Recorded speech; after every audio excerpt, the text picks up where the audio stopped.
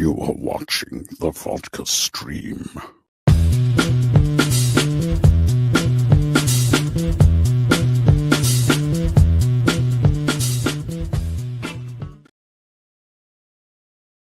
Hit the button there, Dave. What's happening, guys? Hey, yo, what's going on?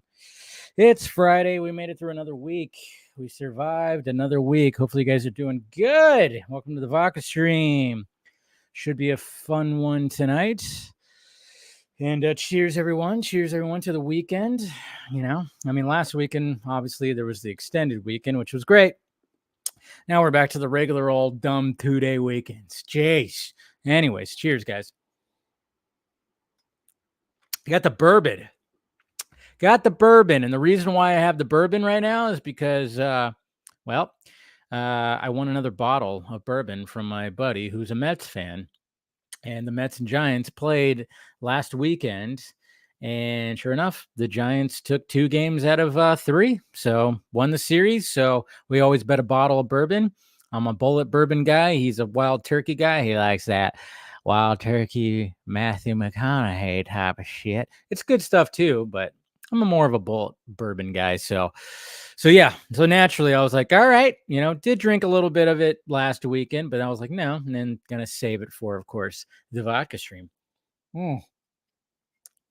It's so good. So good. All right, guys. Yes, we have Mark Justice, and possibly it looks like we actually might be having more than Mark Justice coming in, who, of course, stars in the Green Lantern film, but it looks like we might get the filmmaker and possibly the costume designer as well. So we actually might get, a little crew going on here when it comes to the Green Lantern fan film that everybody's been kind of talking about. People in the fan have been talking about for, this past week. Just kind of came out of nowhere. Pretty good stuff.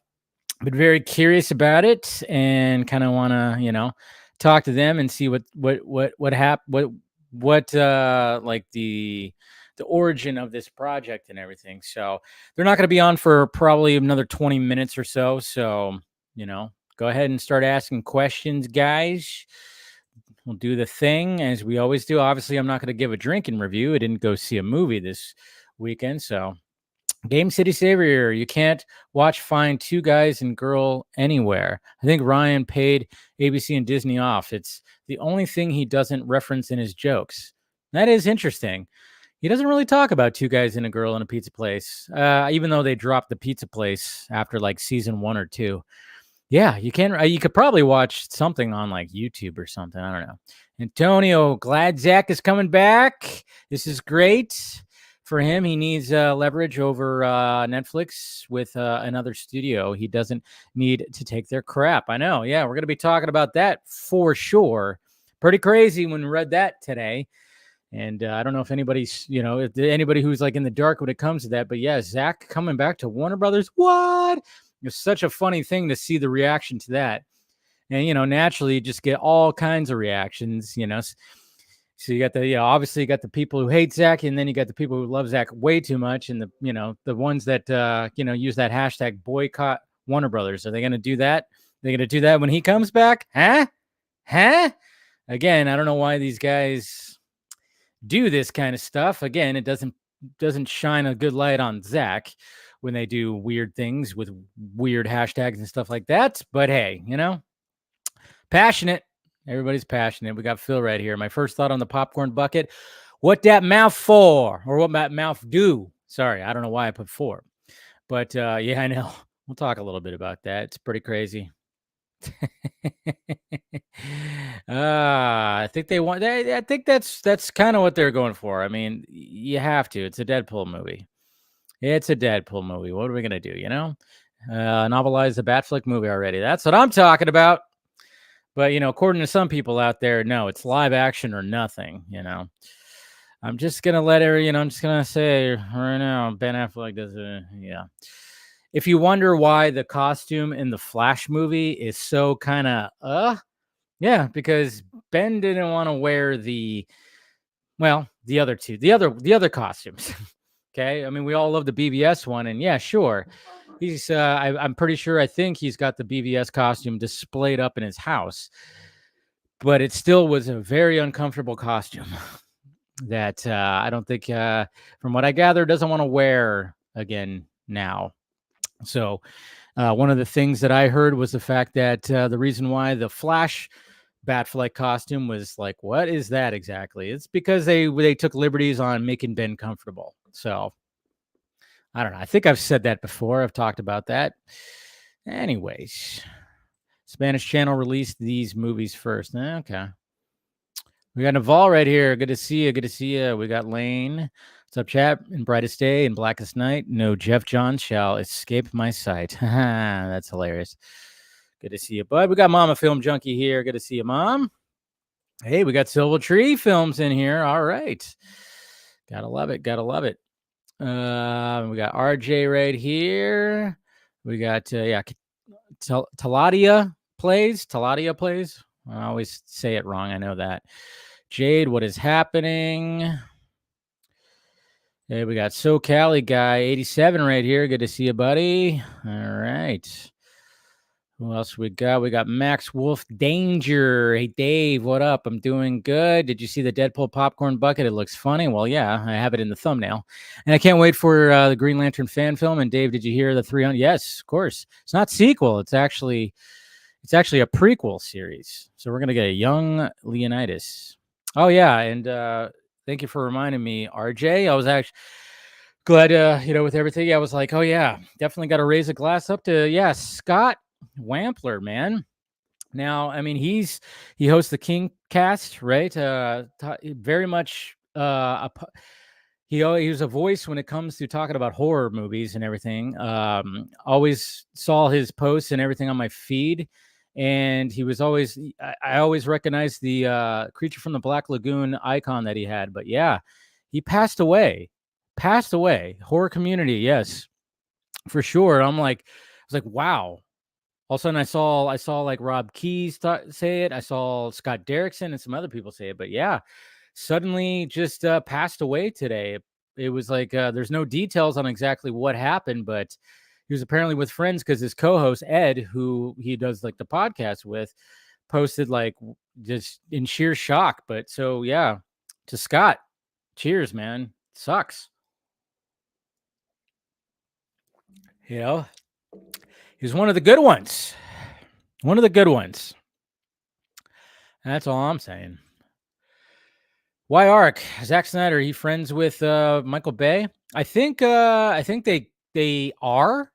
They kind of are, because I know Michael Bay also went to the film school in Pasadena at the Art Center. I think that also happened. So, and then of course we got AJ right here. Good to see you. All right. Zack Snyder deserves hate. Why does anybody deserve hate? He deserves hate for making his movies. Is that where you're? I don't get that. Why does he deserve hate? What did he physically do to you? Or was that a typo? I hope it's a typo. Antonio Baker. I don't know. I don't know why he deserves hate. Yeah, that's right. It was Ed. Yeah, Ed Vespi. Yeah. Crazy. Just absolutely crazy. Then we got Axel right here. Good to see you. Today has been very eventful, strange day for news and just going off Snyder fandom. Yeah. Well, there's never a dull moment when it comes to certain things, especially when Zach's in the news. Never a dull moment, for sure. For sure. And yeah, guys, if you got any questions, great hire with Damon for Green Lantern. Yeah. Damon Lindelof. Yeah, for sure. Chris Mundy is a good showrunner. Okay. Let's see. Cats and dogs living together. Mass hysteria. Always a good line. Tony Reyes. What's happening? Another glorious day in the court. Yeah, I know. I was like, you know what? Gonna wear this. This is a shirt that I made that you could get in the Film Junkie closet. I need to get a new one though. I've had this shirt I made this shirt like 2.5, 3 years ago, and I wear it a lot. And yeah, so the decal stuff is starting to, fade away a little bit. But I figured tonight and this week, there's been a lot of Green Lantern talk. And then of course we're going to be talking tonight. I was like, you know what? Better wear the core shirt. I was like, you know what? I I came up with the idea of having this with like, because it's like, they're space cops, right? And then it's like, you got cores, and then it's like, all right, make it into the font of cops. The show, the Deadpool and Wolverine marketing is about to be insane. It's already been insane. I don't know if you've noticed, but it's already been pretty damn insane. So happy freaking Friday, Stephanie T. Always great to see ya. Always great to see ya. Let's see. Wait, Zack and WB, what happened? Oh, Stephanie. Well, I'm sure you've already caught up with that, but yeah. Yeah, he's back. Well, it's not official yet. It's just been put out there, and one of the scoopers actually got it right. Certain scooper actually posted about it a few days ago, I think. But yeah, apparently they want to do a 300 prequel series, and Zack is going to be coming back to direct some of it. So, RJ, just stop talking about those guys. Come on. Shirt is still worth it. There you go. That's what I'm talking about. But yeah, go ahead and ask some questions, guys. We got some time before we get the guests in here, and I'm gonna pull in. Obviously, I'm gonna pull in somebody to before we like fully get going here and everything too. I'm gonna pull in Mr. Balga if I think he said he was gonna be available, so I'm gonna pull him in. But yeah, ask a couple of questions here before we get to it. All right. Hey, we got Trevino right here. Good to see you. But yeah. So is the 300 prequel series? Oh, it's a series. It's a series apparently. It's going to be a series that's I don't know. I don't know if I guess it's going to be on Max. I don't know. But I mean, it's cool though. I mean, it's no. Yeah, they're gonna de-age him. Zing, of course. They're gonna use some of that AI that everybody hates to de-age him.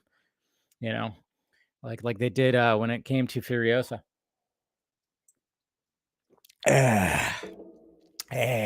So, let's see. Did you see the news? Yeah, I saw that. 22 days of reshoots, and they're adding, Giancarlo Esposito as a cast villain. Apparently, a villain who wields three guns, knives, and an axe. I don't know what's going on with that because remember we heard that he was going to be in it, but it's not. But then everybody was speculating: is he going to be playing, a character that I don't know? It's like a last minute thing, and you got me. What he's going to be playing, but hey, that's good. If they're trying to fix whatever the hell. I don't know. Like when it comes to that movie, it's like, yeah. I mean, I'm like, yep. Let's sure. I'm gonna watch it, but I really like. I'm not like hyped about it. I mean, I guess I'm more curious than hyped. When it comes to Marvel movies, Marvel Studio movies. I mean, obviously, I'm hyped for Deadpool and Wolverine. Other than that, it's just like this Captain America movie. I'm like, all right, I'll watch it, but I don't know. I enjoyed Falcon and the Winter Soldier, but oh, I know, I get it. Yeah, I get it. I saw the post, and I'm just kind of going like, just let that all die off. It definitely is, but I get it. I know you've had very much like bad interactions with those certain individuals, which sucks. I get it, and there's just something not right when it comes to them. So yeah, but it's just like, just let them just die off. Nothing, no big deal. Yeah, it's pretty insane stuff they say. Do you think we will ever get another? I hope so. I hope we would get another. I hope we would actually get a solo Hulk movie, but I think I don't think that might not happen until they reboot. I don't know. Yeah, Captain America 4, or is Captain? Yeah, well, Captain America 4. Is Hulk. Wait, do you think we'll ever get another solo Hulk film, or is Captain America 4 the closest thing we will get? Has it been confirmed that there's going to be a Hulk in there? I don't. I'm. That's an interesting question because I'm like, That's the closest we're going to get to a solo Hulk movie. I mean, I know everybody's speculating that we're going to see Red Hulk, but hey, I don't know. Well, I guess we'll see what happens when it comes to that. But yeah. All right. Let's see what else we got. Who else we got here? I hope he directs some stuff for a DCU TV series. Finish his story and just throwing positivity in the world. Yeah. I mean, when it comes to Zack coming back to Warner Brothers, I mean, who knows? It would be interesting if, like, he ended up working with. So I doubt he'll want to do that, though. I mean, I think there's still very much going to be things that he's doing over at Netflix. To be honest, I think there's still, like, the whole Netflix thing is still a thing. I mean, hopefully. I mean, we still haven't heard anything. I think we won't hear anything about a Rebel Moon Part 3 until we get the director's cuts that come out. And like I said, there's like new leadership, there's new things, there's just, we don't know what's happening when it comes to that whole thing, and like this experiment that Zack and Netflix decided to do. And it's just going to be interesting to see what happens when it comes to all that. So yeah. Okay, let's see. I also got. I'm just glad that Cap 4 isn't complete mess. Yeah, it was kind of nice to hear that. I mean, obviously, got to take things with a grain of salt. I mean, they're not going to put everything out there, but it is kind of nice. And I remember even they said, I mean, there was like a thing. I saw a tweet that somebody posted that talked about how the budget is significantly less than the Marvels. I was like, yeah, I mean, that makes sense. Hopefully it is. Hopefully that budget's not too crazy, but you never know. Like, again, some of these big studios, they're not going to post like the real budget numbers, and what could you do? It's whatever. Just we just want a good movie. It's just a good movie. We just want a good movie. That's all. What's going on, Christopher Rogers? For those that don't know, I'm the costume designer. Oh, hey, there we go. Costume designer of the Green Lantern Project. So there you go. See, we already got the whole crew showing up right here. Cool. And that costume, a lot of people are raving about that costume. You guys did very well with the costume. I'm curious to talk more about it for sure. For sure. The leader and Red Hulk are in Cal. Okay, so yeah, there is going to be some. Yeah, there is going to be some. I mean, yeah, I mean, I guess it's been confirmed now that the Red Hulk's going to be in there. So does that mean we're going to get Hulk also in there? I don't know. I think it's important to note with the 300 TV series that even though it's being made in house at WB may distribute it via a different platform. Could be on Netflix. You never know. Yeah, that's good point. See, RJ, you're coming in, and I'm going to go ahead and switch the sunglasses out. But RJ, you bring up a good point, is the fact that, yeah, this thing might still end up being put on a different platform. Might not even be like full on W. I mean, it'd be stupid. It would be kind of dumb if they didn't.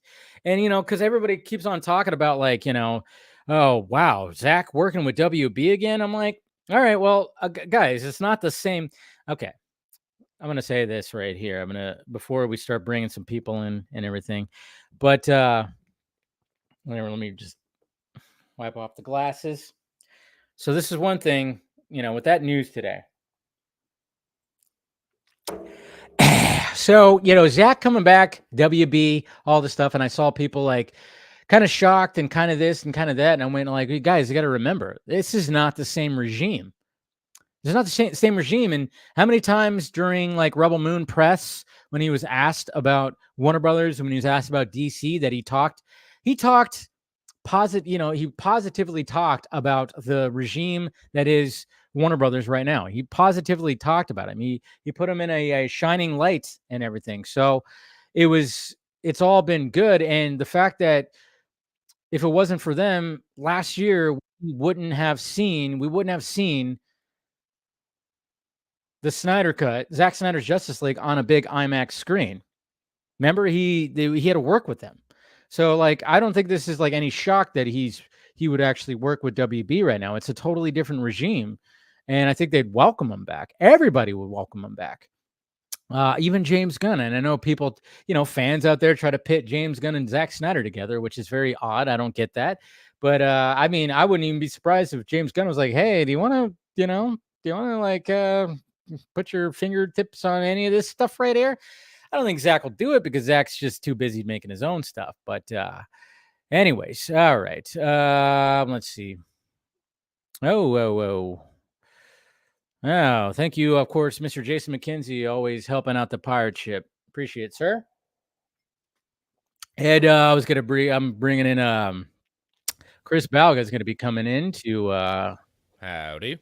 It too, and of course he dressed accordingly. I try to dress for the occasion. I try to do the same thing in my show. It's like, depending on the topic, let's see if I have something that matches what we're talking about. I know.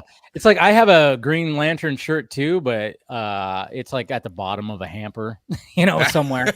So I was like, but then I was like, oh wait, I got my shirt that I was like, oh, that I made. I was like, you know what? I'll just, and it was right there. So I'm like, that'll work. That'll work. So. I have one, and my wife doesn't even she'll be like, you're not wearing this around me. At that point, it's like, if someone bought it for me, it was like, it is a baseball jersey Green Lantern shirt. Like, it's got a whole Green Lantern emblem and a huge thing on the back. It's just like, all right, this will work. So that'll work, man.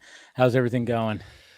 Good. It's actually been I've got 3 more days before the end of the year for me. So because you're a teacher. That's right. Yeah, my brother's also a teacher. Yeah, I asked him administrator, but basically. Oh, you're an administrator. That's right. Sorry. Yeah. No, you're good. So so it's testing in that field. Yeah, no, but hey, we're all teachers when it comes down to it. So so it's I'm seeing the light at the end of the tunnel. It's been a good year, good way to end. We had some good news this week, so I'm cheers. That's good. That's good. That cheers, man. Cheers for sure. It's funny because, sometimes when it comes to that field in education and, I mean, obviously there's one of the things that, maybe some people say it's like, oh man, it must be nice to have summers off and then all these days off and blah, blah, blah. And then some people might look at that like, oh geez, I mean, how hard you get this off, you get that off. And I'm like, yeah, but they're dealing with your kids. Well, yeah, I know. I looked at it like a jokingly way, but I'm just saying yeah. Yeah. If one of the things no one really, we have off, but we're always working. Like I'm 12 months, so I get we're working 4 days. The good thing is I get 3 days off during the summer, so we do 4 days. Okay, so you still work? Oh yeah, I'm still working. Yeah, I'm 12 months because I mean you can't really open a school unless we're getting ready for the next year. So yeah, exactly. You still got to prep, but I mean it's just a little bit more relaxed, I'm sure. Yeah. But I mean, my brother who's a teacher, he's just I mean, there's times where I see him and he's just I could tell he's just.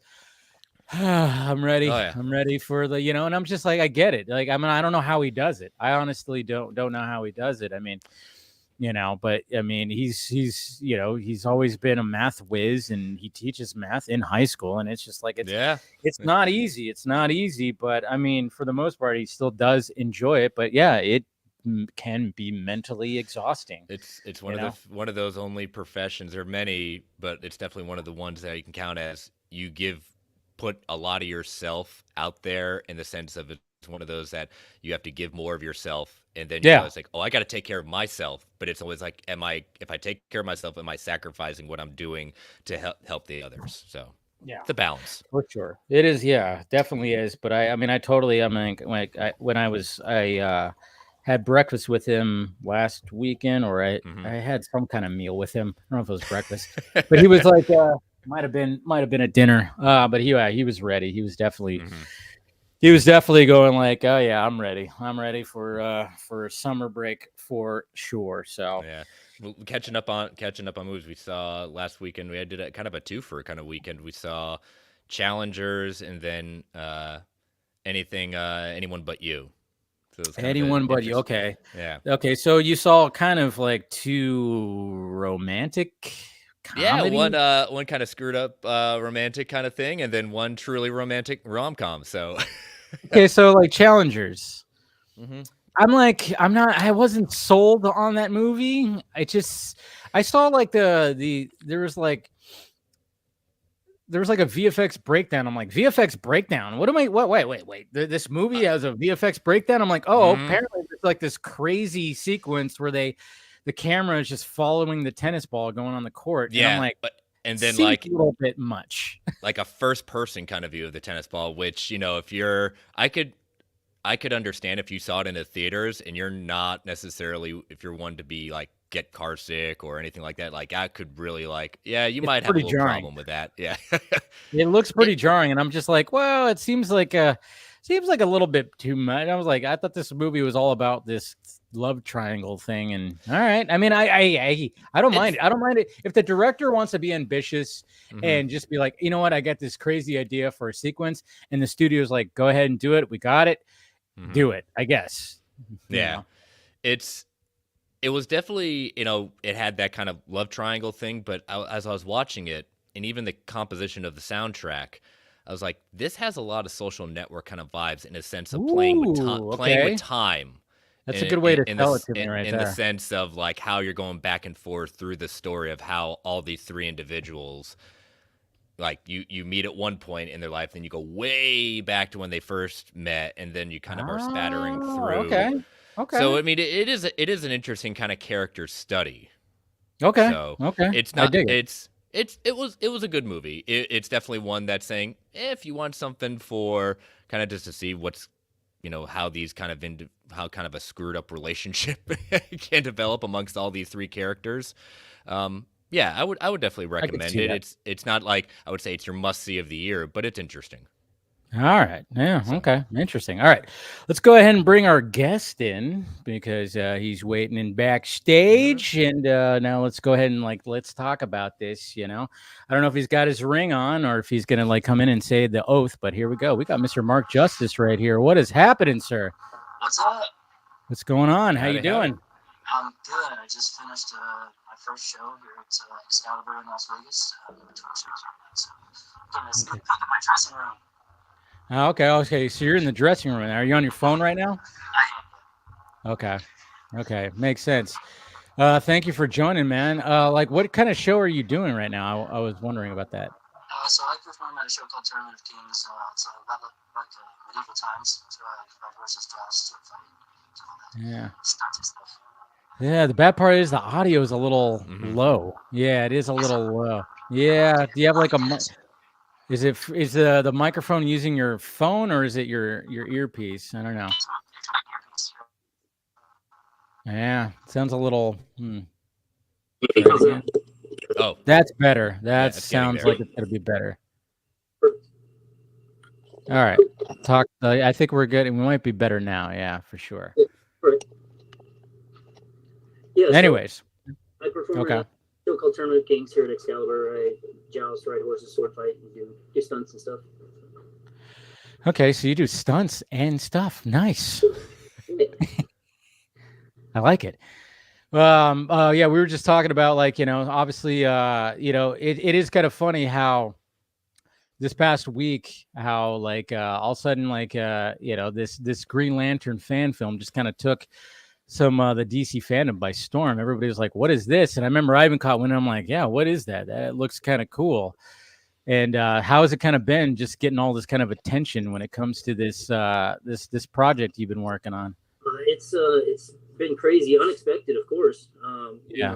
This was supposed to be just kind of like this little private thing that we were doing, and we just posted a few pictures thinking, just showing some fun, and just kind of caught fire. And honestly, it's almost been a second job just trying to keep up with all of the hype that's going on and trying to, I know. Because I think you tagged me in some pictures, and man, it took off. And just seeing people's responses to it and stuff like that. I mean, obviously it's the internet, so you're gonna get mainly positive, but you're gonna get some people in there going obviously doing the thing that people like to do on the internet. But yeah, I'm sure it's been just pretty crazy this past couple of weeks with this whole project and all the pictures. Yeah, and as we all know, the comic book world is they're hard to please. Yeah. just a bit, just a little bit. Just a little bit. But no, like you said, we've been mainly getting positive feedback, which is crazy for us. We appreciate it, and I don't mind doing my fair share of trolling. So I don't mind clapping back at some of those guys that leave the nasty comments too. So. Sometimes you gotta you just gotta do it. I mean, I deal with it because obviously doing what I do, I'll get that stuff, and I don't know, you kind of just figure out a way to just go like, you know what? Yeah, you can clap back a little bit in a certain way. I always like to take the approach of like asking questions. Sure. Like, what do you mean? Like, what do you mean by this? Because I'm curious of like, where did you land here? Yeah, and I'm like, why did you get to this point of what you just said? Because it baffled me to the point where I actually want to know, like, what is the backstory of you typing in this, response, and how did you like land to this point? Yeah, it can. So I always kind of just do that kind of approach, I guess, and it can be fun.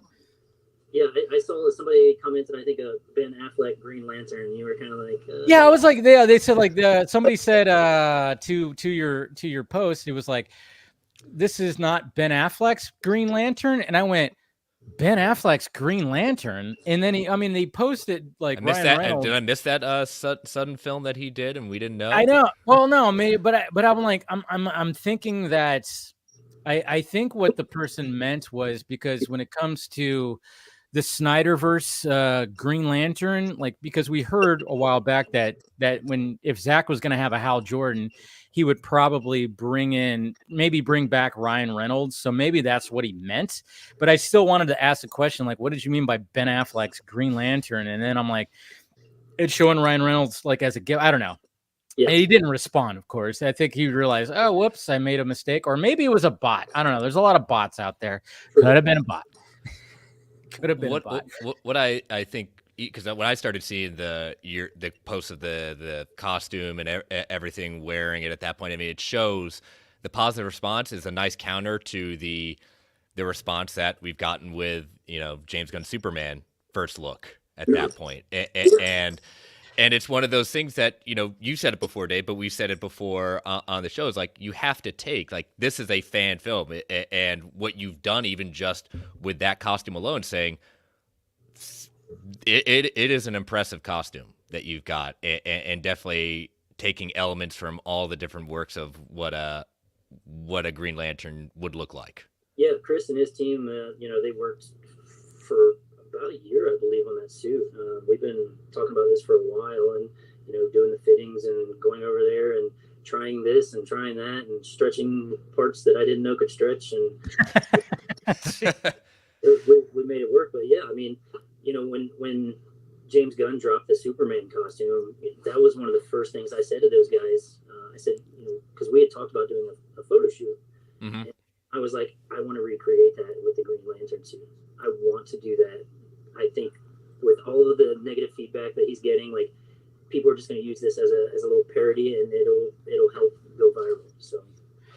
So when you shot this shot right here, I noticed that you have more of your beard going on. But this was like after, obviously. I mean, was this something like that obviously you guys did in the past like couple of weeks, or what? So this was actually shot. What is today? Friday. We shot that Tuesday evening. I had Tuesday. Yeah. Man. Whoa. Yeah. So I had the show here Monday night. Got home, had to be up at 5:30 in the morning, go to LA to do ADR for a movie. Was out there. As soon as I was done there, I drove all the way back from LA. We got here around 6 o'clock. Did the photo shoot for a couple hours. And I was deadbeat tired. But no, so the inspiration with the beard was James Gunn's photo drop with Jon Stewart when he announced that they were doing the Lantern series. I also wanted to recreate that image, and so dude, that was the inspiration for the beard. Dude, I talked about it a little bit, but I mean, yeah, what you guys did when it came to this right here, I was like, wow, this is pretty good, because just the whole like swiping it and then revealing that it's you guys did a very good job. I mean, obviously you can't do it perfectly, but it's pretty damn perfect. Like when you see your face right there, I mean, it's lined up with the face of that Hal Jordan right there. So it's pretty crazy. It's like scratching a lottery ticket there. And yeah, if it does end up being me, that would be the best lottery ticket ever. But nice. But what makes a Green Lantern suit, any interpretation of it, it's it's whoever's wearing it, but how many different versions have we seen in different eras of Hal's costume, John's costume, Kyle's, Guy Gardner's? Everyone has their own type of interpretation based on the wearer, and this is a not this. I mean, we joke around that Ryan Reynolds jokes around. It's like, no animation. You don't need any animation CG. This is ready to go for pure filmmaking. Yeah, well, and that's the thing is that you got a nice base there that Chris and his team put together, but you can throw some CGI on it. I mean, it's great. Like, yeah. Oh, that helps. Yeah. That helps. So you want to add any effects to that, you can, but you've got a nice base there that you don't really need to touch. And yeah, obviously that's the Mark I version of the suit. And I know Chris says he's wanting to do a couple more iterations. There's a couple things that he would like to change and change the material in a couple of spots and enhance it. And we've actually talked about going ahead and making it a John Stewart suit as well. So. Ooh, like that. So bring us back to like, okay, so when did you hear about this project? What's the origin story of this Green Lantern fan film? So a few years back, I've known Ben and Chris for a while, but a few years back, we did our own little superhero short called Mr. Amazing. And there's not really any superhero actiony stuff. It's about a wash-up superhero that is kind of out of the game. He hates himself, and so everything takes place at a bar, and he's just kind of like having a grumpy day, and he has a huge fan that shows up and is like, "Hey, you're blah blah blah," and he's kind of writing him off. But that was the first time I worked with Ben in kind of that superhero aspect, and then they had brought it up to me probably a year and a half, maybe almost 2 years ago. We talked about doing something, and it kind of went away for a while, and then several months ago they brought it back up, and then the next thing I know, I started getting photos of like pieces of the suit, and then it was hey, can you come over? And then it was, hey, I need to get this book for you so you can read this particular version of Green Lantern Secret Origin by Jeff Johns, and so that's kind of the basis for our storyline of Hal Jordan's origin story, and yeah, it just kind of came through from that. That's what it derived from. So, how long ago was this when you got like the call to do that, and when they started bringing up the idea? Again, we talked about it a couple of years ago, but it was probably 8 or 9 months ago, I think, that when I got the, hey, we're going to do this. We're going to make it happen. So, I love working with Ben and Chris, and Chris is really talented making suits, and I don't know if you've scoured his website or his Facebook or Instagram, but they've got some solid suits. Okay, I'll have to look. I'll have to definitely look, see what they got going on. But yeah, I mean, like I said, I mean, so the project, give us some more, so when it comes to, okay, obviously they wanted to restore it and they're actually doing it. How exactly, okay, so when it comes to this fan film, I know you guys were talking about you want Zack Snyder to see it and, tagging James Gunn and stuff like that. So, I mean, obviously, when it comes to the production of all this, I'm assuming the production's is it all done? So we have one more day that we're filming. Okay. Broggin's Aviation. They provide a lot of material, military transport vehicles, stuff like that for films. I think we're filming with a Black Hawk that was used in Tomorrow War and Blue Beetle, actually. And several other large production movies. And we were supposed to film last Saturday, but I guess Chris Pratt's production wasn't finished with it, so we got pushed to this weekend. So that damn Chris Pratt. Jeez. Yeah. So hopefully we'll finish our filming for our short tomorrow, and then get right into post-production and see what we can do with it. But I know with all of the clamor and everything that's going on, talking with Ben and Chris, we're considering shooting more of the book. And which book are they kind of basing it off of? Jeff Johns' Green Lantern Secret Origin. Oh, okay. Yeah. So the first arc of after he comes back. Okay. Yeah. So we've also teased, having Hal Jordan's childhood friend show up several years later as a late teenager, early 20s, and running into her at a bar with, and she might be on a date with Jon Stewart. Jon Stewart and Hal Jordan kind of having a little conflict to start their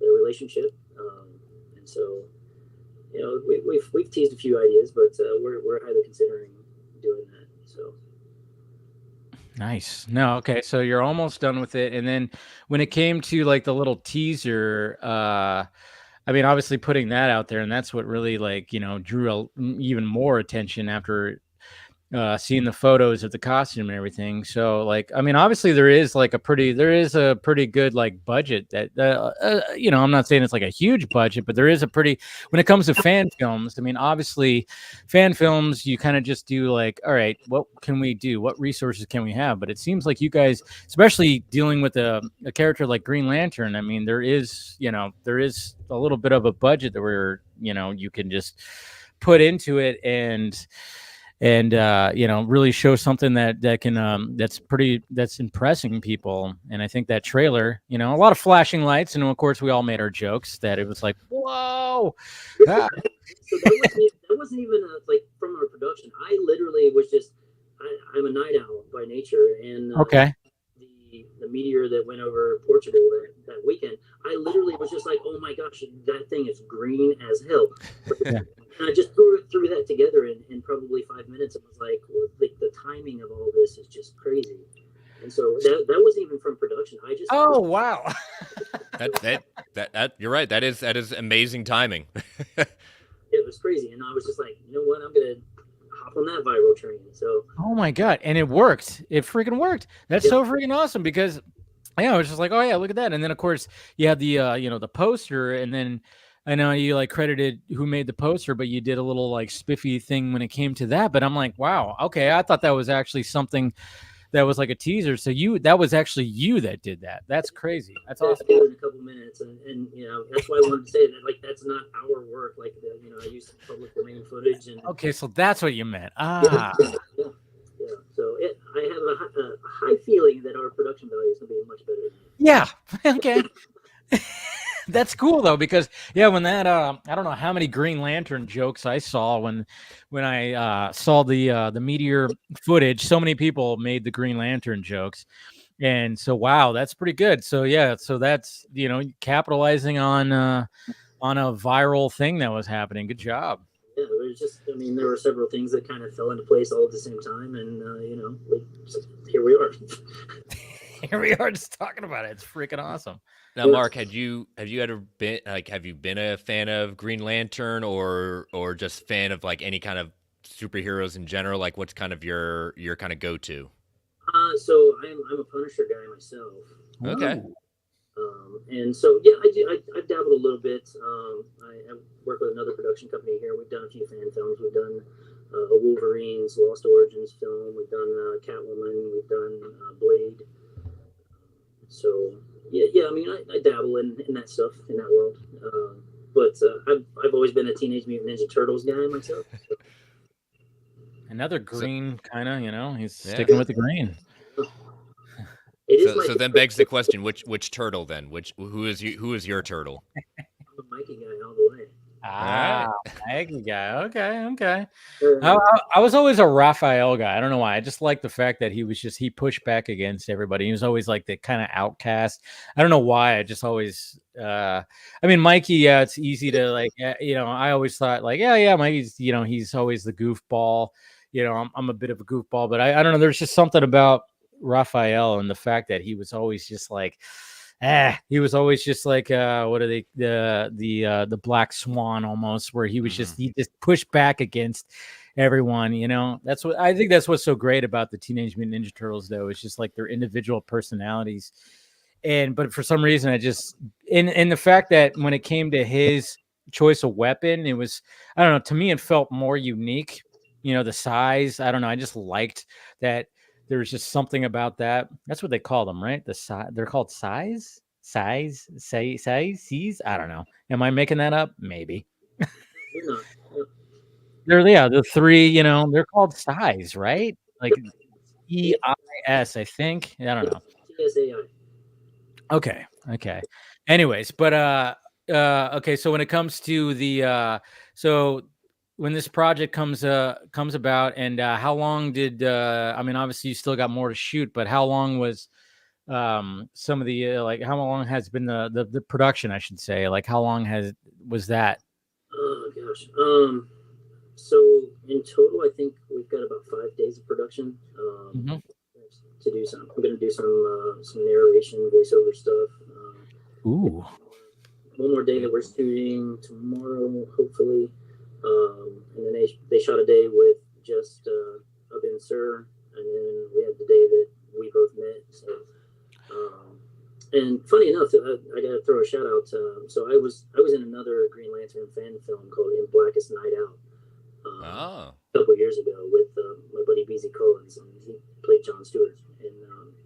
And so the little Easter egg is tomorrow he's playing like my military officer at the hangar that we're shooting at. So little Easter egg there.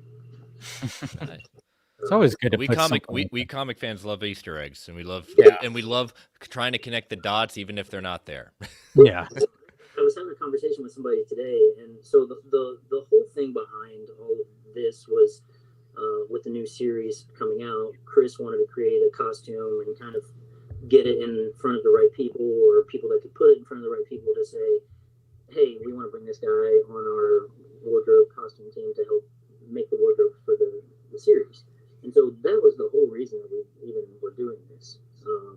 But, I was joking around with somebody today, like, hey, you know what? Like, even if I don't get cast as Hal Jordan in the actual series, like, if they were to throw me in as a cameo, like as a fake Green Lantern or something, you know what I mean? Like, just getting a little cameo of, like, a knockoff Green Lantern, or, some sort of joke about it as an Easter egg to all the people that have been following this, like, I would be ecstatic for that. So, yeah, I mean, there's nothing wrong. I mean, yeah, I mean, that's why, like, this is getting a lot of attention. I mean, you can't tell me that nobody has, anybody who's involved with that hasn't seen that on Twitter, especially with how much it blew up. And, and again, I mean, like you said, I think everybody was impressed by how you looked in the suit, and everybody's like, whoa, okay, interesting. All right. It's like one of those, like, all right, it's like bring up that Leo DiCaprio gift that says, you have my attention kind of thing. And it's like, yeah, I think it just really, like, it was fitting because it's so weird how, pretty much the end of last week into this week, we get the whole announcement of the writer's room, essentially, when it comes to lanterns and all that. And then all of a sudden, this Green Lantern fan film is also making the rounds as well. So yeah, I mean, it's just, and then a meteor too, where it just seems like everything's kind of just lining up. And I'm like, Jimmy Guns, hey, look at what's going on over here. Maybe something could happen. I don't know. You know what? And that was the whole thing. Is like, if something happened, cool. If not, like, we're still having fun. Yeah.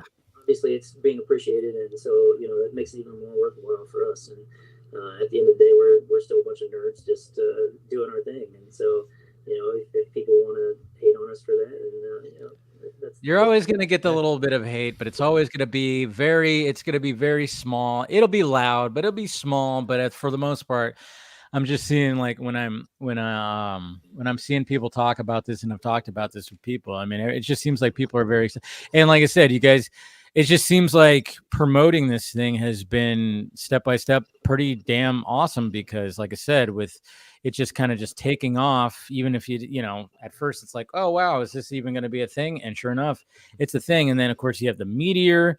And I literally just thought, oh yeah, you guys just put something together and kind of showing something. And the fact that you just put that together, that's blowing my mind. That's really awesome.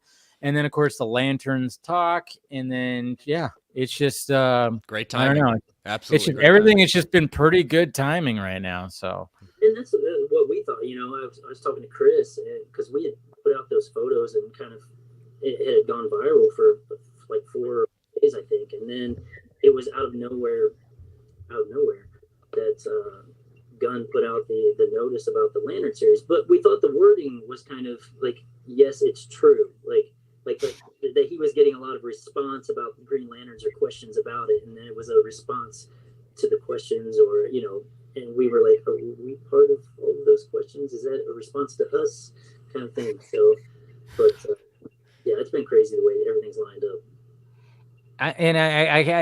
I can't say that.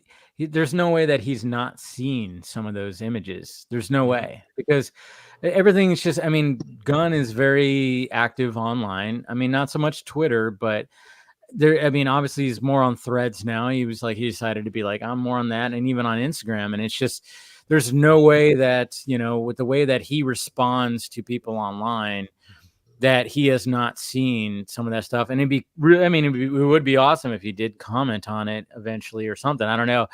And it is kind of curious too, because obviously we haven't had, obviously when it comes to Green Lantern, we haven't had anything since obviously 2011.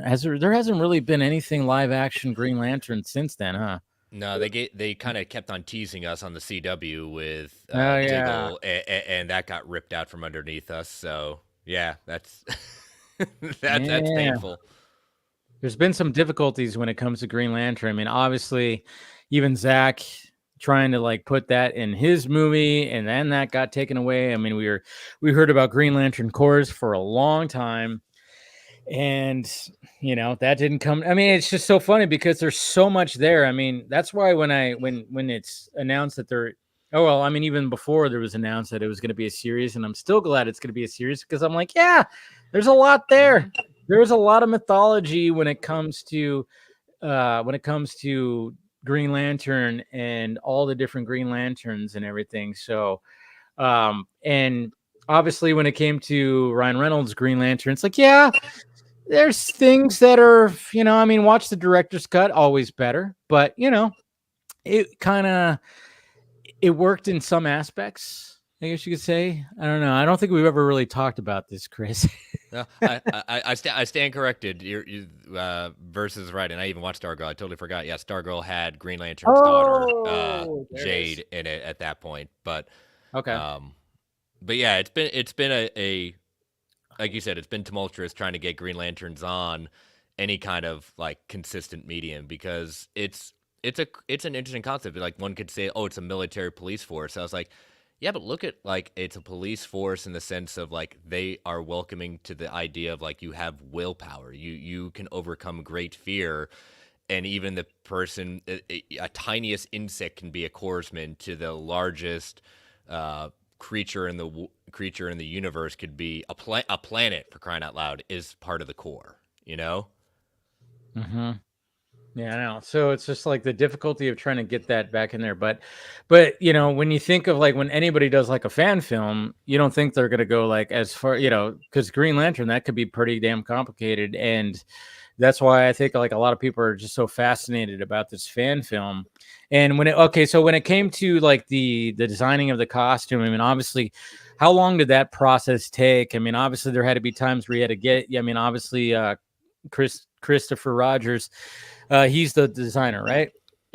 Yes. So he had to like, measure you and get all, and just kind of dress you like a lot. I'm sure you guys have now a very close relationship. Yeah. So fortunately, when we did the short a few years ago, Mr. Amazing, they built a muscle suit for me. Oh. So he had a head start for this. Okay.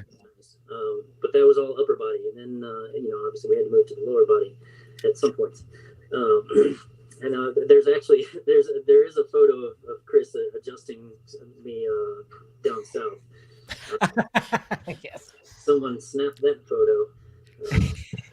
You always got to get those photos. You got to get those awkward photos. No matter what, you just, that's what makes it fun, because, when it comes to superhero costumes specifically, they're very, they're not forgiving. They are not. But however, I will say Chris was very forward thinking, and he gave me a way to open up the costume to go to the bathroom. Good. I was about to say, is there a zipper? Easily accessed. There are 2 zippers. Nice. Yes. Yes. So that was very much appreciated. But like one of the zippers was like hanging, dangling. And so Chris was like, "Oh, let me fix that. I gotta hide that." And so somebody snapped a photo of him just like handling myself. But no, we're close enough. I was like, "Do whatever you're gonna do down there. Let's just get it over with." I mean, when you're playing a role and you got a costume, you have to just be like, whatever. It's not like, it's, we got to like just forget whatever. You just look up and go, do your thing, adjust, whatever looks good in the frame. And you know what? I mean, and I will say, like, some of those shots that you guys took of you in the costume, close-ups. I mean, I used one in the thumbnail. I mean, it looks really good. I mean, it looks sharp. You look sharp. You added of course, the green in the eyes and everything. And it looks really good. Those come naturally. Thank you. But, we still have a few photos that we are holding on to. Ooh. Shots that are in the book. Kind of recreate those. Matt is still going to add some effects to those photos before we release them. So. We have a few more surprises up our sleeve. Nah, keep the buzz going. Is there any so obviously you said you had one more day of filming to do. Is there any is there a deadline, a due, like a release date or anything that has been set yet? Nothing set in stone. We're, at least to my knowledge and talking with Ben and Chris, is we're trying to get this done as soon as possible. So I'm guessing mid-July at the latest, but that's obviously going to be a post-production thing. It's kind of out of my hands. So, but we're trying to get it as soon as possible because obviously the faster we can get it in front of the right people, the better chance of being involved in the team. Because I would assume they're probably going to start on that stuff as soon as possible as well. Yeah. So where can okay? So I was wondering about is there a platform you guys going to release this on? Is this supposed to be something? Because I remember you talking about you want Zack Snyder to see it. There was that whole thing. There was a mention about that. So when it comes to people seeing this, is it going to be what kind of platform is it going to get released on? What is it going to be? I would assume it'll probably be as public as possible. We'll probably release it on YouTube. Okay. And probably throw the outlets onto the socials so people have a way to get links and check it out. Okay, so it is going to be okay. That's cool. And are we expecting because obviously runtime length? Is it just going to be is it going to be a very short film? Is it going to be how long is it supposed to actually be when it comes to this story? So as of right now, we basically have you caught up until the point that how the ring and discovers power, and that's as far as we've gotten. So it's the first 3 chapters. It's 7 pages of dialogue. So we're looking at 5 to 7 minutes, maybe a couple more if they add in a few other things, but yeah, less than 10 minutes for sure. Okay. That's cool. Yeah, because I was wondering, I was what's the length going to be? I mean, obviously with something like this, it's when it comes to, and I think even we got even the Silver Tree Films, which of course the production saying maybe people on here and don't know what. So I love that. I saw that in the thing. So I see Christopher out there too talking about that. So we're hoping for 1 month from now before Comic-Con, everywhere we can, everyone will see it. So there we go. Perfect. Yeah, they're in the chat. So, and they're updating everybody. So that's good. Spreading the good word. I mean, that's what you got to do. I mean, that's what's cool about this is I'm just, like I said, I'm a sucker for fan films like this. Anytime I see fan films when it comes to heroes and, obviously we love this stuff. And when somebody takes it upon themselves to be all right, we're going to, and a lot of people just they'll go the Batman route, Superman route. But then when you get somebody that goes, you know what, let's do Green Lantern. That's not been done for whatever, so it's always just cool to see all right, let's try that. And let's get it to the people that should see this. Hopefully James Gunn sees it. Let's get Zach to see it. Let's get anybody involved. Let's get Ryan Reynolds to see it.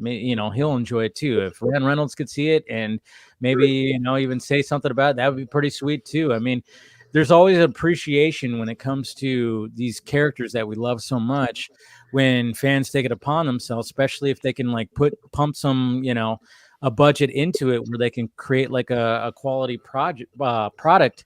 It's, I don't know. I'm just a sucker for all that stuff, and I love it.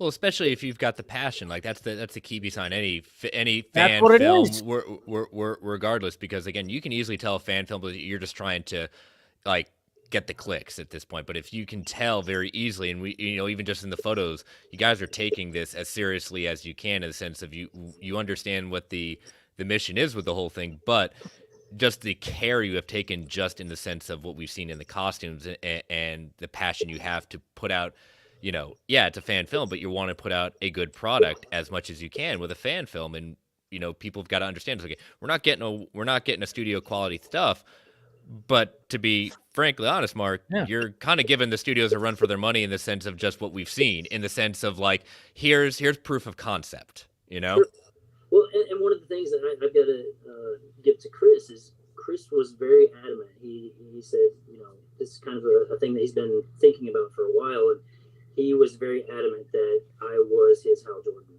like that it was me, and it was like there was nobody else. You are Hal Jordan, and so for somebody to be that adamant about knowing who they're going to put in that suit, I'm very appreciative of that opportunity, and again, like you said, it takes somebody that's passionate and knows what they want, and Chris is very in that vein. So. Yeah, it's almost like you fit the role a little bit. You got kind of a look to you. Yeah, you got a superhero look to you. I will say. Last name Justice definitely doesn't hurt. I know. I was about to say, is that is actually your real name, Mark Justice? Yeah, I get asked that all the time.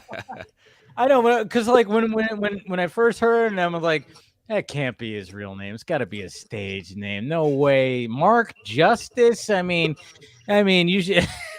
I mean, I was like, wow. I mean, it's so perfect. It really is perfect. That's the title of a comic book right there. Yeah. Yeah. So when it comes to you, Mark, like when it comes to your acting career, I mean, obviously, okay. So let's get a little bit of your origin story, and I know you have like a second show that you have to do. By all means, whenever you have to go, let us know. But I wanted to get like a little bit of your backstory when it comes to acting and everything. When did the acting bug bite you, I guess you could say? Gosh, it was around December of 2012. So I had just moved to Vegas in December of 2011. So I was here about a year. And before I moved to Vegas, I was in the restaurant industry. I was running 2 restaurants in Ohio. And I came here and I just got a job waiting tables. I'm like, I know I'm qualified enough to wait tables in Vegas. So I just happened to be waiting on a casting director who was like, oh, you have a good look. Have you ever thought about modeling or acting? And I'm from a town of 435 people. So it never even crossed my mind. But I went home that night and I'm like, acting jobs in Vegas. So I came across a Craigslist ad for a show here that was having auditions, and I was like, you know what, I'm in a place that nobody knows who I am. I'm just going to go audition for the show. So it was called Tony and Tina's Wedding. And I went in there, had no headshot, no resume, and I got a call 2 days later. They had offered me the lead role in the show, and I was like, oh, great, now what do I do? Be careful what you wish for, right? Yeah. It's not only that, it's a partially scripted show with a lot of beats in between where you just make it up as you go. And so, but I wouldn't have it any other way. That's, just kind of threw me into the deep end where I had to learn improv. Like, some people never get that, but for me, it was like my first thing that I learned. I had to learn how to improv. And so I feel like I'm pretty quick-witted anyway, but just, it's one of those muscle things that you just kind of, you start doing. And so I was doing that show. I quit my job and was like, this is what I'm going to do full time. This is what I want to do. And that's what I've been doing ever since. But it was 2014, I think, when I got my first on-set movie experience, and like that was when I was just like, oh wow, this is way better than stage. Yeah. And it's a completely different ball game, and having the best of both worlds is great for the muscles, but it's a completely different thing. But I fell in love with film acting, and so I started in 2013, and I've been doing it full time since 2014. So 10 years now. That's cool. No, I mean, like, yeah, I mean, working, it's kind of funny. It's like, and I've even wanted to like do that at one point too, is like take an improv class just to see what it's like. Cause I listen to a lot of podcasts, I listen to comedians, I listen to actors, and they've talked about how much that can help, just, and I'm like you, I'm a pretty quick-witted guy. I mean, I do this for, every week, every day, so I'm like, yeah, you got to be snappy, you got to be this, got to be that. I mean, yeah, there's a muscle that does definitely work. I mean, Chris is like, Chris has a better voice than I do. He's got more of the radio voice than I do. And, so, Chris has got, he's more of the, like, he's very knowledgeable, very this. I just gotta like shoot from the hip. I'm like one of those. See a noise just happened right now. I don't even know what happened. My desk just like shook. Anyways, no, but I mean, it is a muscle that you have to work on when it comes to like improv, and it can be pretty scary. And I've like never like pulled the trigger on that where I'm like, damn, I don't know how it'd be in like an improv kind of group, but I've always kind of been like, maybe one of these days I should try it out. I don't know. You absolutely should. It's scary. When I first started that show, and when I was with people that had been in the show for years, and it's very overwhelming. But once you get the hang of it, it's so much fun to just play. And then like when you're in situations, out and about in real life, everyday life, you've already kind of got like that response muscle to something that's said or something that happens, and I found it to be very valuable even in everyday life. Yeah, I know. I mean, I've done, little things like with my friends and stuff like that. And especially when you can find like some chemistry with people and you're like, oh, okay. And you start riffing. Oh man, that's like always the funnest stuff. I mean, we'll have those moments here on the stream where we just kind of just like bounce off each other and riff off each other. But I mean, yeah, when you're in real life and you're just kind of just a scenario happens, and I mean, I have like a couple of good friends where it's like we could just be like boom, boom, boom, boom, boom, just go back and forth. But to actually go out on a stage or something, and with people you might not even know that much or whatever the hell, and just to see if you could achieve that, something like that on there. Yeah, it's always been something I'm like, man, that would be pretty fun, but I'm like, it just like scares the shit out of me, so. I mean, some people are like that, just putting a camera in front of them, and so to me, I'm like, if you put a camera in front of me, I'm much more comfortable and relaxed than to be in a group of people, like in public. You know what? That's an interesting thing, because for doing this for such a long time, people, I've had many questions from people when it comes to like doing YouTube. It's like, how do you do it? What's this, that, and this? And I'm like, I don't know. It's just like when I am like, all right, I got the camera on. So it's just, there's something. I mean, there'll be even times where if I'm going to do a live stream, especially the ones I do by myself, I'm like, all right, come on. Like take a shower, and I'm like getting out, and I'm like shaking it out. And I'm like a dog, like just, just shaking off the water almost. And I'm just kind of like, all right, get into it. And yeah, sometimes when it's like when it just goes live, something just clicks, and you just go, all right, just boop boop boop boop boop boop boop, and then all of a sudden when it's done, you just go, all right. Yep, that's me with like I could go zero sleep. You put me on a movie set, and like my energy is just through the roof. Like I'm just ready to rock and roll.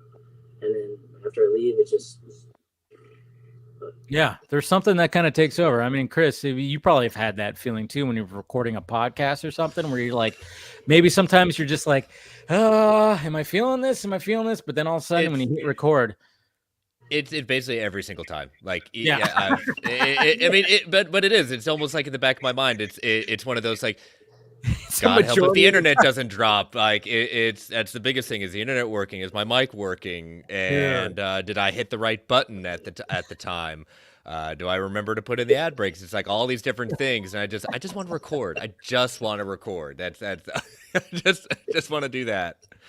Dude, that's the thing about when you're performing, you know, is the fact that it's like, is everything gonna go right? And yeah, I'm with you. I mean, and with both of you, it's just like you have that all in the back of your head of like, all right, so I'm about to do an hour stream by myself talking about movie news, and I'm like, I have notes, I have like ideas, some jokes, and blah blah blah and whatever. But I'm like, is everything gonna go right? Is it, you know, it's just. You know, I very much like think about like I love stand-up comedy. I listen to the comedy podcasts. Obviously, you know, especially when the pandemic happened, like all these stand-ups like they started doing podcasts, and I still listen to a lot of that. And they talk about their process, they talk about all that.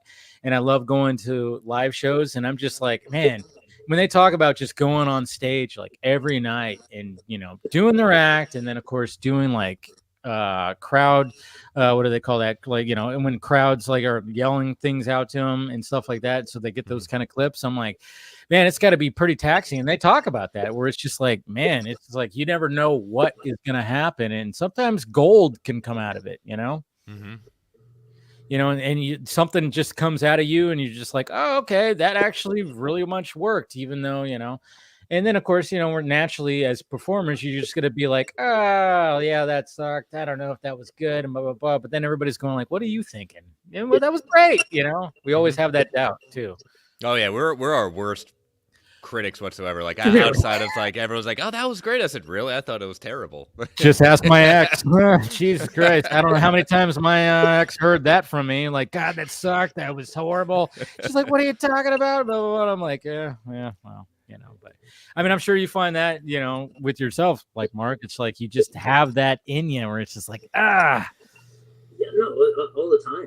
And yeah, you know, especially, you know, I worked on a movie over in India, and so it's like a day and a half flight, pretty much. Yeah, basically. I had like 6 hours, and I had to be on set, and I'm just like, and you just want to sleep, like.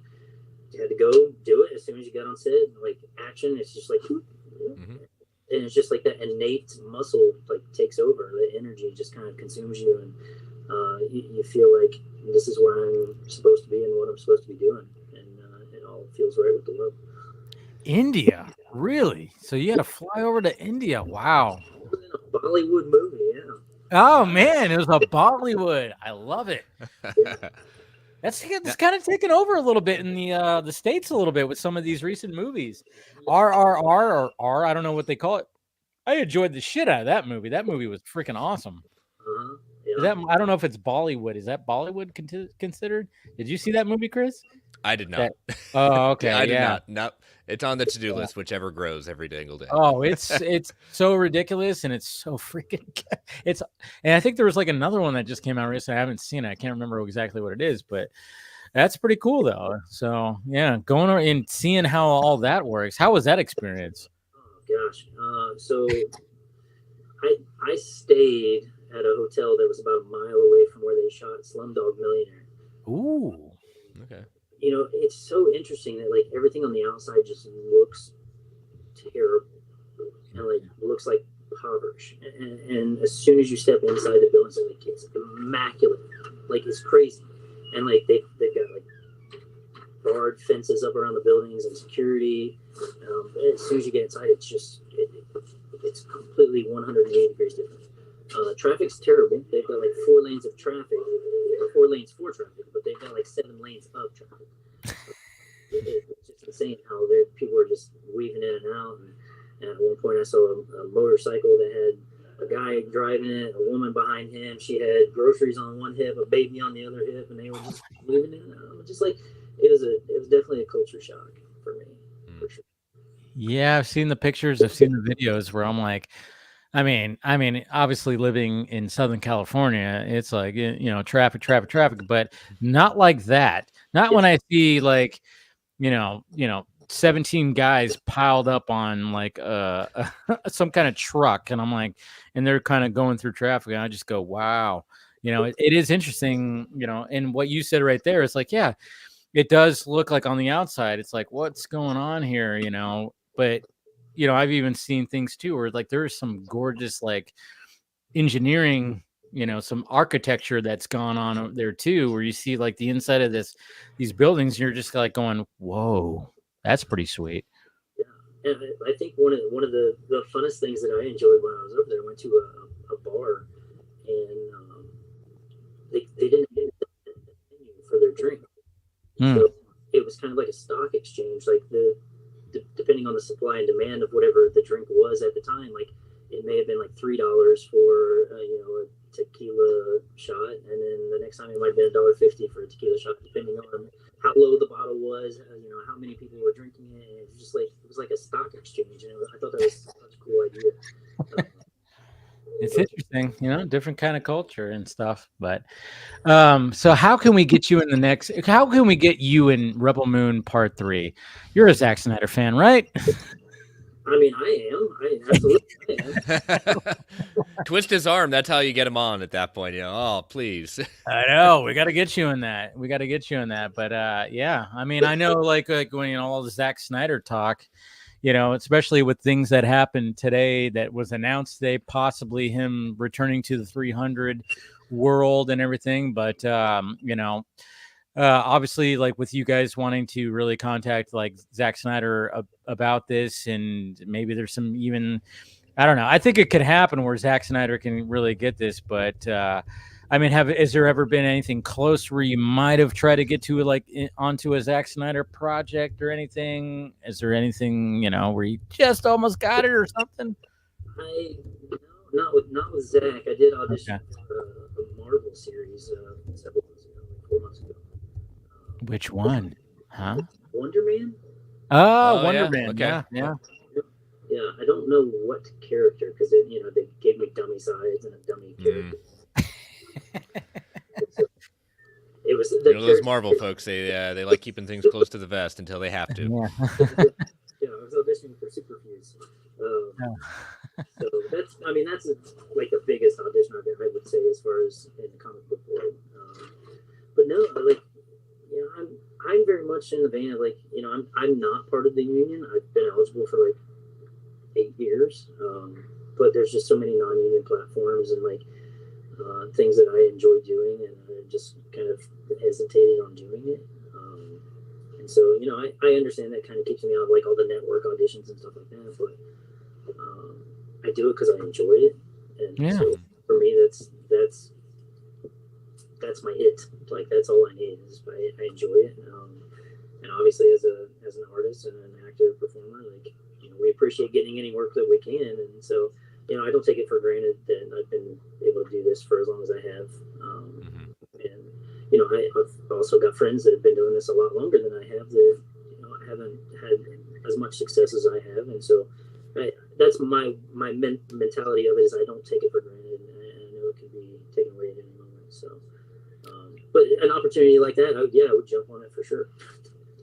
Yeah, I don't know. Hopefully, we're gonna make it happen. But it's just, it's interesting because I always kind of I actually went on an audition one time, and it was weird for me. I was like, I don't know if this is for me. I tried, but I was just like one of those things where you're sitting out there with a bunch of other people.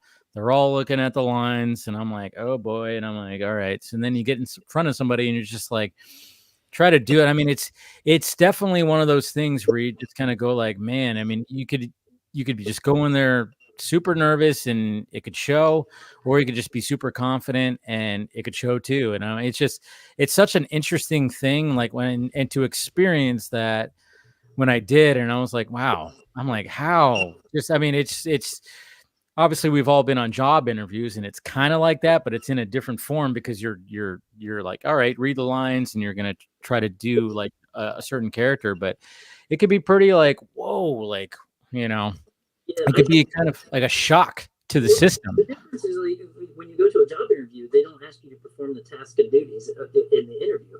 And That's true. for an audition, it's like, okay, you say you're capable of this, let me see it. Yeah. And so, and like you said, it's kind of different. You're sitting out in the hallway and you see, maybe a dozen or more people that look very similar to you.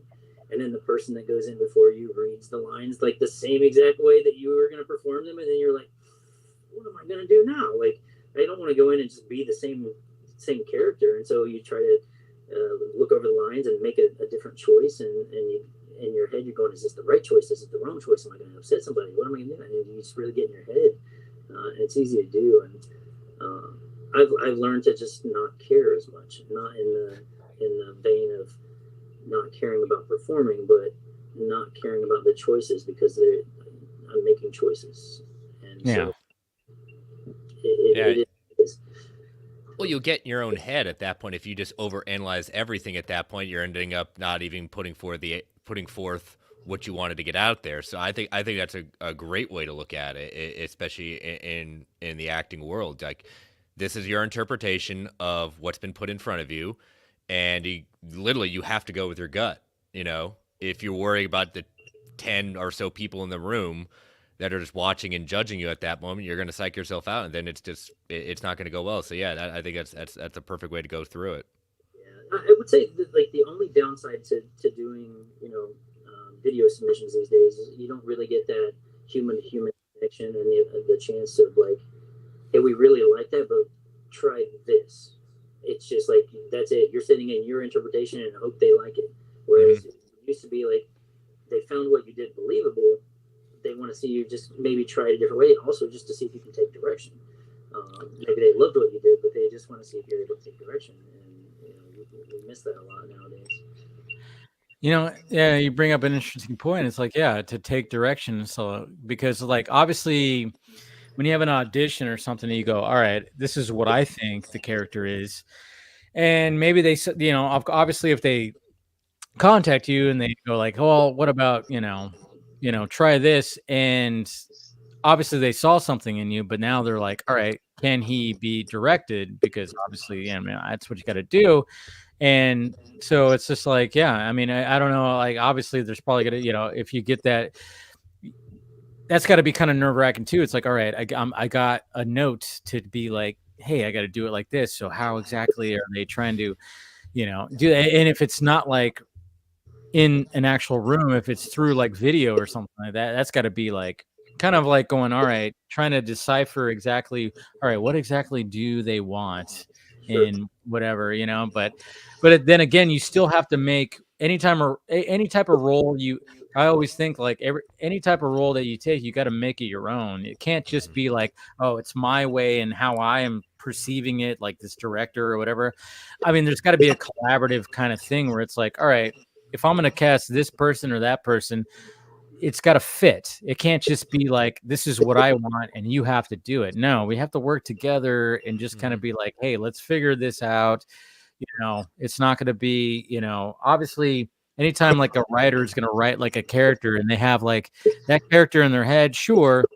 But it's like, that's in your head, but you have to realize that, if somebody's going to play this, it's not going to be exactly how you're perceiving it. Or even with a director that is like, looking at it and going, it's not going to be that. It's got to be there's got to be a collaborative aspect. And I think like some of the best movies and the best characters that have been out there, and we hear about, and there's going to be bumping of heads even with some of that stuff. I even just recently, I was talking about it on Film Junkie Live, was like Christopher Nolan talked about how when it came to Inception and that script, and Leo DiCaprio actually kind of pushed back on Christopher Nolan, who everybody loves.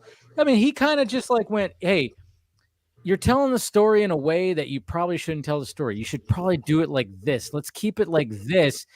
And he kind of pushed back on it. And so Christopher Nolan, and Jonathan Nolan like rewrote it. And Leo DiCaprio was very much in that process where he was like, I'm not a writer, but I'm like going, try like approaching it like this. You already hired me. You want me to be in your movie. And I'm telling you, it should be more of a tone like this. You're trying to tell it like this. And Christopher Nolan flat out said, he made the movie better. I mean, this is Christopher Nolan. We look at Christopher Nolan as like, oh, he just has everything mapped out. This guy's brilliant. You don't give him notes. No, but apparently Leo DiCaprio was like, hey, you're telling the story in this kind of vein. No, you got to tell it like this. So that, I mean, I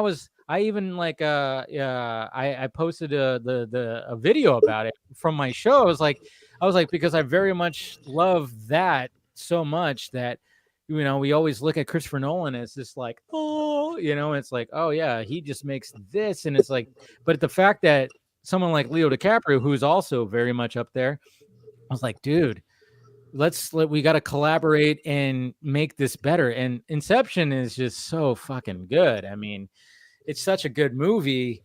And if Leo wasn't cast as that lead role, maybe it wouldn't have been the gold that we got. I don't know. It's just so, like, again, it's just things just work out, you know? Yeah, I mean, it's especially, you know, you get two pieces of gold like that, and you throw them together in the same treasure chest, like, oh my god, right?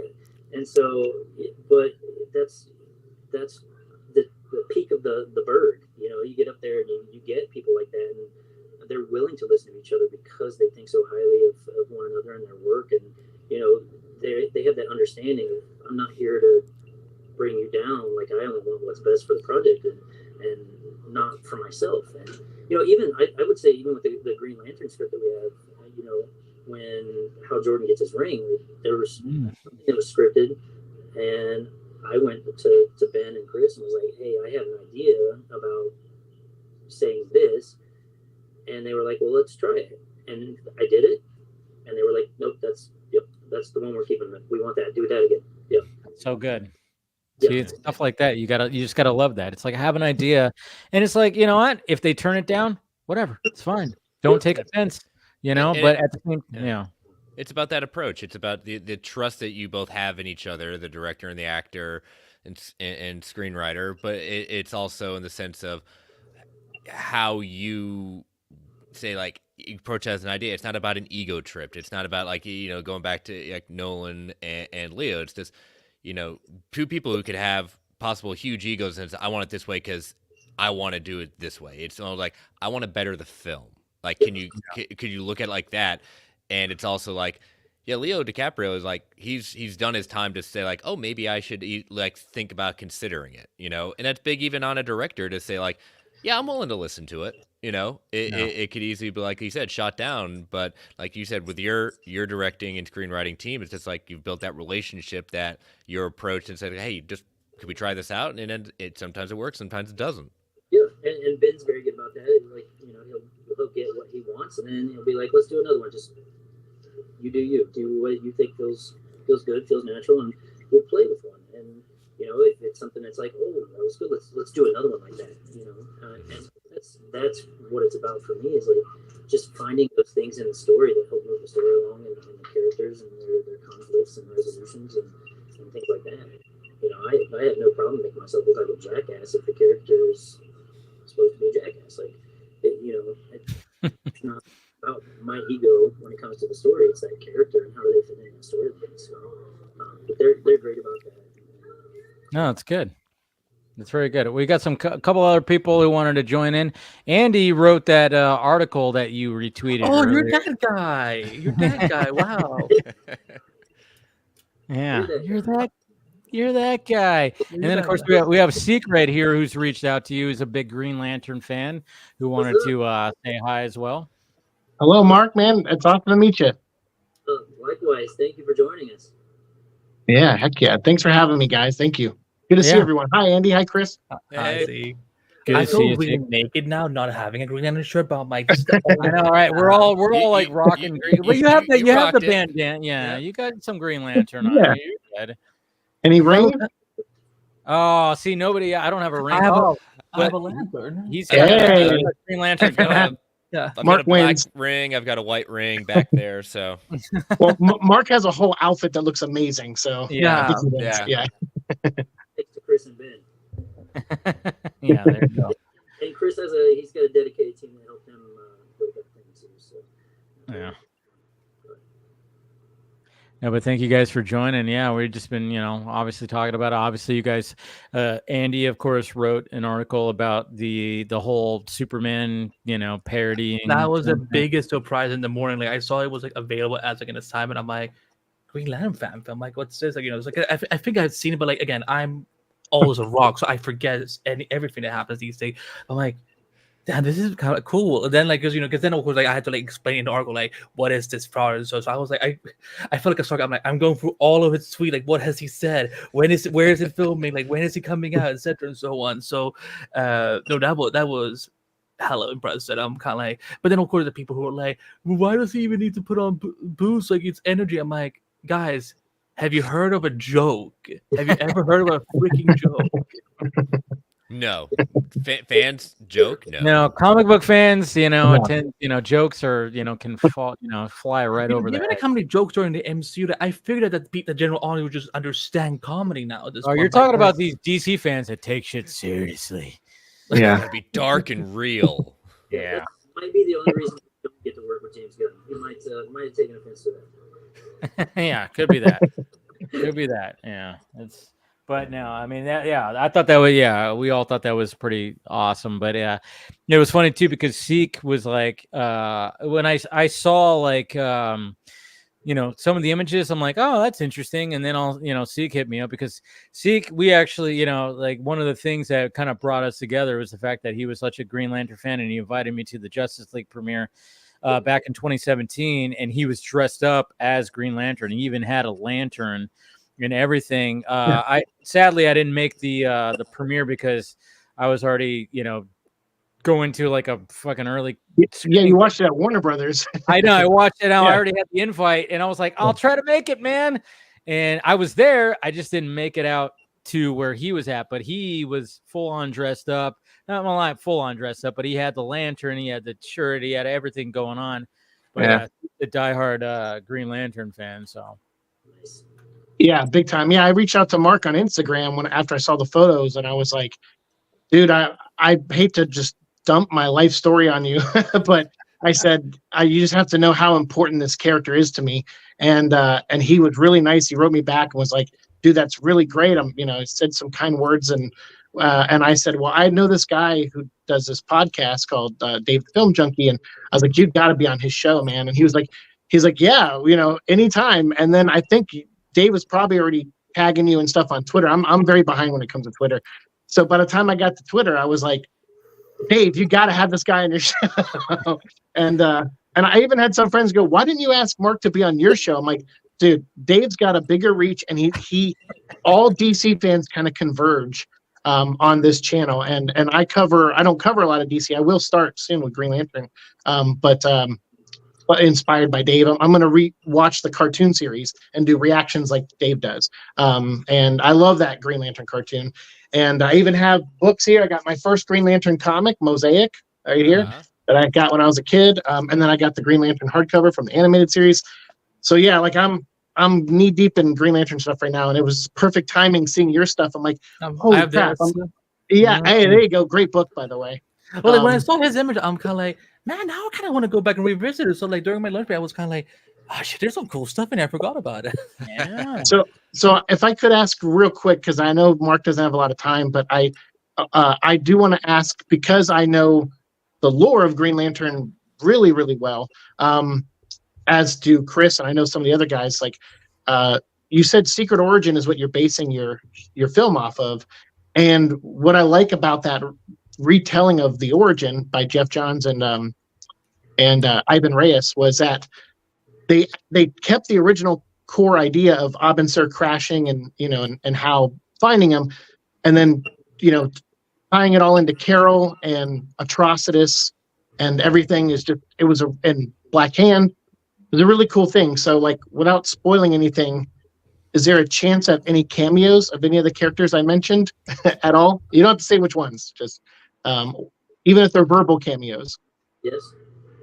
Okay, all right, that's it. Good I like answer. how quick You're that media was. trained. I like it. I love how quick that was. He's just like, I will follow up as the reporter, just taking notes. Any actors you want to reveal that are involved with this? Again, like it's just us talking.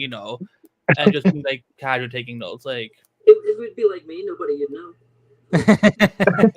hey, Yeah, but who are they playing? who they're playing. Awesome. Chris in the chat's like, more than Abin Sur. That's great. I love Abin Sur, by the way.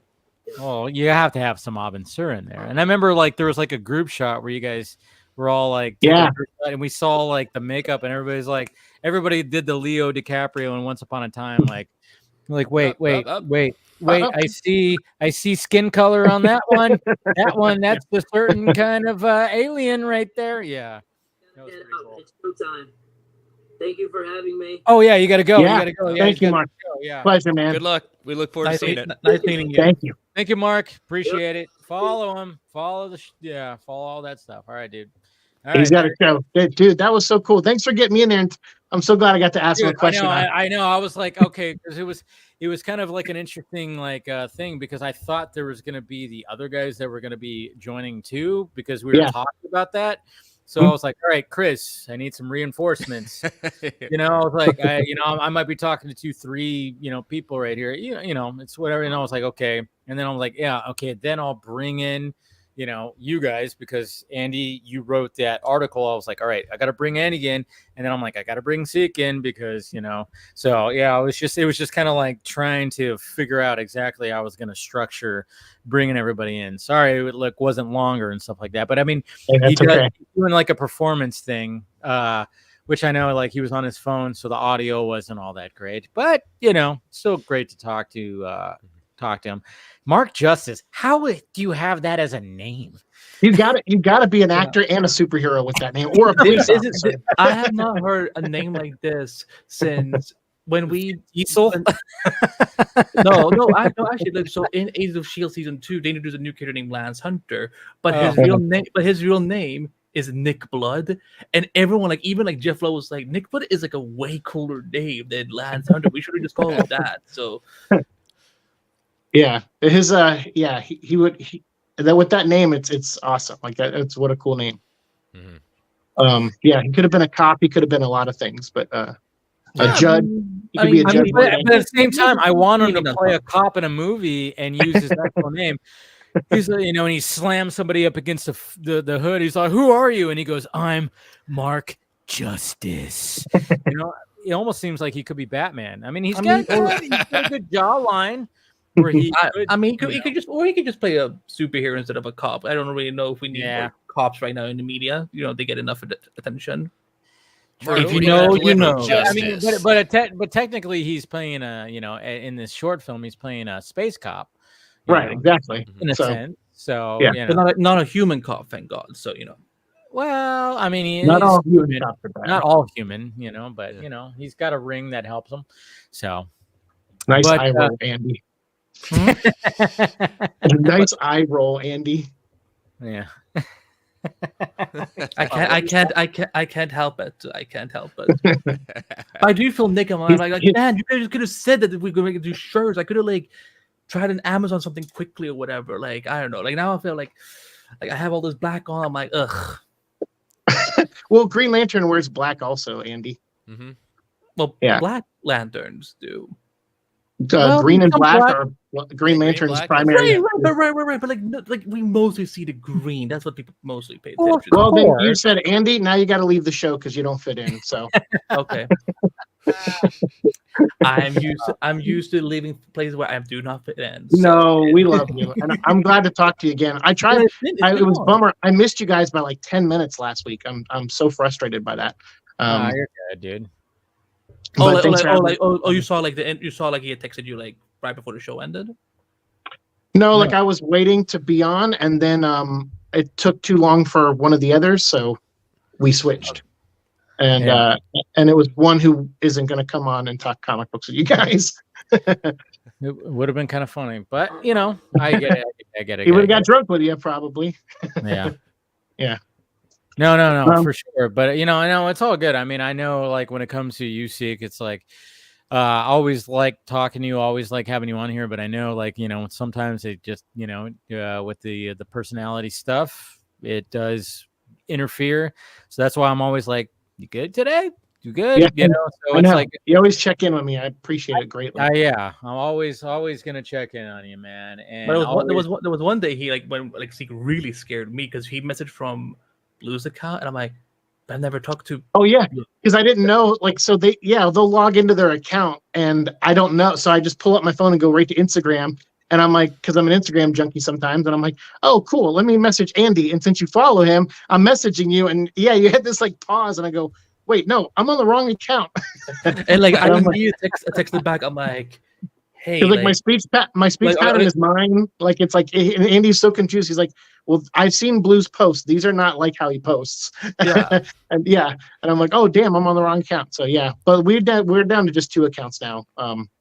Purple deleted his for some reason. So okay. I was like, yeah, it's getting like, you know, it as you can imagine, like it's every time I think we take a step towards better, like we take a couple steps, you know, towards away from better, you know. So it's like, Yeah. so I appreciate those comments, because you're never rude. You're always like, hey man, how you doing today? Are you able to come on tonight? And if I can, I'll say. If not, either I won't answer, or you know, someone else might answer. And you're never like, you know, F you, dude, like what the hell, you know. And I just always appreciate that level of kindness.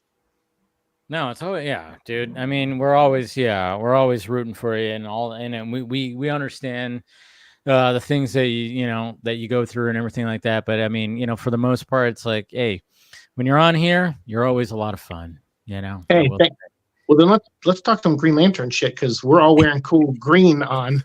Hey, and we got another person who's got a green background. Yes, we got Phil right here. Look at this guy, this handsome devil. Something like that. With your pokeballs. Oh no, you're sexy as fuck. You know that. I try. How's it going, gentlemen? It's going pretty good. Sir. Outstanding. Outstanding Yeah, indeed. we just talked to Mark Justice, which is just like No. You gotta say Mark Justice. Justice, yeah. Mark. Justice. It was just Mark. You have to have a pause, right? It's got to be like, yeah, You gotta Mark. be you gotta go David Caruso. You gotta. You know what's funny? It was like I came very close to be like, because I had his link tree that was open for me, and I was like, oh, I need to definitely, but when I was about to do it, especially with you, Andy, here, I was like, oh, he's a published underwear model. Oh, so apparently he's an underwear model too. And I was like, what's up with this? So called out. it must be a Mark thing, you know, Mark Wahlberg, Mark Justice, like yeah. So I was about to be like, so what does it mean? I was gonna do that. I was gonna put him on the spot a little bit that because it's kind of fun, you know. And I'm like, hey, you know what, rock it, hey, dude, yeah, you're in shape. You're an underwear model. Nothing wrong with that, man. You know, I got a mortgage to pay. We get it. Yeah, I haven't been on for 5 minutes. He's been further than I have been. So you know, exactly. And it's better being in shape in an underwear model than like me and out of shape in an underwear model, which you know I don't get a lot of work. There it is, right? Hey, look at this. We got Hal Jordan in the 2814 right here. Hey, thanks, Hal. I'm here. Dude, you're the best. See, even Hal's like, you know what? It took some time to be like, we're hey, buddy cops. yes, Yeah, for sure. coming in here, and then love seeing Seek in here and everything. So, but thanks, thank guys. thank you for joining, Phil. Anytime. Yeah. It's been a Green Lantern week. If you look at all like the live streams that I've done, it's all been Green Lantern, Right. things. Yeah. It's been a slow news week when it comes to the DCU. So it was like, all right, like last Vodka stream, we did talk about lanterns because that got all confirmed right there. But I was like, all right, well, I'm gonna bring that into Monday or Tuesdays because I shifted everything. And I'm like, I'm going to talk about that because then, of course, there was like those people that hate James Gunn who wanted to bring up some, it was like this screenshot where he said something about Damon Lindelof. And I'm like, I don't think this is from a real account. I don't think this is from that. And then I'm just kind of going like, well, even if it was 12 years ago. Let's face it. Over a decade ago, James Gunn, when he posted things, there was times where I remember when Periscope was a big thing on Twitter, and I went, "Oh, James, I'm watching your live where you're laying in bed and you are obviously on some kind of prescription medication, and I'm just going, dude, you need to turn this off. You know, he's had his struggles in his past, and he's posted some weird things, and I totally understand that. You know, and it's totally like, okay, fine. But now I'm like, okay, this is all right. This is a different James Gunn, hopefully. And I don't know. I even said this on Film Junkie Live yesterday because somebody was like, Lantern series from James Gunn. I'm like, well, I mean, James Gunn is going to be overlooking it, sure, but this is like something that's coming from some notable people. And I think a series is a way to go when it comes to the Green Lanterns because there's so much mythology. And I'm going, I think this could actually maybe even be the best thing that might be coming from the DCU. I mean, I'm looking forward to Superman, sure, but you know, there's a lot of pressure riding on it. But for some reason, like a Green Lantern series, which has been in the works for so long, I'm just kind of going like, man, this could be something pretty damn awesome and special. And I think this is perfect for it. And, you know, it's one of the things I wanted to talk about with you, Seek, because you might have seen some things. I'm not saying you have, but you might have, like, you know, known some things where it's like, hey, this might be the way to go when it comes to a series when it comes to Green Lantern. Well, I mean, yeah, back, well, God, when was that? I think I had messaged you. I had messaged you at one point, I think, text you when I was in California. I want to say it was like 2018, and I texted you and I said, "Hey man, I read something that flipped my lid, you know," and I couldn't believe it, and I was like, "There's no way they're going to make this," and they didn't. And so whatever's happening now, I have no idea. The people that I knew at like Warner Brothers and other places at DC and stuff, they're all gone. Like none of them work there anymore. So you know, and even still, I don't like to pry stuff. It's just like, sometimes, if there's a chance to where I could, you know, come in under a contract, then there's like something like, you know, like that, where I can maybe see something or be privy to something, but then can't really tell the details. And I've been lucky to have that. But like with this stuff, I don't know any of the people running this. So I can only look at it from an outsider point of view, which I prefer anyway. The hardest thing for me with Venom is that I've gotten so entrenched now that nothing surprises me anymore, you know? So like, I'm like, oh, God dang it. Like, so I, as a fan, that's hard for me because I like being a fan and having a genuine reaction to stuff and you know, that kind of experience, especially when I'm filming it and putting it on YouTube. So with Green Lantern or Lanterns now, like the only thing I could say is I've liked and not liked past work by Damon Lindelof. And I've not really ever liked anything Tom King has done. So for me, like but that doesn't mean it's a bad recipe to me, because I always say, like, as an editor and person who's worked in stories and still does sometimes, like, it's just because someone doesn't do a good Wonder Woman story or a Superman story or a Batman story, in my opinion, doesn't mean they won't land on a character that they can kill, you know? And so, and again, it's just my opinion too. So like, who cares really at the end? But I feel like this could be something that this team could make awesome. And I think you're right about doing a show, because I think the biggest thing is, I know people think of budget. They're like, oh, Green Lantern, that's expensive. And I'm like, yeah, but if you do a show, you can literally do a whole episode where the ring ran out of juice, you know? And then it's like Hal or John having to solve a problem. Like, I remember I had pitched a story once of where the Green Lanterns, one of the rings lost all of its energy, and they had no power battery to charge it, because that's how Hal is. He doesn't really keep his around. And so him and John had to share a ring to complete a mission. And so I was like, oh, you could do stuff like that in a show that you could take up a whole episode on and have fun with, and really get to know these characters and what they're like without the rings, as much as, you know, what motivates them and their constructs when they have the rings at full power.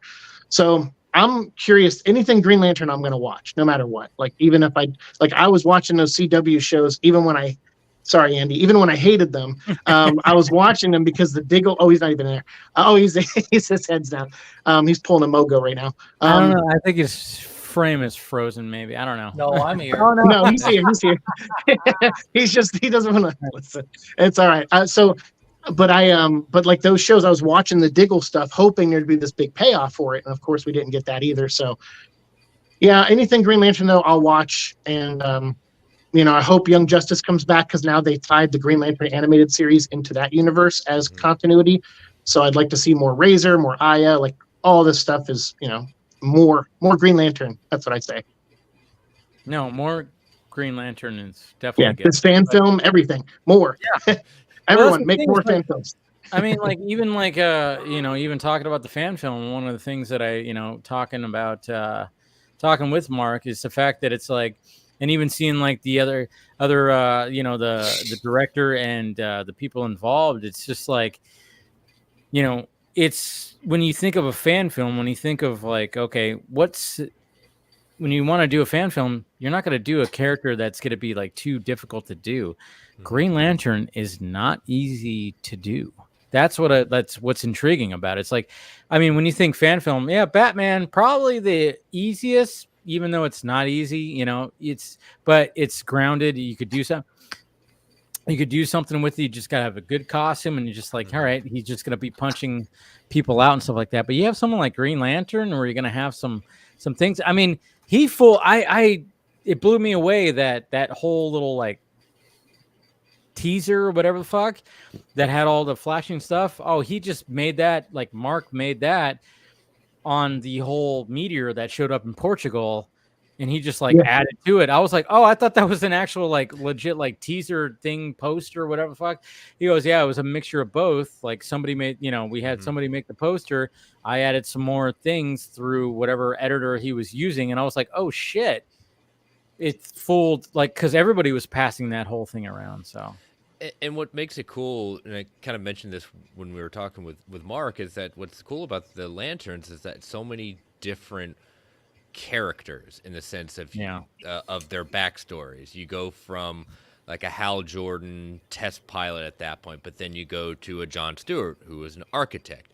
You go to a Jessica Cruz or a Simon Baz, and just like the backstories of their own, not just like who they were before the ring, but how they understand how to wield the ring. I mean, Jessica Cruz is probably one of the most fascinating ones, because a character, a woman who is like, the whole point of being a Lantern is overcoming fear, but that was who she was. She was constantly afraid and crippling anxiety. Crippling anxiety.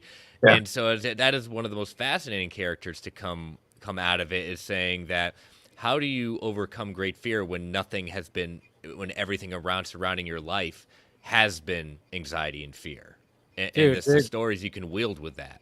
Dude, the rebirth, the Lanterns rebirth of that's the story with her and what's the dude's name? Simon Baz. Simon Baz. There it is.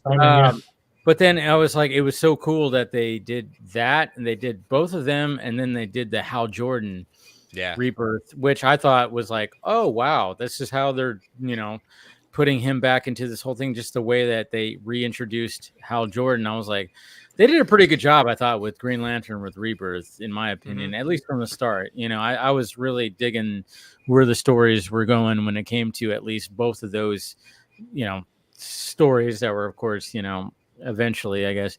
But I mean, it's just like, but I like the fact there was a Lanterns Rebirth story, and then there was the Hal Jordan Green Lantern Rebirth story.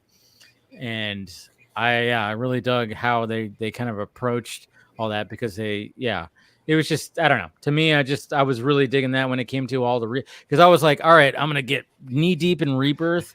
And so when I bought all the first issues, and I was like going through them, I kind of fell off with some. But for the most part, when it came to Lanterns and Hal Jordan Lantern, I thought they were doing a pretty good job with how they reintroduced, I guess you could say, this whole mythology to people that maybe have not known anything about it, Yeah. And I think probably Rebirth has been one of the most successful things that come out of DC in a very long time. True. Yeah, it was actually, a lot of those Rebirth books at the start were really good. Yeah. And some of them stayed good, but not enough of them for me to keep reading, unfortunately. Yeah, it's tough. Comics are tough, and they're, it's writing in general, and creating is tough. So it's like, and plus with fans getting bigger, in some ways more fixated on like the version they like and being unwilling to even entertain other versions. Version they like. Which I get it. I've been there. I mean, I think it's an age thing too. Like I think when I was younger, I was probably more anti. Like, oh, it's got to be this version. He's got to have these attributes. And really, a character is more than just a decision they make. Like they're also about what happens after that decision. Who do they? What does that decision lead them to become? And these are just things I think as you grow up, you just learn too in real life. And so it's so sometimes it's hard to wrap your head around a nuance of a character when you just kind of see them as the way you want to remember them. We deal with that all the time in the Venom fandom. Sure as anything with that new Spider-Man game, there's like a constant on my Twitter feed. I'm like always muting people because I just see people going like, Harry Osborn Venom sucks, or they call him Uncle Terry or something like that. And I don't know, it gets weird and I can't keep up with it. So I know that was like with Superman, with Zack, and like it happens. And I'm glad I've gotten to the point now where, except for the Crow, where I'm like, hey, I want, I don't mind new interpretations. And I don't even mind a new Crow interpretation. So far I haven't seen anything about this one that I like, but but more versions are good. These things that's how characters, like I said it a million times before, and you guys have said it, that's how characters stay around for 80 years. You have to reinterpret them. I was actually reading a Green Lantern book the other day, or it was a Superman book, where Superman found out that Tomar Ray was the Green Lantern of his sector, where Krypton was. Yep. And Tomar Ray like apologized to him. He's like, I feel awful that I didn't get to save Krypton. And he was like explaining why. And Superman's like, hey man, like, don't beat yourself up. This, unfortunately, like, I appreciate you telling me, but this is not how, like he was very Superman about it. He's like, some things are out of our control. And I don't know. These characters are great. And when you add things like that and change things to, like in Rebirth did and stuff, like it brings in a new audience. Hopefully it still has something there that the old audience likes. And, it becomes a new status quo for a decade or so. And that's when it comes to the live action versions. I mean, that's what you really have to nail when it comes to a lot of that too, is the fact that it's like, okay, what do you guys like a little bit? I mean, I don't know. It's such a weird thing because when you have somebody like, Zack comes in and goes like, hey, I'm going to try this. And it captured a whole other audience. It might have not have captured, the audience of like diehard Superman fans, which push back against it. And one of the things that you've always expressed, Seek, is like, yeah, you didn't really like what Zack was doing with Superman, but you respected the fact that he tried something different and it resonated with certain fans. And that's how we connected. And that's how you connected with, right, a lot of us. And you would kind of hope that that's going to be the case, even though it's like, all right, you tried that. Didn't really like what you did, but I'm kind of curious of like, all right, it's not all bad, but I want to like talk to the fans and have conversations with the fans that do dig this and respect this. And I could see that this actually captured a whole other audience that wasn't exactly me, kind of thing. Yeah. And that's why like we always like, when you reached out and we talked, is the fact that I was like, damn, that's cool that you might not have really liked what Zack was doing, but you were appreciative of what he was doing and the fans that he touched, and it brought in different Superman fans. So now we have like, oh, there are people who are not fans of Superman before, they're now fans of Superman because of what Zack did, and that's when we talk about different interpretations. It's always great when somebody else comes in and does something and then just goes, oh, I just reached out to these people who are like, oh yeah, Superman, I know of them, but whatever. But then they saw this version and went, oh, I like that, or this version of Batman or something like that. That's me. That's 100% me. 100%. Like, leading into Superman, it's well documented. I'm not like the biggest Christopher Reeve or Brandon Routh fan. Like the very first Superman movie I saw in theaters was Superman Returns, and well, wow, walked Yeah, I was with my uncle, my cousin, my other cousin, their friend, and one of my uncle's friends, and I remember walking out of the theater, and I was just kind of like, "Meh," right? And my cousin was like, "Well, at least Kevin Spacey was a great Lex Luthor," and I turned around, and I was just like, "No, he was not," because at that point, the only Superman I really liked was the animated series, or Justice League and JLU. So it's either George Newbern or Tim Daly. Either or, they both did a great job. And the Fleischer Studios cartoons. Up until that point, I was just kind of Superman. There's that really awesome crossover in the animated series, or the new Batman Adventures, the Batman Superman Hour. That was great. And I was like, yeah, I'm into that modern version of Superman, but the whole truth, justice, American way. No knock to Christopher Reeve. He did what he did for his time, and it's fantastic for what he did. Those other three movies are take them as you will, right? But coming into Man of Steel and coming off of The Dark Knight, I was like, oh well, if Christopher Nolan's producing it, and you got the guy who made 300 and Watchmen to direct it, I'm like, okay, what exactly is the draw here? And the draw was, what if we present Superman to a real world, and what are the consequences and actions of that? And it's like, I never really thought about it like that before. And David Goyer was like, yeah, we wanted to really ground the story in the idea of what if like an alien landed on our planet, and how would the world react to it? And I was like, that's a brilliant way to address Superman that had not been done before. And sure enough, fanboys had their fucking fit about it. Not saying Seek did it all, not at all saying that whatsoever. Obviously. A little bit. No, not at all. If I wanted to directly attack you, damn good and well I would, and I'm not going to. but it's true. It's just like the hemming and hawing after that movie came out was, well, why was there so much destruction porn? Why did he snap Zod's neck? And it's like, fucking not even half a decade ago, you guys were like, where's the action? Why is Superman only just, stopping a plane out of the sky? Why didn't he punch anybody? Why did he lift a whole island of kryptonite? This movie doesn't make any sense. Yeah. But here we are now going, oh, this Superman doesn't fucking smile enough.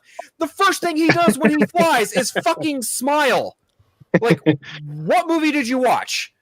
I'm sorry. It's just baffling to me that so many Superman fans can just be so fucking fickle with this character. Pardon my French, but it's just like, dude, figure it out. Like, do you want something different, or do you not want something different? I don't know. It's hard because I feel like there's two audiences you're having that argument with, because there's there's the people who are just casuals. They only seen Christopher Reeve, and they didn't watch Smallville. They didn't watch Lois and Clark in the 90s.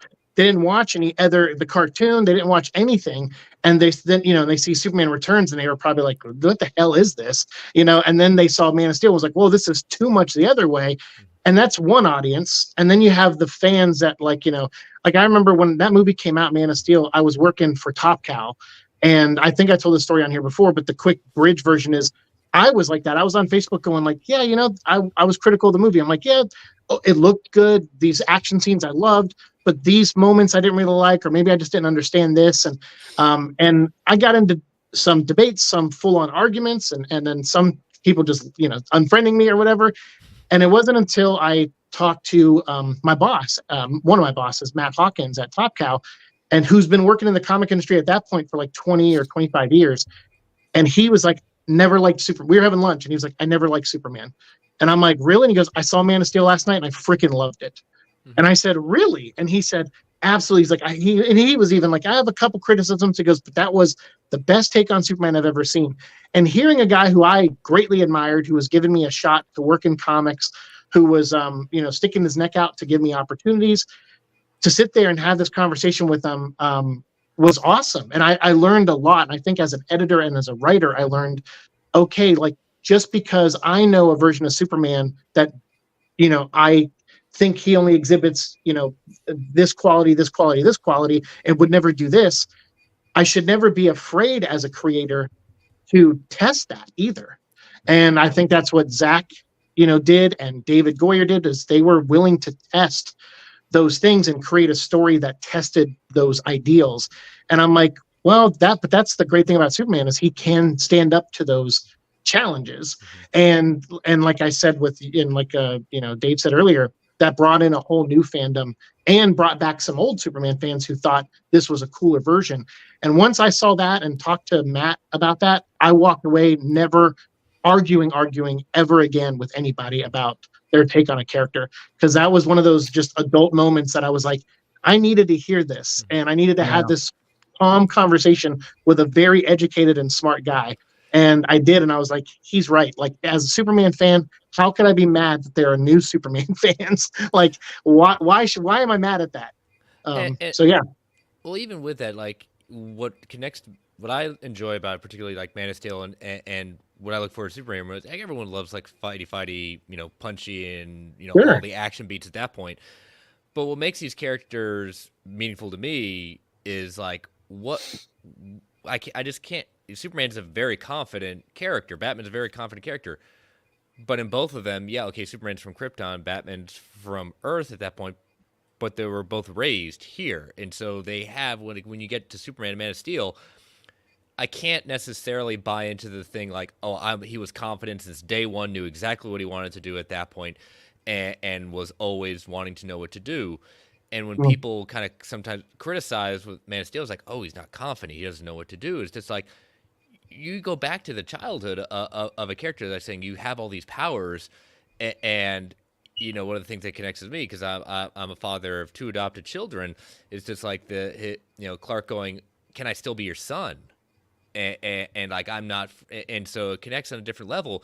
But people seem to also forget, it's like, you go to Christopher Reeve going in, the debate whether giving up his powers and then having that human moment is saying like, I want to change, and then he has a change of heart. It's like, yeah, that's a really big character moment in a sense of like where that growth as a character, in a sense of making a mistake and thinking that you want to do that and having a realization like you matter more in a different way, and you have to understand what you need to do in order to have a life as this kind of character. And so when people say like, "Oh, I love Christopher Reeve because it was just always the confident," as you said, Phil, like truth, justice, and the American way, that's one thing. But they seem to forget that there was some very good character development there, while Zack Snyder and the team over with Man of Steel really kind of honed in. Let's dig deeper on what this character would be, in the sense of how to wrestle as a kid, how to wrestle as an adult, how to become what as Martha says to him, it's like, you can be everything to everyone or be nothing. You make that choice to what you want to be. Well, and I think a lot of times people do fixate on one side of Superman, right? Like, either they focus on the human side or the Kryptonian side, and he is obviously both.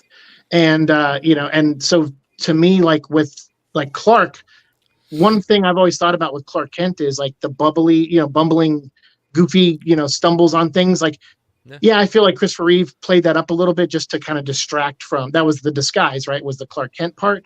But I feel like you could interpret Superman so many different ways, that he could naturally be clumsy around people because maybe he's afraid they'll find out just by looking at him, like he may actually be like nervous around, Lois, who's a great journalist, and, Perry White and everything. It's like, he could actually be all those things. And then he puts on the suit, and and it's him inheriting the wisdom of his parents, human and Kryptonian, and also that legacy he's trying to carry. But like you said, just because you get that doesn't mean you have all the answers. Like I'm 42 now, and I mean, how much has just my life changed in the last 2 years, and how much have I learned about myself in the last 2 years? I can't imagine some dude from another planet and what he's got to deal with. So to me, and even though it's fiction, but still, like, putting that sense of reality like Zach did to it, where you're thinking like, what is this world? How does this world react to a guy like this? And like you said, and like Phil said, it's a cool take. And even if I didn't love every step of that take, I still agree that it's an awesome take on the character, for sure, 100%.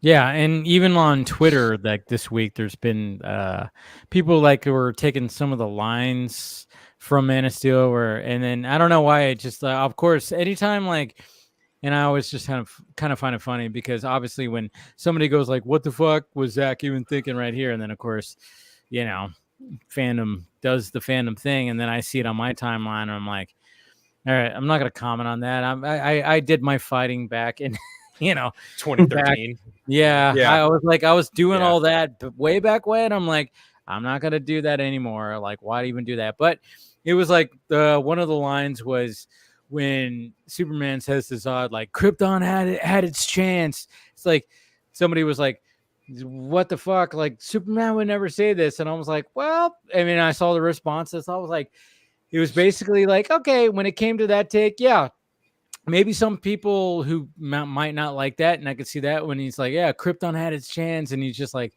you know, obviously just going like, because Zod wants Krypton to be like back. And that's what's part of the movie. And that's what his drive is, which is what I love about Man of Steel too, is the fact that you have Zod and you understand what he wants to accomplish. And it's like, yeah, I mean, he was born and bred for this soldier role and keeping Krypton alive and keeping him, you know, and doing all that. So when that, you know, when he got ousted and then it blew up, he still had that programming of like, well, we're still alive. We're still going to make a new Krypton. And when they found Earth and everything, it was like, all right, this is it. We're making a new Krypton.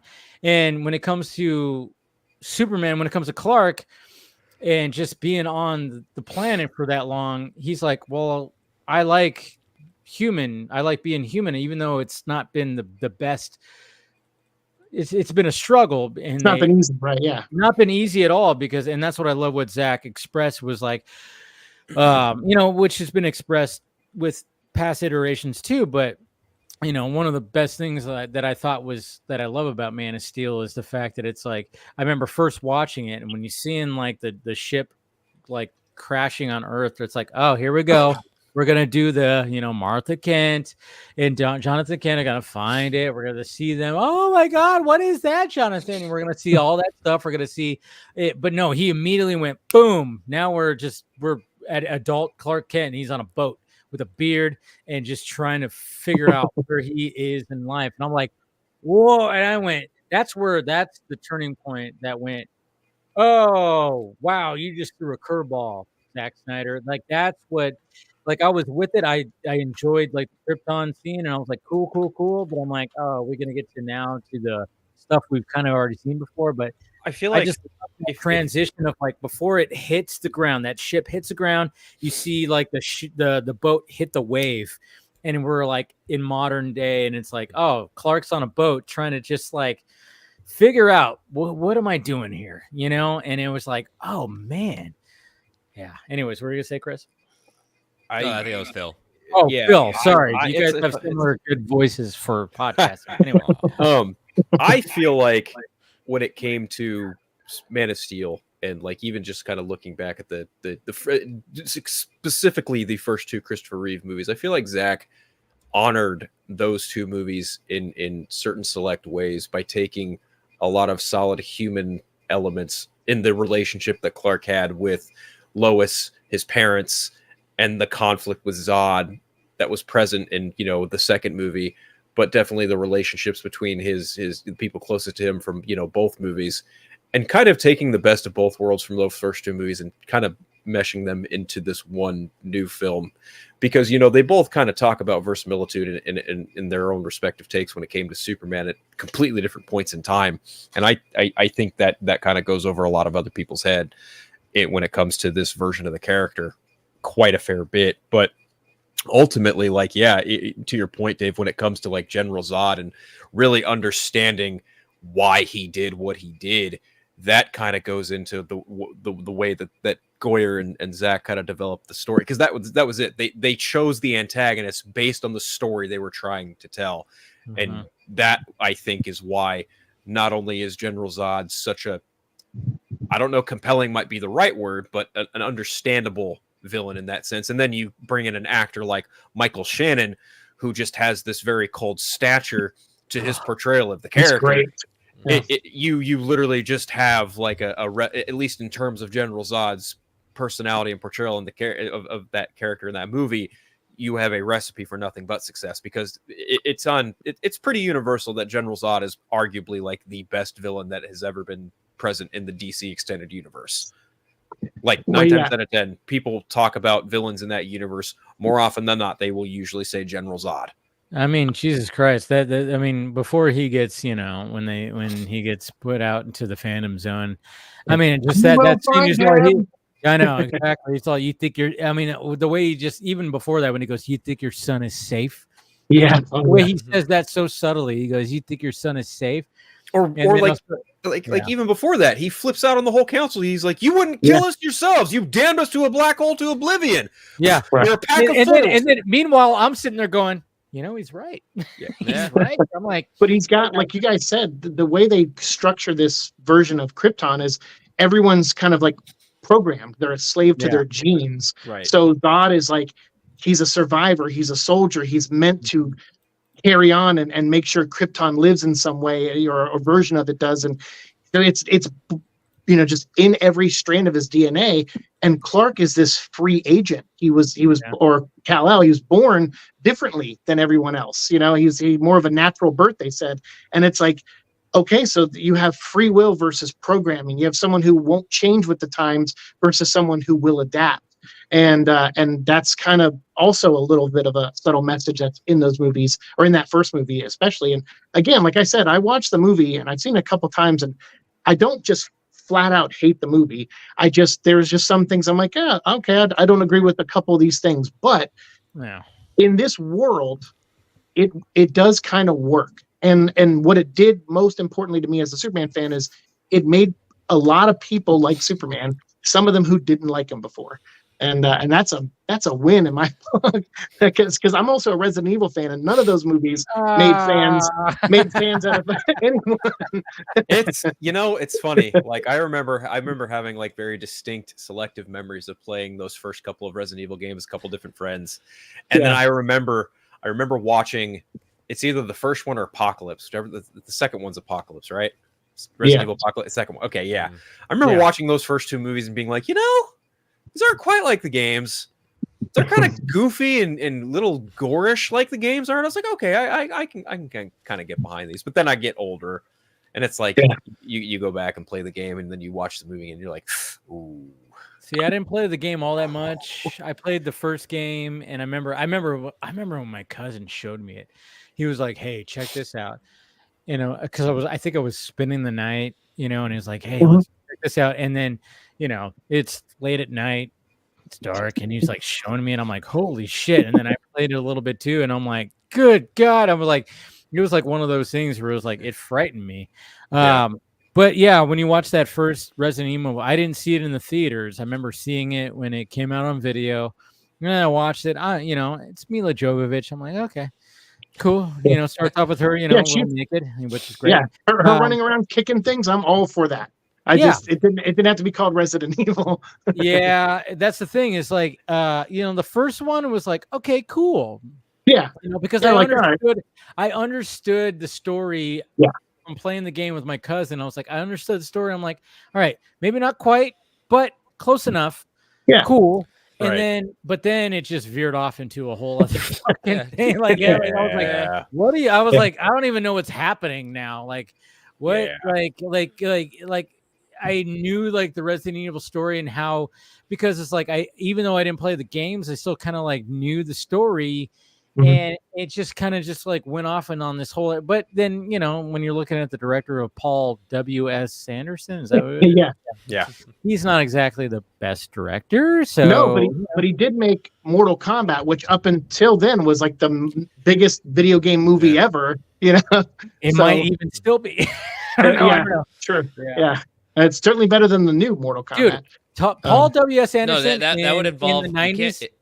Mortal Kombat would actually be a Mortal Kombat movie because she had a tournament. Yes, right. What? Right. The defining thing about the story. Yeah, there's all this tournament thing, but the thing is, Paul W.S. Anderson in the 90s.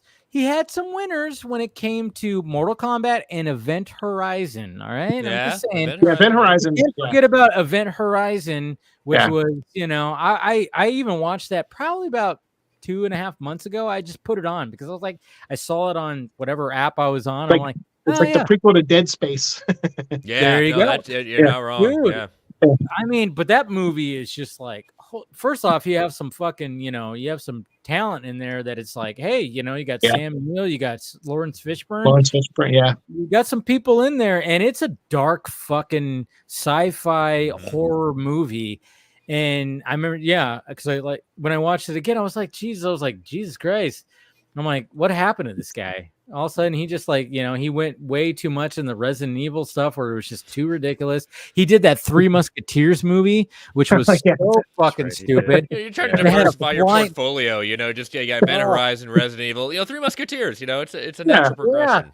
They had a flying fucking ship in that movie. I don't even know how that was. I don't know. But he married Mila Jovovich. They married each other, so good for him, I guess, for that. Yeah, good for him. Oh yeah. I'm not saying I'm not jealous of the guy. Yeah, I know, right? I mean, you still got to make movies and marry Mila Jovovich, so you did something right.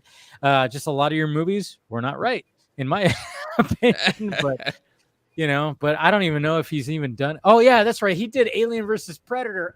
Yeah, he did. Yeah. That's right. He did. It just hit me. I was like, what else did he do? I'm like, oh, that's right. He did the first Alien. Good old PG-13 Alien versus Predator. Didn't he do Monster Hunter too? Did he not? Yeah. Oh man. Yeah. Because Mila Jovovich is in that too. Yeah. She's. I remember. Oh, dude. I remember this so vividly, guys. Remember when I was very much looking forward to Alien versus Predator, because obviously being a fan of both franchises and going, oh my God, we're finally getting them both together. And I played the video game, the video game that was really cool that took place, like more in the future, and you had Marines and you could play. And I remember going to the arcade and playing the arcade game where it's like, oh yeah, what do you want to play? You want to play an alien? You want to play a Predator or a Marine?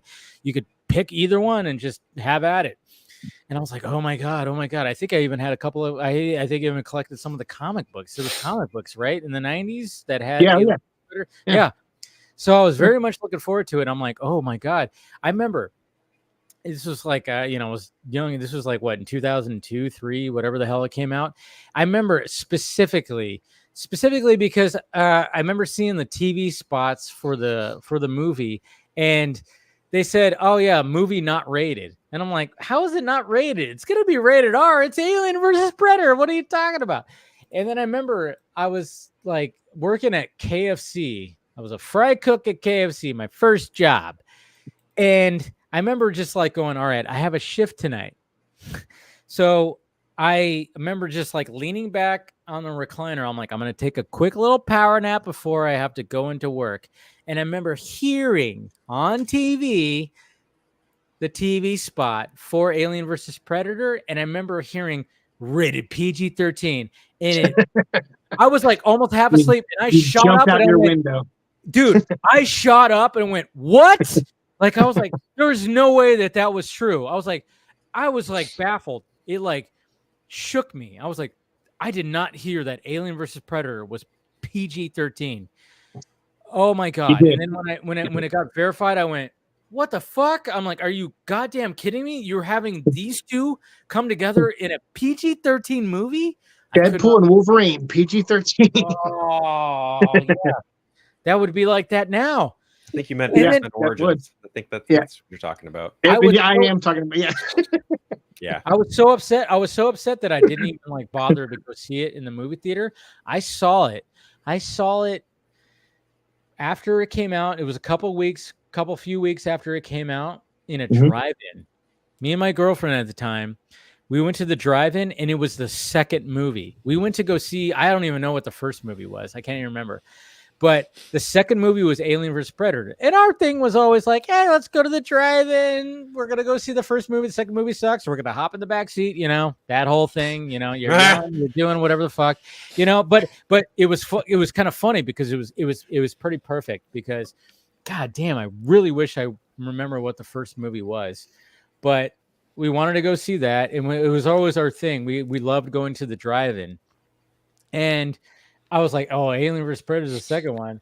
And she was like, she had worked like her little job that she had. So she had school, and like, she was very tired. So, we weren't going to be doing any, the drive-in stuff. She was already like falling asleep. So I was like, it's fine. I'm going to watch Alien vs. Predator.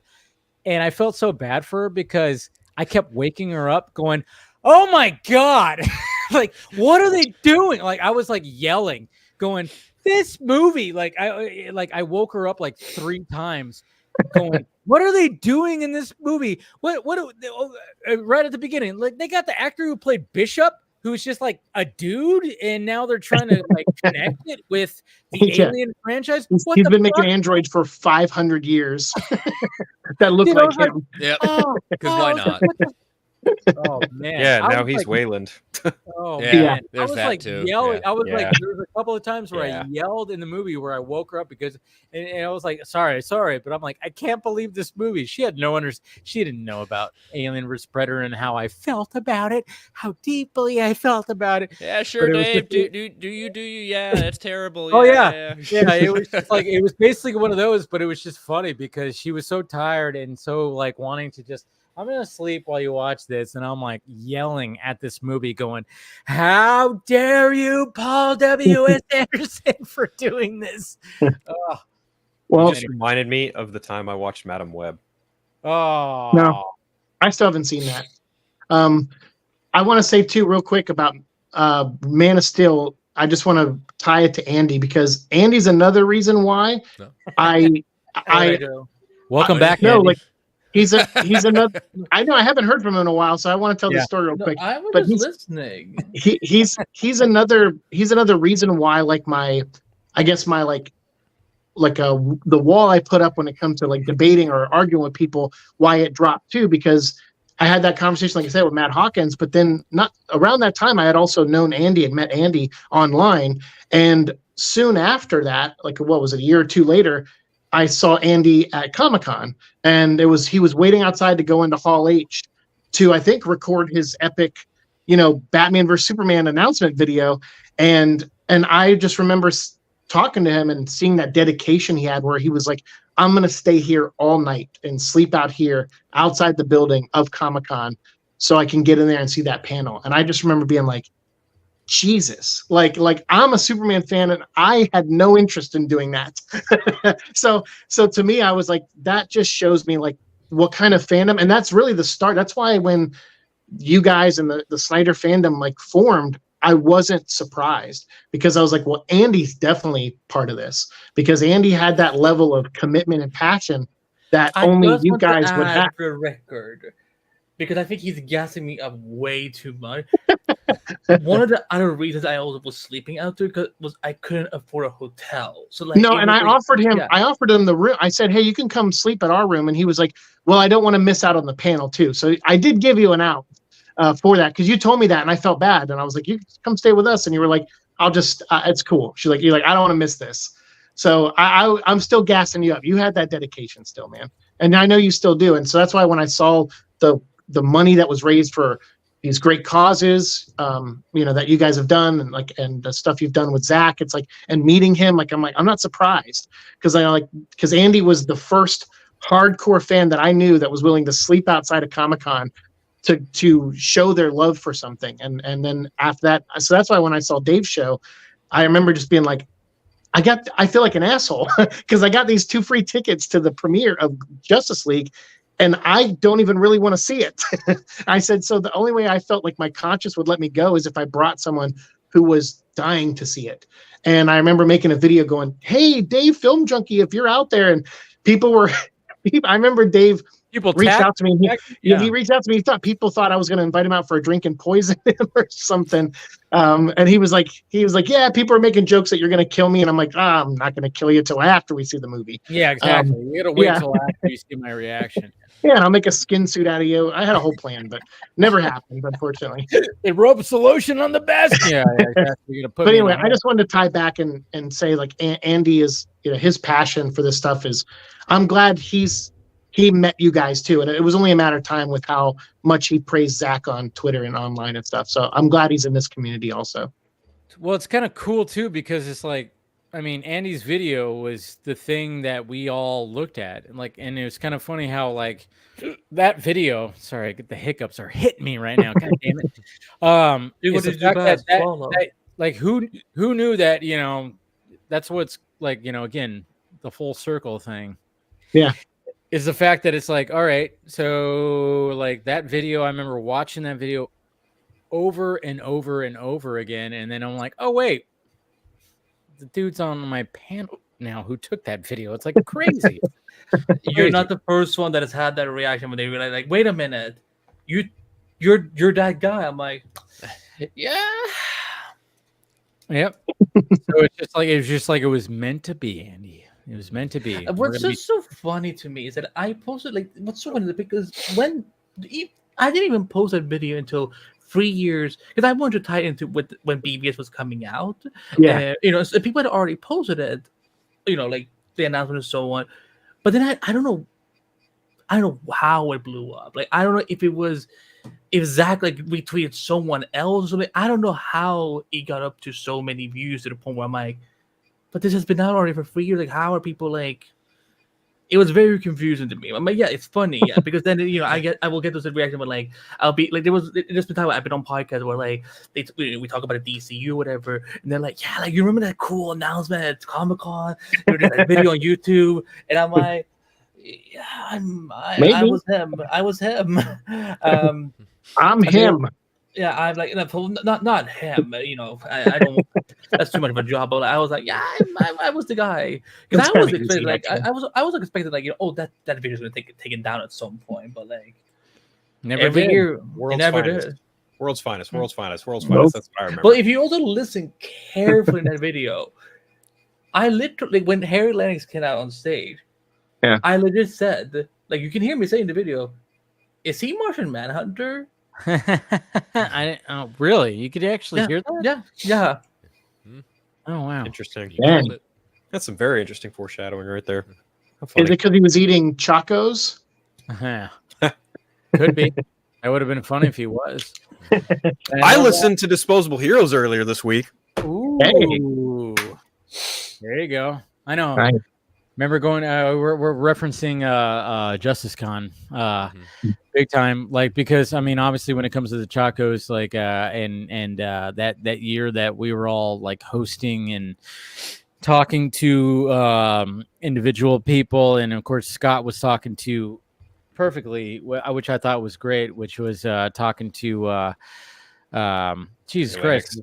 Yeah, Harry Lennox. Sorry. I was like almost like, whoop, my mind went blank for a minute there. But yeah, talked to Harry Lennox, and I'm like, yeah, that's perfect. I talked to Harry Lennox too. I have an interview with him as well, and I was very nervous. I'm like, damn, this guy. But of course, he's a sweetheart. It's what we always do. Anytime you go into an interview, you're like, this guy's I don't know, But yeah, because obviously the characters he plays are very, So it was just like intimidating. So, but he ended up being a sweetheart. But I was like, I remember when they grouped us for like our Justice Con stuff, and I was like, when I saw Scott was interviewing Harry Lennox, I was like, yeah, perfect, because just of what he's done. And when I that was probably my favorite moment of that Justice Con was when the Chacos talk happened, and then because Scott brought out his, and then Terry Lennox was like, oh, and then he was like, like he brought out one too, and it was like, and Scott was like, oh yes, you did it, like, oh, thank you. And I remember Scott and I were talking after that. I was like, yeah, I mean, my interview with Joe Manganiello was a little rough because he was having audio issues, but I was like, we got to talk Metallica. We got to talk Metallica. That's the whole thing. I know he's a Metallica fan. I'm a Metallica fan. We got to do this. We got to do this. And then, yeah, like you said, I was like, what would be Slade's favorite Metallica song? And I already knew. I was like, it better be Disposable Heroes. Yeah. And then when he goes, I guess Disposable Heroes. I'm like, thank you. I was like, oh, you just made it. I think I submitted that question to you. I don't know if you already had it pre-planned out, but I think probably I asked for questions and you probably did, but I remember I was like, I got to ask that question or something like that. I think I already had it in my brain because I was like, he was a Metallica. Yeah. He is a Metallica. And I'm like, yeah. There's no way, because if you listen to the lyrics of Disposable Heroes, and if you think about Slade Wilson, you go, oh, there's no way that. Yeah, I'm like, and Joe Manganiello's a Metallica fan. Of course he's got to be like this one right here. I'm like, I guarantee you it's got to be, because it's all about just sending off these, young men out to war for like nothing. Right. It's a dark fucking song. It's a great song. If you're a metalhead, it's a great fucking song. one of my favorite Metallica songs, and I was just like, oh, I mean, just even the title, "Disposable Heroes." It's like, Yeah, it's great. Well, it's even so the- it's so just like Jesus Christ. It's so It's a double-edged sword. It's got like yeah. like they're heroes, but they're disposable kind of thing. Right. When he fucking said that, you could see my reaction just go, yeah, He gets thank it. you. He gets it. I was He gets it. I watched that panel and I clapped my hands so fucking loud. I was so happy. I was like, yes. Yeah. Even the album art of Master of Puppets is orange and black and white, and I'm like, those are Deathstroke colors. Yeah, it's just it was just perfect because I was like, all right. I was like, I remember even pacing back and forth. I was pacing down my hallway. I was like, all right, I was going over my questions and blah blah blah because I was like, all right, this is a bigger deal. This is Joe Manganiello, cool. But I was like, Metallica. I got to break. Well, you know what actually broke the ice before that? And I know we were having audio issues. It was the fact that I was shooting it over there on my little table and all my shit that's hanging up right there. I had the Spider-Man poster, my Spider-Man poster that one that has the Twin Towers reflected off in his which is a rare poster like that. Those got taken down after because they released those before 9/11, and then after 9/11 they're like remove them. And I just happened to, when I was a cable guy in my first year, I just showed up to a guy's apartment who made those posters, and he had like 10 of them. He's all, you can have one, just put it in a frame. And I was like, oh, what about this border? He goes, don't cut that out. It'll devalue it. I was like, okay. Yeah. And I was like, all right. So I just rolled it up, put it in, and he even gave me like a thing to like put it in. And I was like, thank you. This guy was like a legit dude. That was like, damn. And then I went, got it framed, and it's right there. Fucking 20 something years later, 19 years later. That was like 2005 when I got that. But when we first like got on before we went live, he was going, he was like getting set up, and he looks at my background and he goes, oh, you have one of those posters. I went, oh, you're talking about Spider-Man? I was like, oh yeah. I was like, yeah. Yeah. He was like, yeah, I have one of those too. And I was like, oh fuck. I'm like, all right, let's save it for the live stream, Joe. I was like, yeah, because he's Flash Thompson now, right, and we kind of briefly talked about it, but I was like, God damn, I didn't even think about that when I thought about like how I put my camera and everything. I didn't even think about that I had that in the background, and he immediately was like, "Oh, you got one of those." So do I. So during that interview, he even talks about that. We talk about that a little bit too. So it was like, even though it was a little rocky interview with his audio, it still ended up being a pretty good interview, and stuff. But yeah, the Metallica stuff, I was like, that's. I'm still for that idea of him showing up in Secret Wars as Agent Venom, Flash Thompson. That'd be so fucking badass. I know that's probably not possible, but that would be so awesome. Yeah. They should do it. They should do it. They should, and he's open for it too. And why not? Just fucking do it. I mean, the fact that him being Flash Thompson in that first Spider-Man movie, and nobody knew who he was, and now people know who he is. Yeah. Why not just do? I mean, if you're gonna go all balls out with Secret Wars, which it sounds like what they're actually gonna do, just fucking do it. Yeah, just do it. Who cares? One little shot. Hey, where he just shows up and you see the costume, and he just maybe he takes off the mask, and it's just like he just kills Green Goblin. And then you hear like Tobey Maguire go, thanks Flash, or something like that. Oh my god! But we're just writing fucking fanboy. Stop porn giving away now. these ideas. I know, right? Kevin Feige's like saving that. And look what happened when I accidentally gave away an idea. Like, I didn't even get credit from Zack Snyder that Harry was Martian Manhunter. Exactly.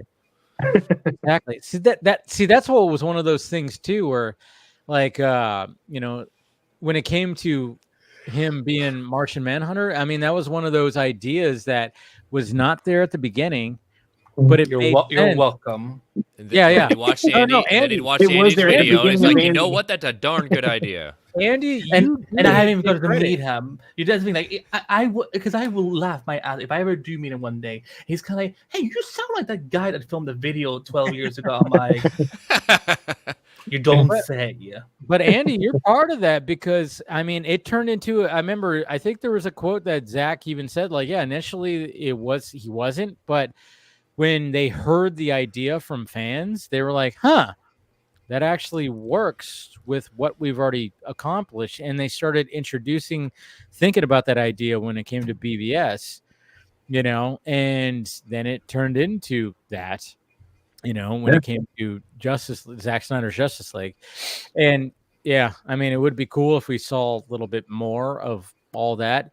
I mean, I will say, like, as much as I loved seeing the fact that Martian Manhunter, I didn't really, I will say, and I've said this before, I'm like, I didn't like the whole, especially when, it was Martha and Lois having their moment. And then, when she gets outside and then she turns into Martian Manhunter, I'm like, okay, that's cool, but I was like, I still like I was like hoping that was just like a Martha and Lois moment, like an actual Martha. So well, I do do later in the film. So yeah, they do. But I just wish in that moment, because it was such a moment of like, and I think initially when they shot it, it wasn't going to be a Martian Manhunter moment. I think that was definitely something that was changed later on. It was not. Yeah, it definitely wasn't initially in the script. But I think when it came to the whole Snyder Cut stuff, like Zack was just like, you know what, fuck it, let's start. I think Just this do it. moment, Yeah. let's just do it, kind of thing. And he was already going to introduce him. Well, wait a minute. End.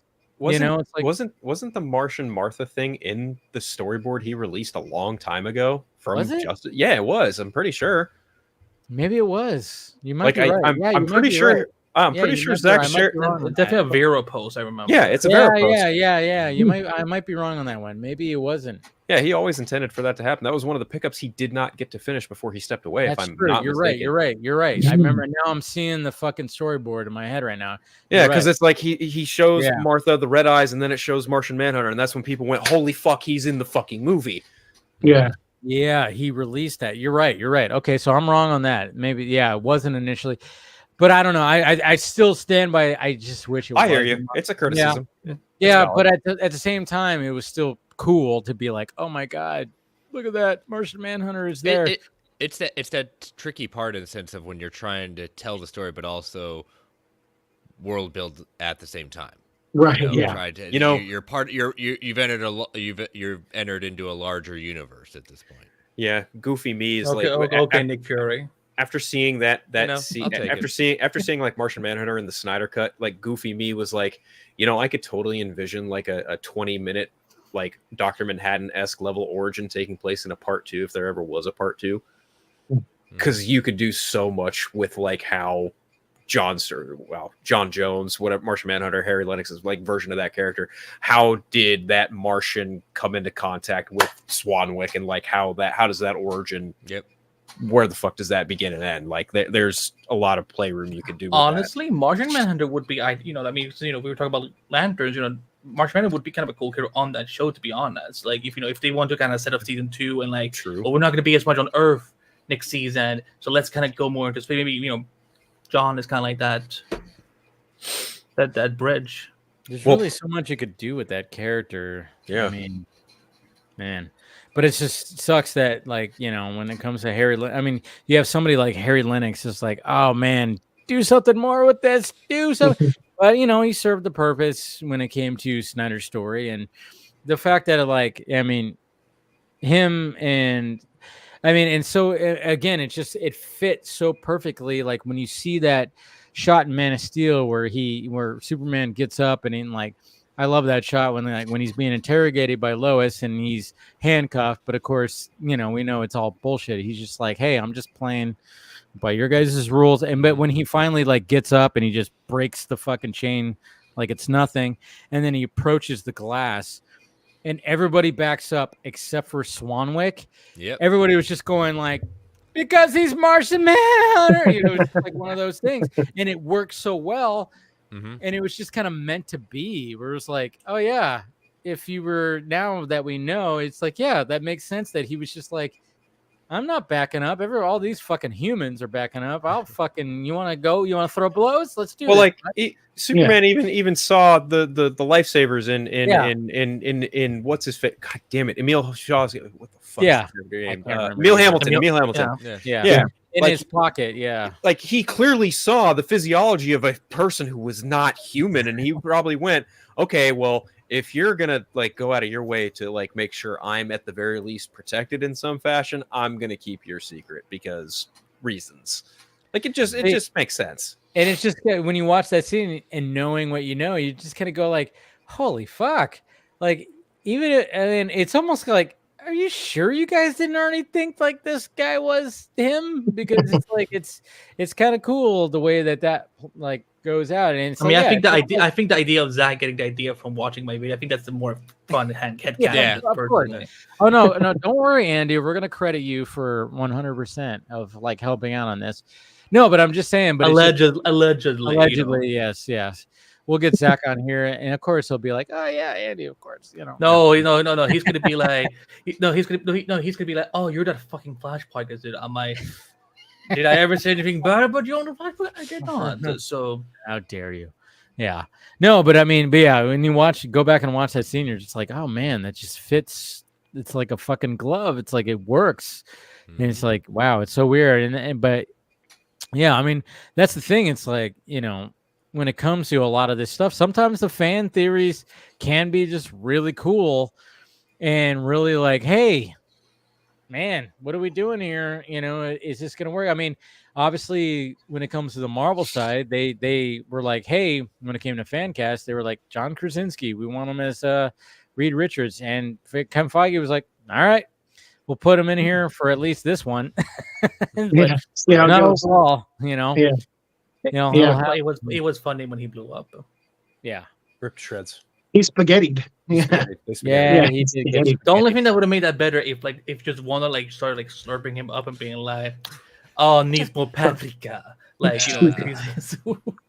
This pasta is fantastic. Yeah. I don't know. I always thought that whole John Krasinski thing was like really lame. I was like, oh, so because fans begged enough on Twitter, they get what they want. I'm like, Kevin Feige was like, I'm gonna give you what you want, and then I'm gonna yank hope right out from under your chin. But at the same time, I almost think that maybe I kind of wonder if like they offered Krasinski like, do you want to do it? And he was like, I kind of almost wonder. It's like, yeah, this was fun for like, this little thing, but I want to make my own films, and I don't want to be stranglehold to like, you're going to do a Fantastic Four. I don't want to be like held down. I mean, obviously the paycheck would have been great. I don't know. It's kind of weird because just to John Krasinski is like, okay, yeah, that was a fan cast and they fucking pulled it off and they put it in there. But at the same time, I'm like, I don't think he wanted to do like a longevity thing because he's a filmmaker himself. He wants to make his own stuff. So I'm kind of wondering like, what was the conversation about that? And didn't we hear that what's his name was also up for the role? Rahul Kohli. I think. Yeah. Okay, am I wrong in thinking that maybe he would have been the better choice? He's a great actor. I don't agree. I personally don't agree. I prefer Pedro Pascal, if I'm being brutally honest. I don't know. I think just because Pedro Pascal is in so many things, maybe that's why I love Pedro Pascal. Don't get me wrong, but I think that the fact that he was like, he's Mandalorian, he's just been showing up in a lot of things, and then of course he's showing up in Fantastic Four. He was what else is Last of Us. Last of Us. I mean, it just seems like it was like just a lot of Pedro Pascal. Equalizer 2. He was actually a pretty good bad guy. Yeah, he's good. Yeah. They're both great actors. I don't know if I would choose one over the other without seeing them perform the role, obviously. But I do like that other guy, like from iZombie. I really liked him on that. Like I loved him on that show. And he's a great actor, and I think Reed has. It depends on how you're going to portray Reed, obviously, because Reed he can come across as like a distant, focused, aloof kind of guy, and those are sometimes qualities people don't like. So you have to have someone who is likable play that, so that way you can understand why Sue Storm sees past it. So I don't know.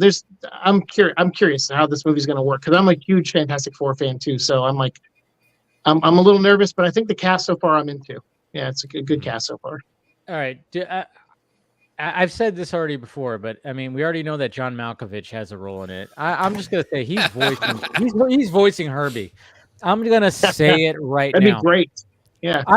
Yeah, exactly. Wouldn't that be great? Yeah, I mean, you have this robot that is voiced by John Malkovich. You know what I mean? Come on, that voice coming. I mean, Because I mean, what would you have? What was Rebel Moon had Sir Anthony Hopkins do a robot. Oh, You had yes. Moon had Kevin Spacey, which I thought he was good in that. Fallout, I love that they had Matt Berry do the robot in Fallout show. So I don't know, like, yeah, Malkovich got a great voice. I could see it because I know some people think Herbie, like, he's got like a nasally kind of voice, but I'm like, dude, I don't know. I want someone with a calm, soothing voice talking to me. If I build a robot to talk to me all day, yeah, John Malkovich is a good way to go. He's gonna be like talking shit to the group and stuff like that. It's like, I mean, when I heard John Malkovich and they were like, yeah, we don't know his role, I'm like, I would not be surprised if he's playing Herbie. And I even put that out there, and people are like, "Ha, funny." I'm like, no, I'm actually being serious. I'm like, I would not be surprised. I could see it. I'm still in the camp that he's suing Johnny's dad. Yep, I agree. I I'll agree, be so Chris. disappointed. 100%. So disappointed. He's not going to be Puppet Master, that's for sure. I think Or Natasha. Mole Man. I think Natasha Lyonne is probably going to wind up being Herbie. Oh yeah, she. You think so? I think so. No, she's got a good voice. That seems too close to Tony Stark though to have a. Well, no, he had Jarvis. That's right. So he had Jarvis then Friday. Yeah. Then Friday. Yeah. Okay. So there are a lot of rumors going around about the female comedian doing Herbie. Yeah, I could see that. Yeah. Yeah. And then I wouldn't hate it because I do like her voice. She's got a good voice. I like that raspy. I don't know when it comes to like a raspy voice on a woman. I don't know. I like that a lot. Thank God it's Thursday. There's something about it. I'm just like, you get a little rasp in there. I'm like, okay, that's why like Scarlett Johansson had a little rasp in her voice. That's why I'm like, hey, am I gonna get an AI assistant with her voice? I'll take it. I mean, do they sound like different though? Huh? Never mind. My my thoughts came out, but John Malkovich, I mean, all day this bitch. He could play the phone book. It's gonna be Stingray from Cobra Kai who voices Herbie. Paul Walter Hauser. Mm-hmm. I honestly, I think he's playing one of the mole. He's playing a mole man because he's plus size. Is that why you think he's doing it? Go. Yes. Oh, here it is. I am stepping out of Chris this. Farley. Playing Chris Farley. That's a trap. I don't know. It's gonna be interesting to see when we finally like get the reveals. I'm gonna be like, Well, I don't know. I'm just calling John Malkovich as Herbie. I don't know. I would shoot your shot. You got to shoot it. That's what I'm going for right there. He's the voice of the Silver Surfer. Oh, and they have. In Lawrence Fishburne when he was a great, Dude, oh man, the story of the Silver Surfer was the best thing about that movie. Second movie, A lot of the other things were kind of like, okay, there's some things where I'm like, okay, it's a little too goofy, but whatever. But Silver Surfer story arc and with Fishburne as that voice, I was like, perfect. Especially when he was trapped in that chair and they were like fucking like interrogating him. Such a great scene. That was a really good scene in that movie. I'm blanking on the VFX and the makeup prosthetics, whatever the fuck they did. When he was in that chair looked really fucking good, like really good. I'm blanking on that actor. The actor who played the physical Silver Surfer. Because I know he works with Guillermo del Toro a lot. He was the creature with the hands and Pan's Labyrinth. And he also played Abe Sapien. He played Abe Sapien, I think too. Yeah. I mean, he's a great actor. He's in Star itself. Trek Discovery playing Saru as well. Okay, nice. Great actor. Mm-hmm. Doug, is his name Doug Jones? Doug Jones, yeah. I saw RJ just posted that right there in the chat. Yeah, Andy said it too, also. Yeah, but he doesn't listen to anything I say anyway. I know. I totally blanked. I was listening to see. Andy's comment got skipped in the chat earlier too, and I was like, "Hey, Andy said that first." I'm sorry, Andy. Love you. It's fine. I'm used to it by white people doing it all the time to me. Oh my god! Wow. I'm only half. Okay. Still 50%. That's the half that keeps stepping over him. Jeez, how dare you? Well, anyway. in a few days, we'll for at least for me, I'm excited to actually talk about this movie because we'll get a Venom trailer finally. It got rated, right? Yeah, it's got its rating already. Okay. Supposedly, it's going to be showing up Monday, according to some of the Scoopy. Yeah, they might put it in front of No Way Home, which re-releases on Monday. In the theater. Okay. So that's the theory right now. So I thought they were going to put it in front of Bad Boys. They might. They very well could put it in front of I mean, both. it could also go there. I mean, it's a Sony movie, right? So like, wouldn't that? Yeah, it probably sense? will. Both So- would be Yeah, nice. it can So, be yeah. both. Like, If yeah, they released it Monday for the No Way Home like re-release in theaters, makes sense. And then I would not be surprised if they put it in front of. or they could hold it until Friday and do it for Bad Boys. They could, Probably. but Yeah. I mean, it's going to be released online. I mean, it's. I'm looking forward to it. Me too. Yeah. I'm because now I can finally, like, there's some things that I'm like, oh good, I can react, and there'll be some things I don't know and some things I do, and I think some of these leakers and people that have been talking, some of them will shut up and some of them will be louder. So it'll be really interesting to see that. Gotta get them. Yeah, clicks. exactly. Yeah. All I'm gonna say is I'm calling Phi total bullshit on a 10-year-old Peter Parker being in this movie. There is absolutely. It is such a Sony thing of them to do, though. So I'm kind of It would like, be. I mean, sure, but at the same time, it's just like after the fiasco that was Madam Web. Do you really think they're gonna go down that fucking route? I don't think so. I think the problem with Sony is they're so afraid of putting Spider-Man into anything at that point. The closest thing we did get was the end credit scene in, Venom 2. Fair. Yeah. That's Right. fair. And Spider-Man No Way Home, right, where they showed Eddie return to his world. that's why like now that you mentioned the like the trailer coming out on Monday, like maybe they show something like in the trailer of like when he gets back to his Earth, and there was the first thing they shot from the new movie was that was him returning. Set images. Although can you imagine being someone who's going to see No Way Home for the first time, and then you see the Venom trailer for the first time, you're like why are people so excited? Then they're like, they see the post credits for Spider-Man No Way Home, like, oh shit, they spoil shit. That movie made like $2 billion. I think most people saw it already, like in the theater. My mom did not. Well, is she going on Monday? No, she hates Take her. superheroes. Okay. Like, the only superhero that we're going to watch is Luke Cage. Oh. Because she was kind of like, Good choice. Harlem, that's interesting. Then I convinced her to watch Black Lightning because it was taking place at a school. But anything else, she will be like the Flash, like what she saw one shot of the Flash, she's kind of like, this is what Like, you're he spending your runs time fast. on? I get it. But she loved Lois and Clark and into Superman and stuff like that. So I'm like, but you're fine with superheroes, but like, why are you not okay with them now? She's just kind of like, look at them. That's all she says. I'm like, so? But that would make sense. I mean, again, I kind of like the idea of the 10-year-old Peter Parker showing up and kind of, if this is really the last time we're going to see Tom Hardy as Venom, if it's supposedly maybe the end of the Sony Spider-Man universe, let this finally answer the question. I don't think it's that it's not the end because Kraven now comes out after it. Yeah.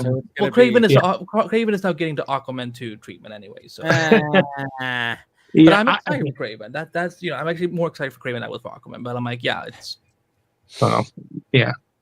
I have a little bit more faith in Kraven because they're like, hey, you know what? We got to make it R-rated, and he was like, they leaned into it, I guess. And people will find out making it R-rated, it doesn't make it a good movie. No. I'm more excited for Spider-Man. In December, people are going to go see it again, apparently. By some. Oh yeah, I tweeted some Tomac, Yeah, I tweeted some shade at Sony for that. I said, "Man, I'd love to be so delusional and keep my job for saying something like this." Because I'm like, really, dude? Like, I don't know. But Spider-Man Noir, I'm into that idea. Dude, okay, I'm into it. So that's the thing. It's like, all right, finally, you're gonna lean into your actual Spider-Man, into right. not the villains that you've been leaning into, the past years. I like the premise of one, Nick Cage, he's like hit or miss, obviously, but no matter what, you're going to be entertained. And the idea of him being like a 1930s mobster gangster, in that world like Noir is, and he's trying to solve a case that he didn't finish as Spider-Man when he was younger. I'm like, that could be cool. Like, I'm kind of into that. I have a theory because they've confirmed it's not going to be Peter Parker. I think he's playing Uncle Ben, and in this world, Peter is the one who died. Yeah, no, I like that. Well, I like that, Andy. Whatever they do, Hey Dave, if Zack Snyder can kill off Dick Grayson, I think we can have a universe where they kill off Peter Parker. I know. I'm not saying. I know. I'm okay with that. Okay. Who's going to be Martian Manhunter then? The only thing that I would just hope is present from the Spider-Man noir lore is whichever loved one it is, Ben or Peter, what the fuck ever. I don't care, either one. Yeah. I would certainly hope the death comes in the form of this cannibalistic Adrian Toomes vulture. That's my hope. That's my one. That is my one wish. That is my one wish for the Spider-Man noir series. Just he's cool in the comics, and in the game, and in the game, yes. He was in the Spider-Man game, Shattered Dimensions, yes. Shattered Dimension, I want a cannibalistic take on the Vulture, and I know that's like super fucking that wild. would be a great role for John Malkovich, since he didn't get to play Vulture in Spider-Man 4. Sure. Oh, there you go. I'd even love anything Sam Raimi.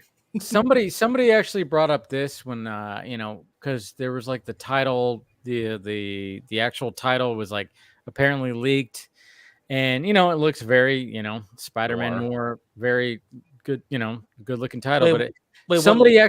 Somebody actually what, you didn't see the leak, Andy? There's so many leaks these days that I'm just guessing. Of course, fucking AI. So I'll find it for you. Throw it all off the dartboard. Something's gonna stick. Yeah, exactly. But that's somebody actually said, like, what if they actually added a little bit of the what? I just call it like I see it. That's RPK's bread and butter. He throws shit at a wall and sees what fucking sticks. Yeah, there's a guy like that in the Resident Evil Phantom 2. They call him Dusk Golem, and recently he was like. Up until like a year, Golem as in stuff like that kind of Golem. Yeah, and like a rock monster. Oh wow. And he'll just throw shit. Like he'll be like, they're making this Resident Evil game, and then in the next week he'll be like, all right, this one's getting pushed back, and now they're making this one, and you're just like, dude, you're throwing like 50 darts. Of course you're gonna hit a bullseye or two.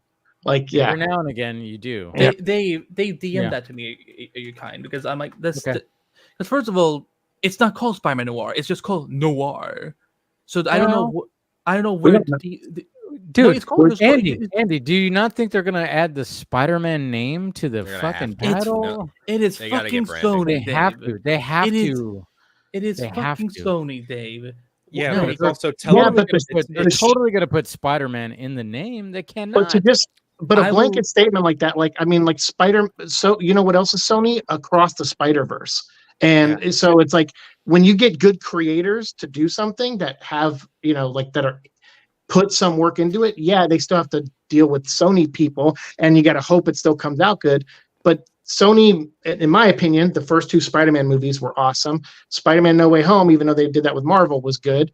And the Across Spider-Verse movies, I think, are really good so far. So to just say, like, make blanket statements like, it's Sony, so it's got to suck. It's like, it's Sony, it probably will suck. But there's still a chance that the creators of this show, who they have some good showrunners, will do a good job. This is the press release that I got sent from Amazon. Show debut domestically, blah, blah, blah, noir. Based on the Spider-Man noir comic. They keep saying noir. Like, that is called noir. To me, it's some like, early reporting. How do you not put Spider-Man in it to sell? I mean, it's by being Sony to make. I know, but I will agree with Andy on that one. This is the same crew that also said, you know what? I want. Chris is becoming my new bestie. He's agreeing with everything. I want Silk, but I want less Silk, and I want more men in a Silk. I want more men in a Well, the Silk problem, thing. the problem with Silk is that they wrote it, they showed it, nobody liked the character. So they said, all right, like no executives, because this is Amazon, they're pitching to another network. So it's, so there's other creatives and other producers involved that are trying to raise money for it. And they're like, we don't like this character. You got to rewrite it. And it went through like 3 rewrites. It's like Blade right now. Blade is going through these rewrites. So it's like, so it's like, to me, it's again, but the people who made Silk aren't the ones making Noir, Spider-Man Noir. Yeah, you're right. So I mean, it's different, but it's disappointing. Yeah. It's also. I mean, I get that. I mean, Silk shouldn't have been announced as a show anyway. It's also on. I think Silk is a cool idea. It's a cool idea, but they should. I understand what he's saying in that get something on paper and go with it before you just say we're going to do it. Yes, right. Like have the idea there and ready. Because I still wanted to see that Black Cat Silver Sable movie. I was like, yeah, those are interesting characters that you could do something with. And I had a friend who did storyboards for what that movie was going to be. And I'm like, I don't know, that could have been cool. But then after hearing it, I haven't seen Madam Web, but just looking at the trailer, I'm like, that movie could have been a giant piece of shit also. You never know. So it is. Yeah, and I'm just saying like Black Cat and Silver Sable could have been, but Yeah, I know. I mean, Oh, yes, I get the hesitation when I see Sony's name because they also made 6 awful Resident Evil movies. So like I get I totally am with you on the hesitation, but I feel like sometimes an actor, at least for me, is enough to pull me in to check it out, like Tom was with Venom, and Nick Cage could be that for me with Spider-Man Noir. Yeah, see, let me just clarify something. I am super excited that Nicolas Cage is going to play Noir. I'm just saying that I can 100% buy the idea that these knuckleheads are going to just go with the show called Noir. Because again, they announced it at the upfront. This is where all these advertisers and investors are showing up, and they put out a fucking press release that I can happily send to you, where they literally go over and over again, Noir.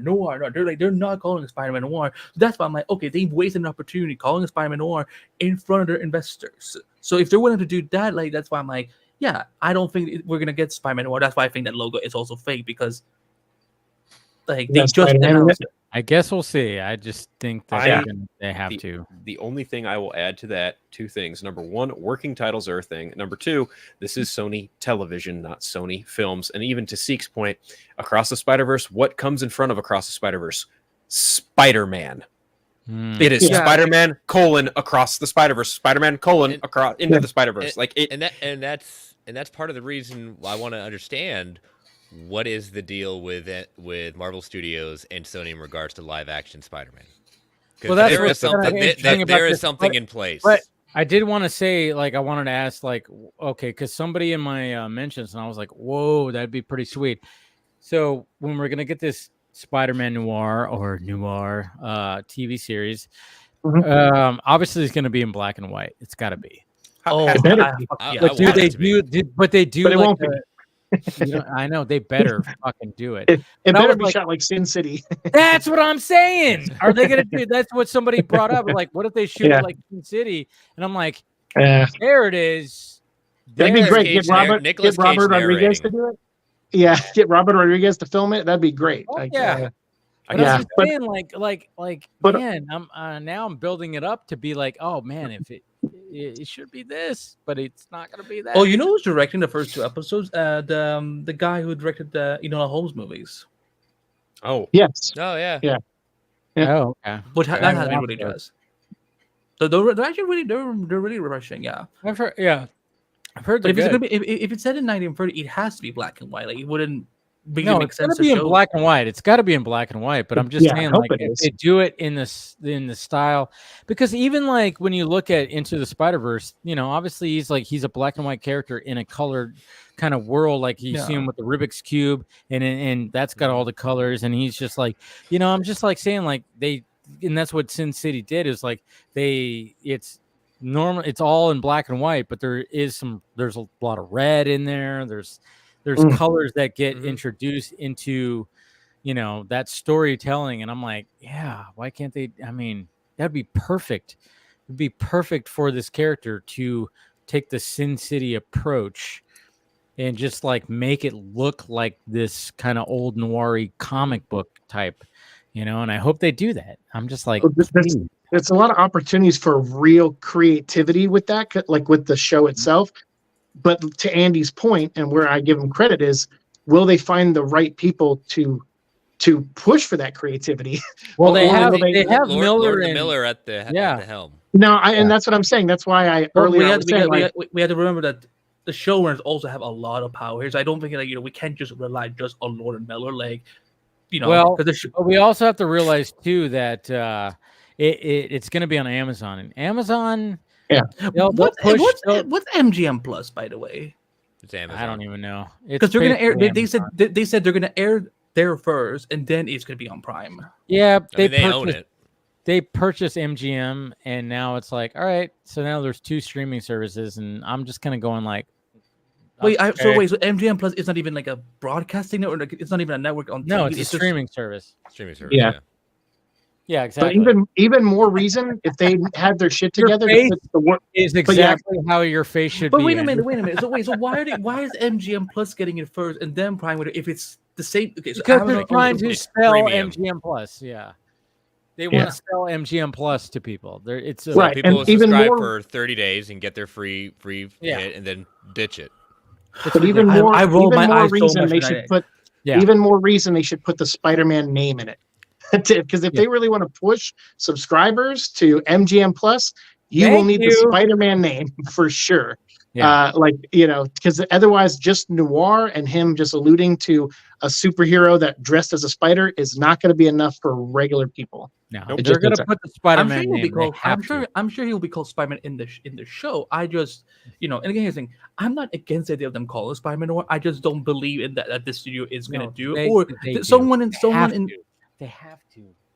Really? Yeah, they do. I mean, that's the selling point of the show, in my opinion, Right. and to push MGM subscribers. Andy, look at it like you're making a YouTube video, and if you're going to talk about this, are you going to put noir starring Nicolas Cage? No, you're going to put Spider-Man noir. Right. Because most YouTubers think way more logical than a fucking executive does. But I mean, this can't be. There's no way that they're not going to. But you don't think an executive doesn't want the name Spider-Man on the show?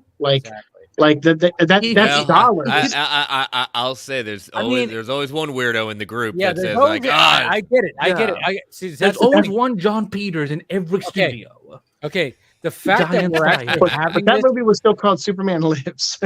Yeah, but the fact that we're having this conversation just shows you how bad these fucking suits have been when it comes to superhero genre. We know this. The fact that we're having this conversation and we're all not agreeing exactly of like, oh yeah, they're gonna put this is how badly these suits have fucked up a lot of. They messed with us. I feel like we're fucking traumatized. We're jaded. I feel like we're on like the 50th floor of VOT International right now. Exactly. I'm like, I want to give the boyfriend another chance. I'm like, no, please. He doesn't. I can fix up. Go in the corner right now. Go in the corner. We need to boost these numbers right They're now. literally calling How a are we Green going to do Lantern it? show. They're literally calling a Green Lantern show just lanterns. If we live in a world where they can just call it lanterns, and they're gonna again. They're talking to the Green Lantern. No, they're sticking to lanterns. So on a streaming service called Max when it should be called HBO. I'm saying like if they can be. But what if there's James yellow Gunn's lanterns fault? in the show and red lanterns in the show and purple lanterns in the show? What if there's Then not? the name makes a lot more sense then. You're not wrong. You're not wrong. Yeah. It's not James Gunn's fault. It's called Max. Just saying. Yeah. Zaslav's fault partially. Anyway, Some people you do know, Phil, that there are some people who disagree with that. I don't give a shit. I live in a world of facts and reality. Those people live in a world of delusion, my friend. And that's Eskimos, right? Elves and Eskimos. That's what's great about everybody. That here folk can is get we all- really dangerous in the wrong context. Yeah, clip that out, right? Okay, we could shift over to the Marvel, universe and see, hey, let's talk about obviously what was the big thing when it came to Marvel this week, the popcorn bucket. Mm-hmm. I know you were disappointed we didn't go live last night. I know. I made that joke because you said because there wasn't. This week has been. When it comes to movie news in general, it's been slow because it's after Memorial Day.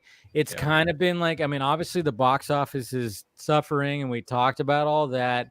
But it just seemed like now we're going into June and after Memorial Day, this week was very slow. Thankfully, this Green Lantern fucking fan film came about and we all kind of just went, yay, perfect timing. Again, talking to Mark and talking about perfect timing, there's been a lot of perfect timing when it comes to the fan film and with the meteor and then the bucket. Yeah. But then we got the bucket, and it was like, all right, we knew the bucket was coming in, and we knew it was going to be ridiculous. And how are we feeling? Just I think I'll the biggest news of this week arguably has just been the nonstop casting of whatever Rian Johnson's third Knives Out film has been. Yeah, you're right. But outside of that, in regards to the popcorn bucket, what that mouth do? Yeah, I want to know what that mouth do. I saw your post. Yeah, obviously there's, with the whole. That's the thing is like the Dune Part 2 with their bucket. That set like a whole standard, and it was just like, all right, we have to now make this bucket, and it was like, all right, yeah, so let's and they went all out, of course, in their and like I said, like the Deadpool and Wolverine marketing was always going to be just crazy, and it's been crazy already. And now we got this popcorn bucket, which is literally, I mean, they got the what song did they use in there? I forgot what song they used in there, but just to have like the popcorn, flowing down.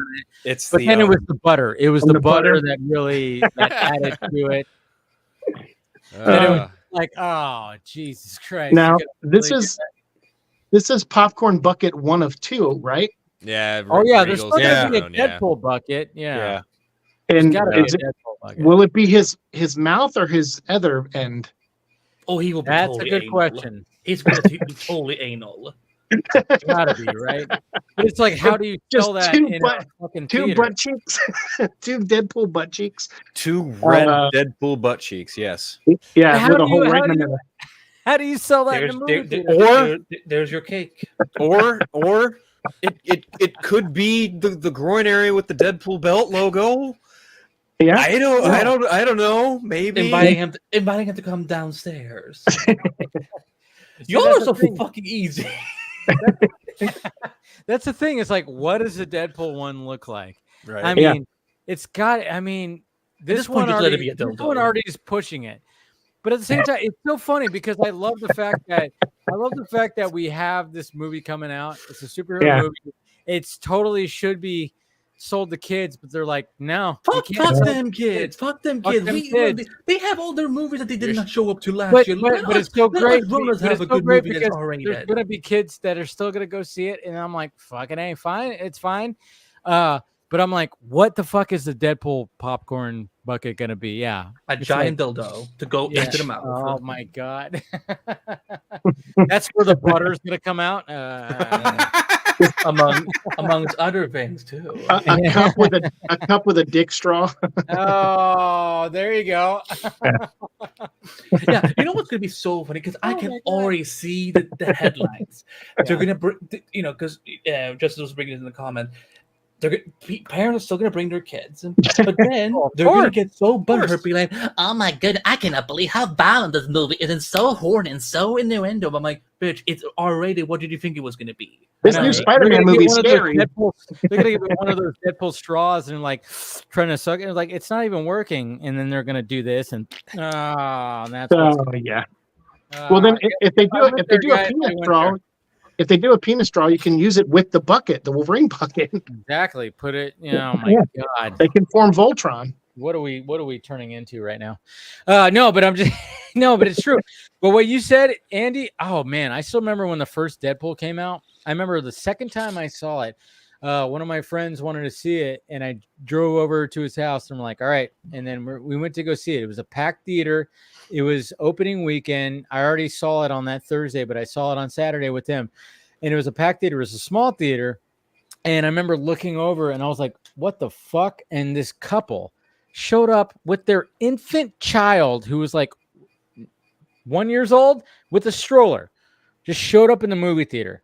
And I was like, dude, what the? And he was like, and he was even going, what the hell? Why are they even here?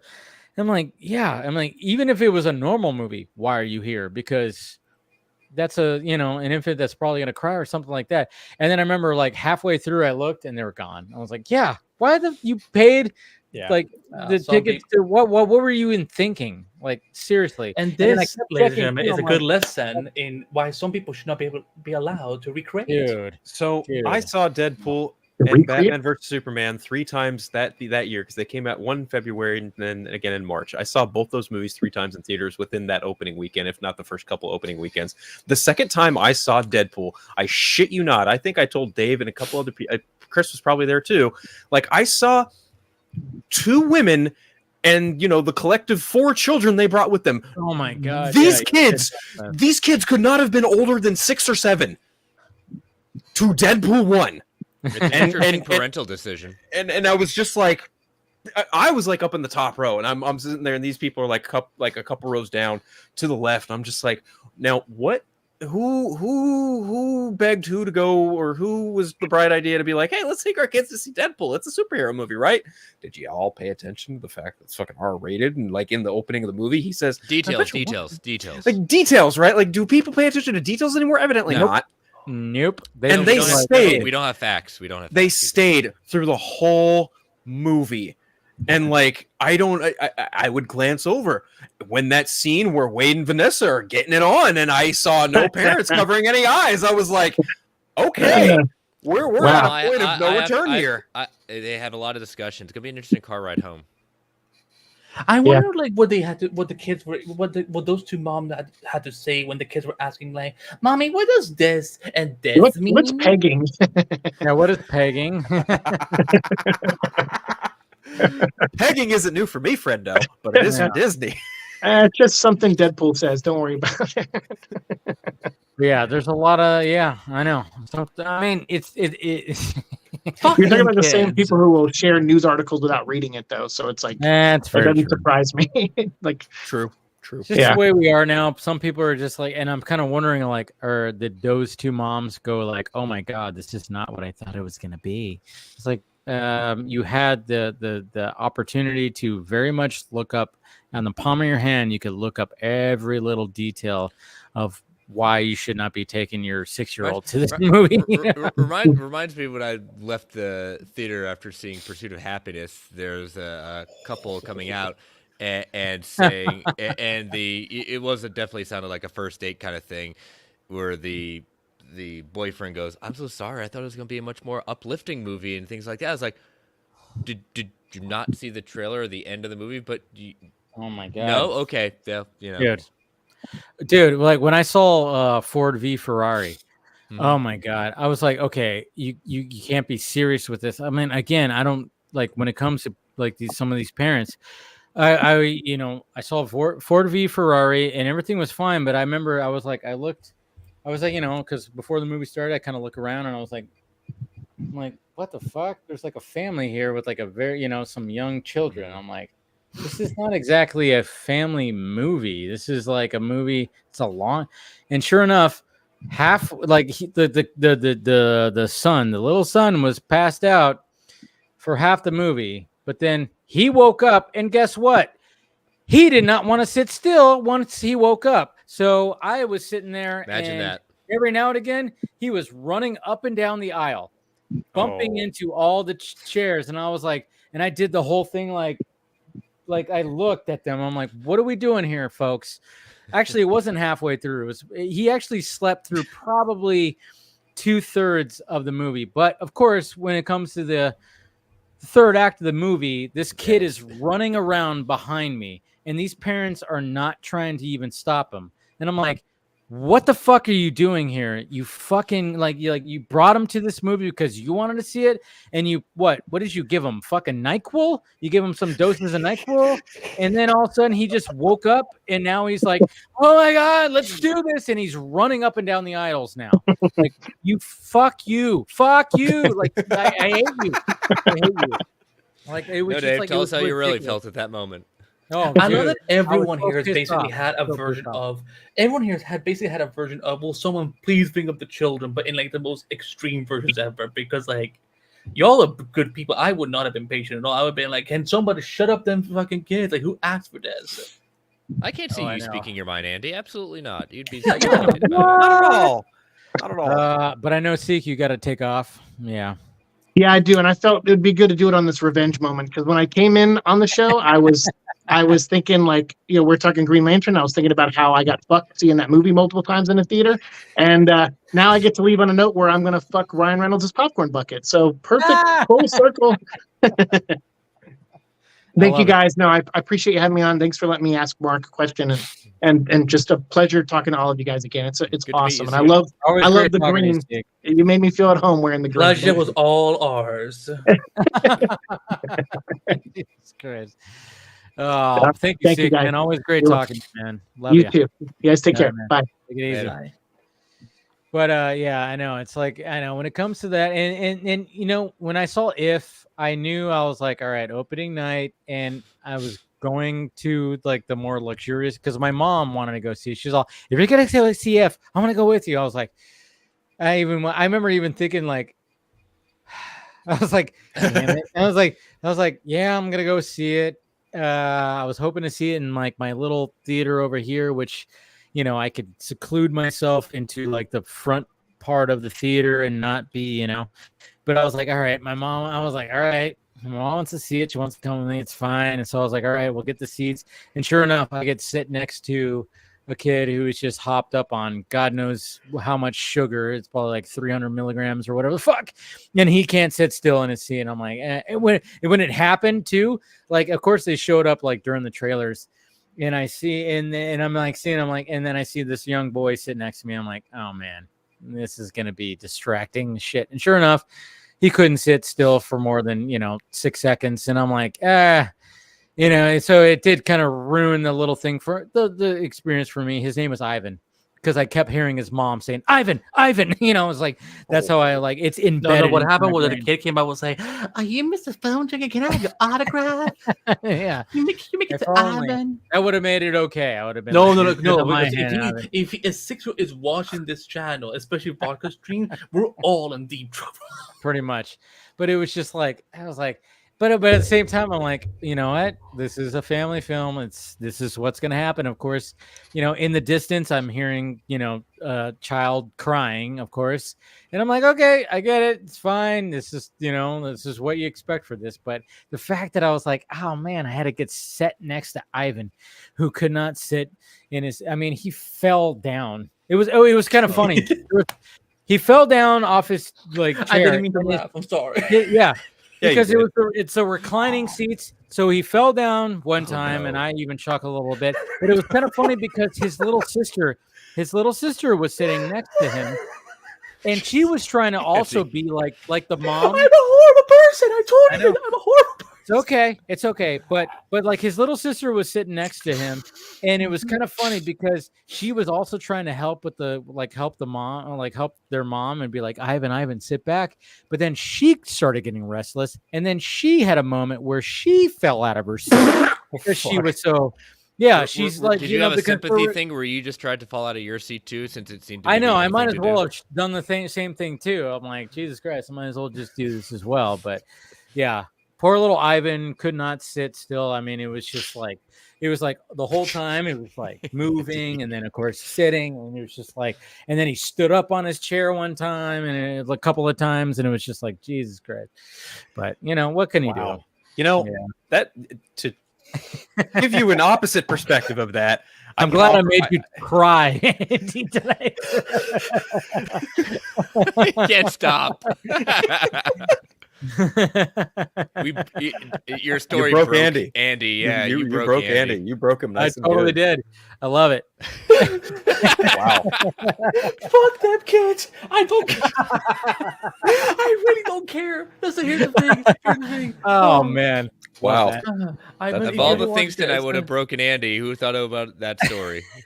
The kid falling out of it. Ivan, if you ever find this, you can make your own choice and just sit the fuck still. Trust me, it is not that difficult. I have ADHD and I could sit still in a 3-hour movie as a kid. So next time Andy hears the name Ivan, he's just gonna fucking cackle. Yeah. Anytime you hear Ivan, because I didn't know what the little girl's name was, because she was actually good for most of the part, but then she started getting restless at the end and she fell out of her chair. But the fact of the matter is, I kept hearing the mom saying, Ivan. Yeah, his sister's name was Martha. Could have been. Why did you say that name? If it was Martha, I would have been. Why did you say that name? Yeah, I would have said that.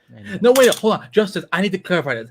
I do not break at the thought of children injuring themselves. I laugh at the fact that kids getting hurt for shit they're causing themselves. I'm like, yeah, they deserve that. So good for them. I don't like. So you laugh at the pain of children. Okay, we get it. that they caused themselves. If I see someone pushing. Okay, I get what you're saying. I will run down and make sure they were killed. And he didn't cry. He didn't cry because when he did do that, it was, and they both did it because it was, we had the recline seats, so they stood up on the recline part and it went like that because it can't support any kind of weight. It's supposed to support calves and fucking shins and feet, so that's all. But so then it fell. So it was kind of funny. But yeah, they didn't cry. They didn't get hurt. We're okay. We're okay. No crying. No serious injuries here. In my days in retail, if a mother or parent was like walking around the store and their child was having a fit or like just being obnoxiously loud or being just obnoxious, period, I would just have to like turn around and walk the other way because I could not contain myself. I would just laugh. I don't know what it is. Maybe I'm a terrible person too, but like just seeing a child like flip the fuck out or to Andy's point, just like hurt themselves on some occasion, I would have to like audibly just fucking do a 180 and be like, nope, can't do it because I will laugh my ass. It's like, hey, that's your thing. I thought we were going down this route tonight. Anyone? I know, right? I know. Chris being the only one with kids here. Chris is just like, fuck both of you. Yeah, I'm pretty sure Chris just texted the police and being like, you need to look into this Andy dude. Like, I don't think he's good to kids. Like, listen, like, I'm on a stream right now with a bunch of people that are like laughing at kids getting hurt. But we could try we could like flip this into like to the last topic that I think we'll have for the night that I briefly talked about. But hey, Mark Justice is back. Hey, there we go. Let's talk more Green Lantern. No, it's Zack Snyder back at Warner Brothers. What? Oh dear. I'm sure we all have opinions on this. This is interesting. There's bound to be sensible conversation around this. Oh, yeah, there is. I don't know how many times I can roll my eyes and my lips. Stop it! Like I'm like they're gonna fall out. I'm surprised you still have eyes at this point. Yeah, you know what? To someone in the chat, I challenge you to go through this whole stream and do a count of how many times I roll my eyes. And what? So Look at that! Chris just said that. Like, do you like? Did you just like not listen to what we say? Chris, I pay attention. I know you do, Andy. I'm your bitch. Don't worry. That's so funny. Mark is it? He's in the chat. Good to see you, Mark. We're still talking. We're still talking up Green Lantern stuff. No, but we're the whole news about. So you really didn't know anything about this, Dave. Like just said the retrospective. You didn't have. No, there was one of the scoopers that posted something a few days ago that said like there's going to be a 300 series that Zack Snyder is going to be involved with, and I went, all right, but it's a scooper, so I'm like, I don't know. But that's not what I was asking. So like I said, anytime that I talk shit on scoopers, I'm never one of those people that do the hyperbole thing, like go, they're always wrong. No, they just don't bat 1,000. When people like claim they bat 1,000, they're always right. I hate that. But they do have a batting average that is like a baseball batting average, which is not 500, which is like halfway through or something like that. It's usually in the 300s, 200s where they get shit right. And I'm like, all right, and I'll credit when they get it right. And I saw the scoop on my timeline, like it was probably about 3 or 4 days ago, and I think it was a weekend, to be honest, where they were like, oh, somebody said I had a Zack Snyder scoop. And I'm like, oh, there's going to be a 300 series. Actually, yeah, it was my time to shine. Hello. Thank you, RJ. But he didn't quite express exactly the details. He didn't say Zack Snyder's. I kind of pushed that. He's like, he didn't say Zack Snyder's coming back. He just said that there's going to be a 300 series. So there was at least that. Now the details is it's a 300 series that's a prequel, and Zack Snyder might come back to direct some of the episodes. I just immediately when I saw it, I said, okay, here's how it's going to go today. This is where it's going to leap to. I'm going to get out of bed. I'm going to wash my teeth. Zack is now going to come back when James Gunn fails. They're going to put him back in charge of this, and we get everything. And we'll still sell it to Netflix because why not? It's just like, let's one step at a time, but I know the cult can't understand that. No, the thing is, this is very much, obviously this is what put Zack Snyder on the map. I mean, Dawn of the Dead was like an introduction because I still think like I remember going to the movie theater and watching Dawn of the Dead and walking out of that movie going, fuck, what the hell? They totally just like changed up the zombie genre. That movie was crazy. I mean, and he wasn't the first one to make the zombies like that because I think 28 Days Later was the first to actually make the zombies like run, but that was a different kind of zombie. I guess you could say it wasn't like the same as like, okay, we're going to remake a classic and do like what George Romero, brought to the world. But I'm gonna like, hey, I'm going to make it, fucking intense. I mean, let's face it, that shot where like, what's his name when all the zombies are like crowding the bus and he ignites that fucking like explosion and all the zombies just go like that. You see that overhead shot? That's such a beautiful shot. I'm like, there you go. That that wasn't in 28 Days Later, but I'm not trying to shit on 28 Days Later. But both of those movies evolved the zombie genre because they came out around the same time. We're like, hey, what if zombies didn't just go? They actually they ran, and that's scary shit. So. When it came to Zach, it was like, all right, that kind of like started going like, oh, wow, look at this. But nobody really was like, who's the director on this? They just thought, oh, Dawn of the Dead remake, George Romero. You kind of think of that. When it came to 300, that's when Zach was like, who fucking made this? And people were like, oh, this guy named Zack Snyder. That's so.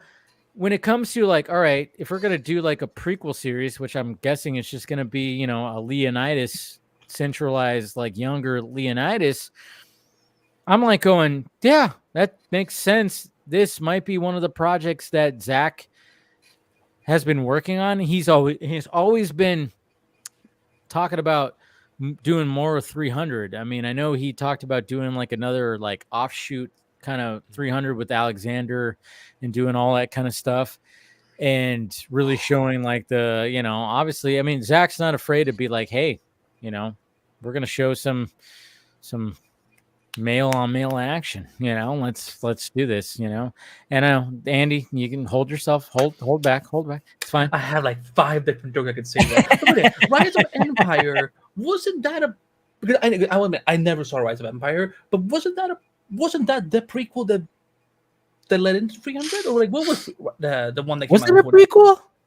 I don't know. It was a sequel, right? It was a direct sequel. Yeah, but he didn't. He was executive. Yeah. He was executive producing. He wasn't. Oh, here we go. That's right. It was a direct sequel because it still had. Here's what it says. It takes place before, during, and after the main event of that film. So it's an everything. Yeah. So it kind of like goes through the whole thing. Yeah. Because why not? Yeah.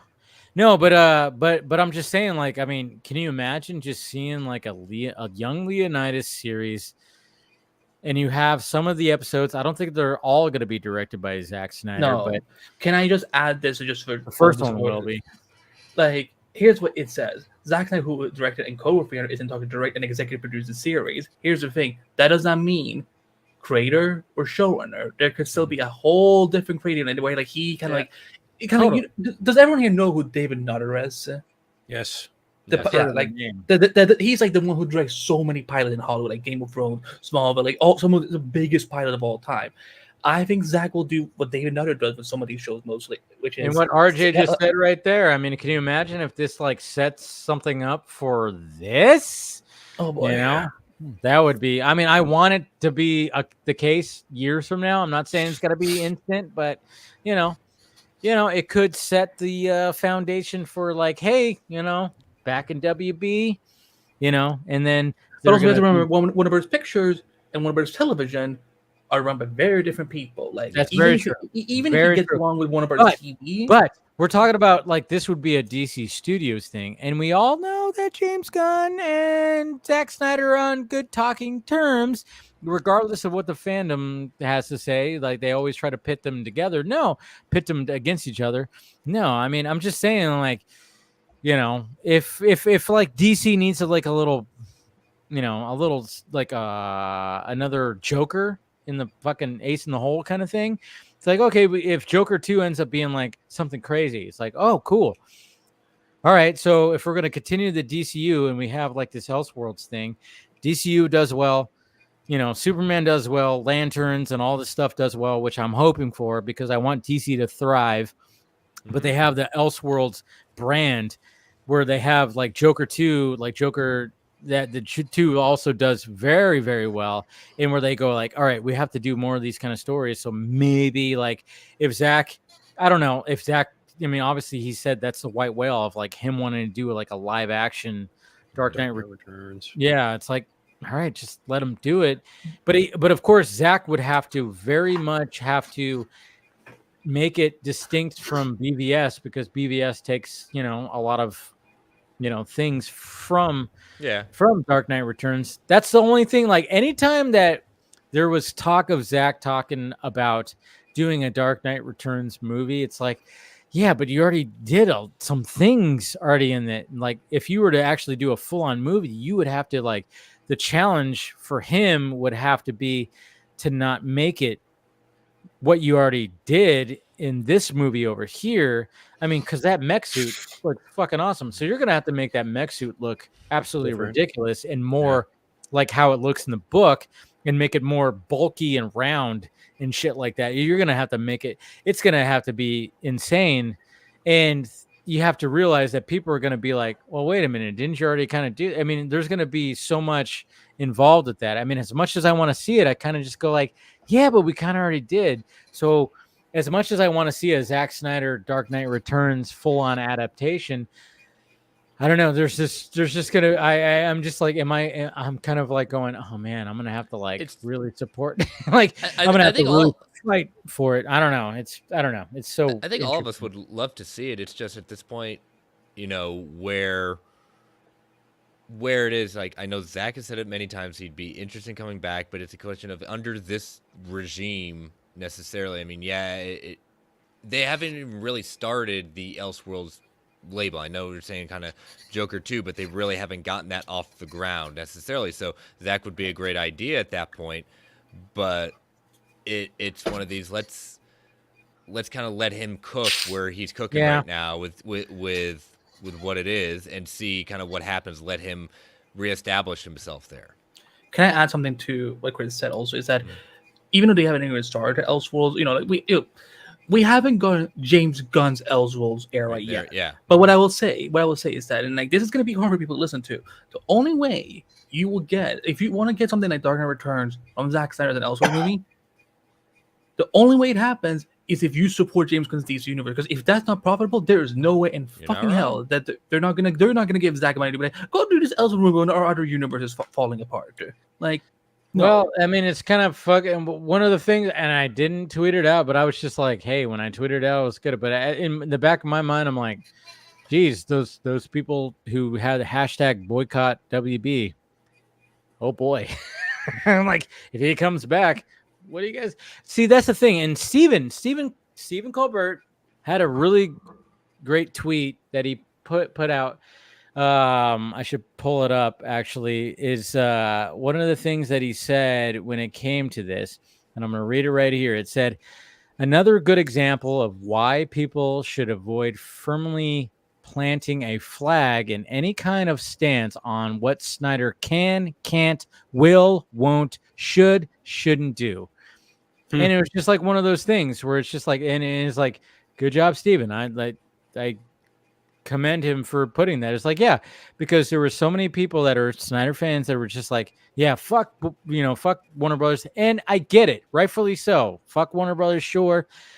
But after like the regime changed, and the fact that when we heard that Warner Brothers allowed him to do Full Circle last year and allowed him to put Zack Snyder's Justice League and hold that whole weekend and put Zack Snyder's Justice League on IMAX for fans to see. He worked with Warner Brothers, and he has in numerous interviews, especially promoting Rebel Moon, like basically was like, this new team is great. They worked with me and all this kind of stuff, when it came to all that. So it's like, all right, so you diehards out there that were like, boycott WB. It's like, okay, bring it, pull it back. But sadly, I mean, they won't, because that's just what it is. I mean, I've still seen it in my chat or mentioned stuff like that, but it's like, yeah, now you got to pull it back. You got to like release Yeah, release the fucking hashtag. Release, like, stop doing that, because Zack is gonna be very willing to work with WB again, and apparently Yeah. gonna be happening with this. It's a first step. There are a lot of things Yeah. on the table, and we just gotta let it play out. Let it play Yep. out and see what happens. There's a lot of potential here, but one step at a time. This is a good. And people think, oh, he's leaving. No, he's not going to leave Netflix. He can do both. He's going to do Yeah. both.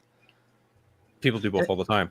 It's Exactly. not unheard of. Can I just say this? So it's like, as much as I would love to see it also happen, could we maybe, again, because the only thing that exhausts me about it is, like, aside from the fact that he's gonna have to, like, compete with himself now with BBS and whatever. So it's like, do we have to do more, like, another Batman project? Like, as, like, if we're doing more, also we already had the Joker movies, we have the Batman. So it's kind of like, like, I'm kind of hoping that whatever comes up elsewhere, it won't necessarily. I would love if Zack did something that wasn't Dark Knight Returns, something that it's different. I don't know if he wants to. He's got all different ideas. It's not just like what he did before. That's what makes him creative. Yeah. Well, also, 300 isn't a DC property; it's a Dark Horse property. Correct. So there's that. I think this is a nice first step, and also it's important to remember. Not once, I don't think, has Zack ever thrown WB under the bus, even after all the shit that happened to him. He threw people. He threw people under the bus, for sure. But like, that should have been. That absolutely are. But like the overall entity that is WB. I mean, when that report came out, not long after the Snyder Cut had been announced, he was like, this is a return to form. This is the pedigree I appreciated about what WB used to be, and for all intents and purposes, Zack has always and will be a professional first and foremost. And I think if he's willing to come back and do something like a 300 TV series with Warner Brothers Television, regardless of where it ends up, be it, HBO Max, Netflix, wherever, it doesn't matter. The bottom line is he is willing to work with whomever at WB right now on something that is a comic book property. And I think at the very least that does maybe bode well for something along down the lines. Because I mean, he's not going to stop talking about Dark Knight Returns until he gets to make it. That's inevitable. And this could even be like further steps into Jim Lee at DC being like, hey, your storyboards, let's turn them into comics, right? Novel idea. Thank you for the pun. That was beautiful. Well done, Chris. Well done. Nice segue. Anyway, it really is like, it's just another showcase of like just how professional he is, and I can absolutely agree with Chris too in that the cult, that side of the fandom is absolutely going to take every twist and turn they can to be like, oh, it's happening, it's totally happening. It's like, no, you again live in a world of delusion. So I see what Chris is saying, and I'm 100% in lockstep with him on it. But at the same time, I'm also just like, cool. If he's willing to work with WB, then, and also at the same time, WB looks like WB is willing to work with him. They're both like, hey, 300. What do you want to develop? It's great. It just seems like they're like, they see the writing on the wall that the fact that Zack in the past few years has turned himself into like this brand where, you see something Zack Snyder, it's either going to trigger you or it's going to be like make you go, oh my God. It's like he lives rent-free in all of our heads, no matter what. He definitely lives rent-free in a lot of people's heads. 100. And the fact that like, if some people, like I've even had some people like, in my mentions when it came to this thing, it's like, oh yeah, maybe he'll go into DC. I'm like, you know what? If he does, cool. Like, again, when people try to pit him to James Gunn like they're fucking enemies, it's like, no, they're not. They're like, if anything, like if this whole thing, like I wouldn't even be surprised if James was like, hey man, you want to like tackle some of this shit, and maybe Zack would be like, yeah, but at the same time he's doing his own thing, and I still want him to continue his own thing. And I think this is just very much a thing that maybe came about and maybe was already in the works, and maybe Zack already had, it's so funny too, because like I've talked about it many times where it's like Zack has so many ideas and projects that he has under his belt, and he's got so many things written that we don't even fucking know about. This is probably one of them. I mean, I'm just willing to bet that This is not something where like WB is like, oh, we got to go back to 300 or something like that. I just think that Zack always had like a story idea for a, we've already heard that he had like another script written for another like part of the story when it came to like Alexander, or something like that. When it came to, to link up to his 300 story and stuff. So it's like, all right, so he probably already had, I just think this is something that Zack had already, he probably wrote with somebody, See, I think it's the other way around. I think this was one of the things like this is another IP they want to reboot, and they said I don't think that. Just knowing Zack, I don't think that he'd be one of those that like, all right, I'll come back. No, I just think that this is something that he's already had something. Andy, will you ever return? I haven't been on there for a long time. Walter Nerd. No, I remember that. I remember that name. Okay.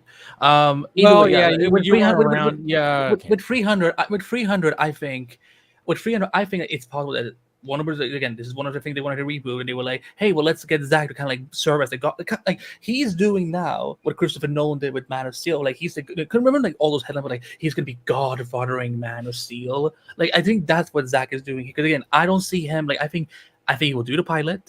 I think he'll be in an EP and help kind of creatively. But I think that there's gonna be a very different creative team in terms of showrunners and writers that will take the story further. But again, here's the thing, I could absolutely be wrong, as I have many times in my life and will definitely. But this is what as someone who covers television, from the way I read this report, I'm like, I think it's the other way around. Like they were like, will you come on? Because again, as far as I know, Zack has never directed television before, right? No, he has not. He's not. But the thing is, though, television is not like how it was before. I mean, I think it's like you can now make something very cinematic in a television series, which we've seen in the past few years. And I think this is part of why. I mean, okay, you could be right. I think maybe there's like a thing, or we could just strangle each other and we could be both wrong. Okay, there we go. Like we can absolutely. It could be that. There could be that, Andy. With Ivan standing on top of you in victory. Exactly. He falls over. He trips over our bodies. Yeah. No, but I'm just saying, like, maybe there was like a little bit of like a joint thing where it's like, hey, maybe Warner Brothers was like, hey, would you ever think about, and he goes, yeah, I would think about it. I have ideas. I've had a script like this, but I've also had ideas when it comes to revisiting that thing. And then maybe they were like, would you want to do a series? And he's like, yeah, because I mean, let's face it, Zack Snyder does not know how to tell a short story. He doesn't know how to. We know this, even though it's kind of fucking ironic because 300 is like his shortest movie. It's like it's that we like know to the of, that we point. know, unless the director's cut of that film that we have not. I know, right? He would have let us know. The thing about Zack, he lets you know if there's a director's cut of his movie. Yeah, I love that he is chaotic. He just loves to spill the tea on things. Dude, he's not shy when it comes to his art. He knows exactly. He's like, yeah, because I remember with the first SnyderCon, somebody actually asked. I remember ahead of me. I think they asked Larry Fong actually, are we gonna get a fucking director's cut of Man of Steel? And Larry Fong was like, no, that was actually what Zack wanted.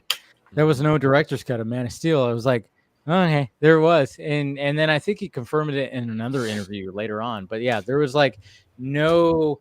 Anybody who was like, where's the director's cut of Man of Steel? It's like, no, there isn't one. I just wanted deleted scenes. That's the only thing that pissed me off about Man of Steel. I'm sure there is, but no, there weren't any deleted scenes. That was like he was doing the whole Christopher Nolan thing, but remember with the Dark Knight Rises, there's a 20-minute Bane origin sequence, but they deleted it. So I'm like, why? Oh, we got a $5 one right here from Rational. And let's say Gunn could also bring back the DCEU characters in multiversal type. Yeah. I mean, there's always that. There is always that. I mean, obviously that's what Marvel's doing right now. It's like they're bringing people back from previous Marvel stuff, but but at the same time, we're not really thinking about that right now. we're still waiting for the first Superman movie.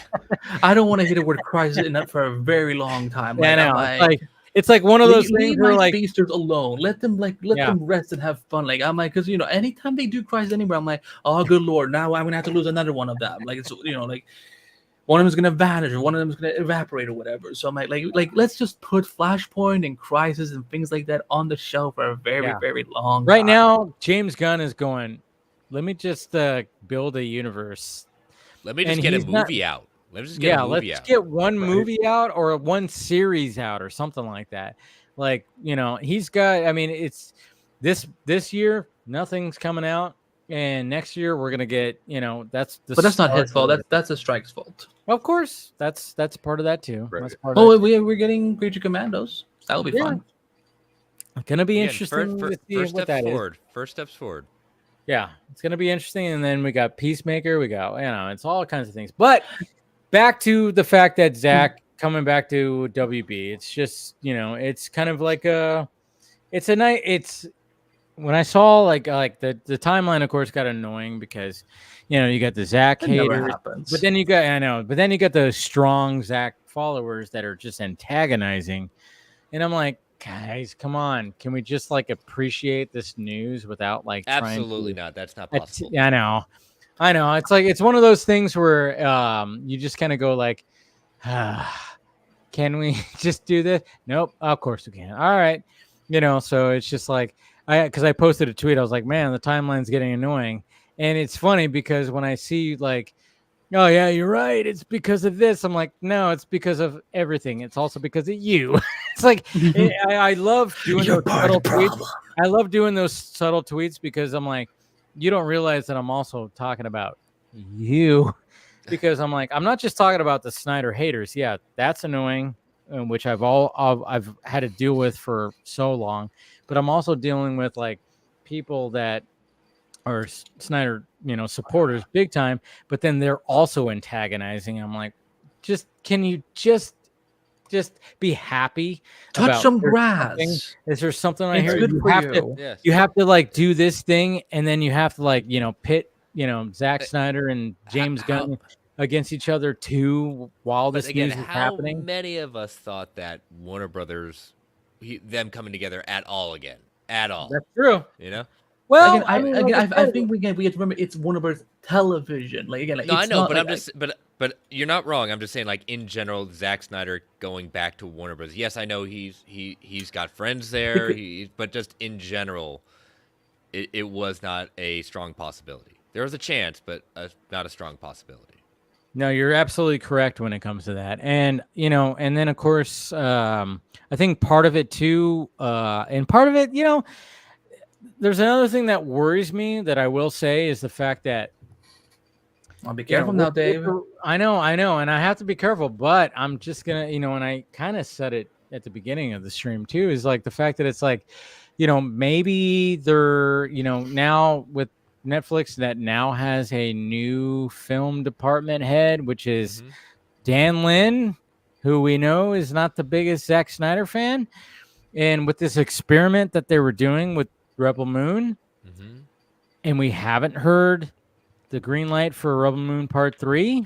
There's always that. I mean, I'm not trying to say that Rebel Moon Part 3 conspiracy junkie is live. I know, but at the same time, I can't help but look at things and go like, oh shit, this experiment and the backlash that it's gotten, and I keep on trying to tell people, I'm like, wait for the director's cut, wait for the director's cuts. I think that'll be all good, but with the fact that the PG-13 cuts have not been as well received as we've hoped, I just kind of go like, He's just maybe thinking of his next moves. Yeah. So I'm just kind of going like, yeah. I'm not trying to say that that's the thing, but I'm just going, sometimes you just gotta go look at it as a business sense. Netflix new fucking film guy department goes, I don't really I got fucking dive bombed by Snyder fans, and this experiment that you guys try to do, I don't know if it's working, and this, that, and this. And he goes, yeah, I'm not gonna Rebel Moon Part 3, not gonna happen. So then Zach's got to be like, oh, fuck, what can I do? And then all of a sudden WB, and then he's like, well, I have this in the back of my chamber. Hey, what about a 300 prequel? I don't know. I'm not saying that that's the case. I'm just looking at the writing on the wall sometimes. As much as I enjoyed Rebel Moon Part 1 and Part 2, the PG-13 cuts, yes, are they subpar to what we're going to get? Absolutely. Of course, it's not going to be what I want from Zack Snyder, sure. And I'm kind of wondering if this experiment is actually going to be, work out for the best. And maybe they're not looking at it like this. And then Zach's just kind of going like, all right, well, I got this in my back pocket. Maybe I could pitch this. Or even if WB was like, hey, what if you want to do this? And he was like, you know what? Maybe I will, because I don't know if I'm getting a Rebel Moon Part 3. I don't know. It's just kind of one of those things where I just go. I mean, doesn't he still have Army of the Dead 2 to make? Yeah, but is that happening too? Yeah. And Las Vegas has been talked about forever. Still, we haven't seen anything.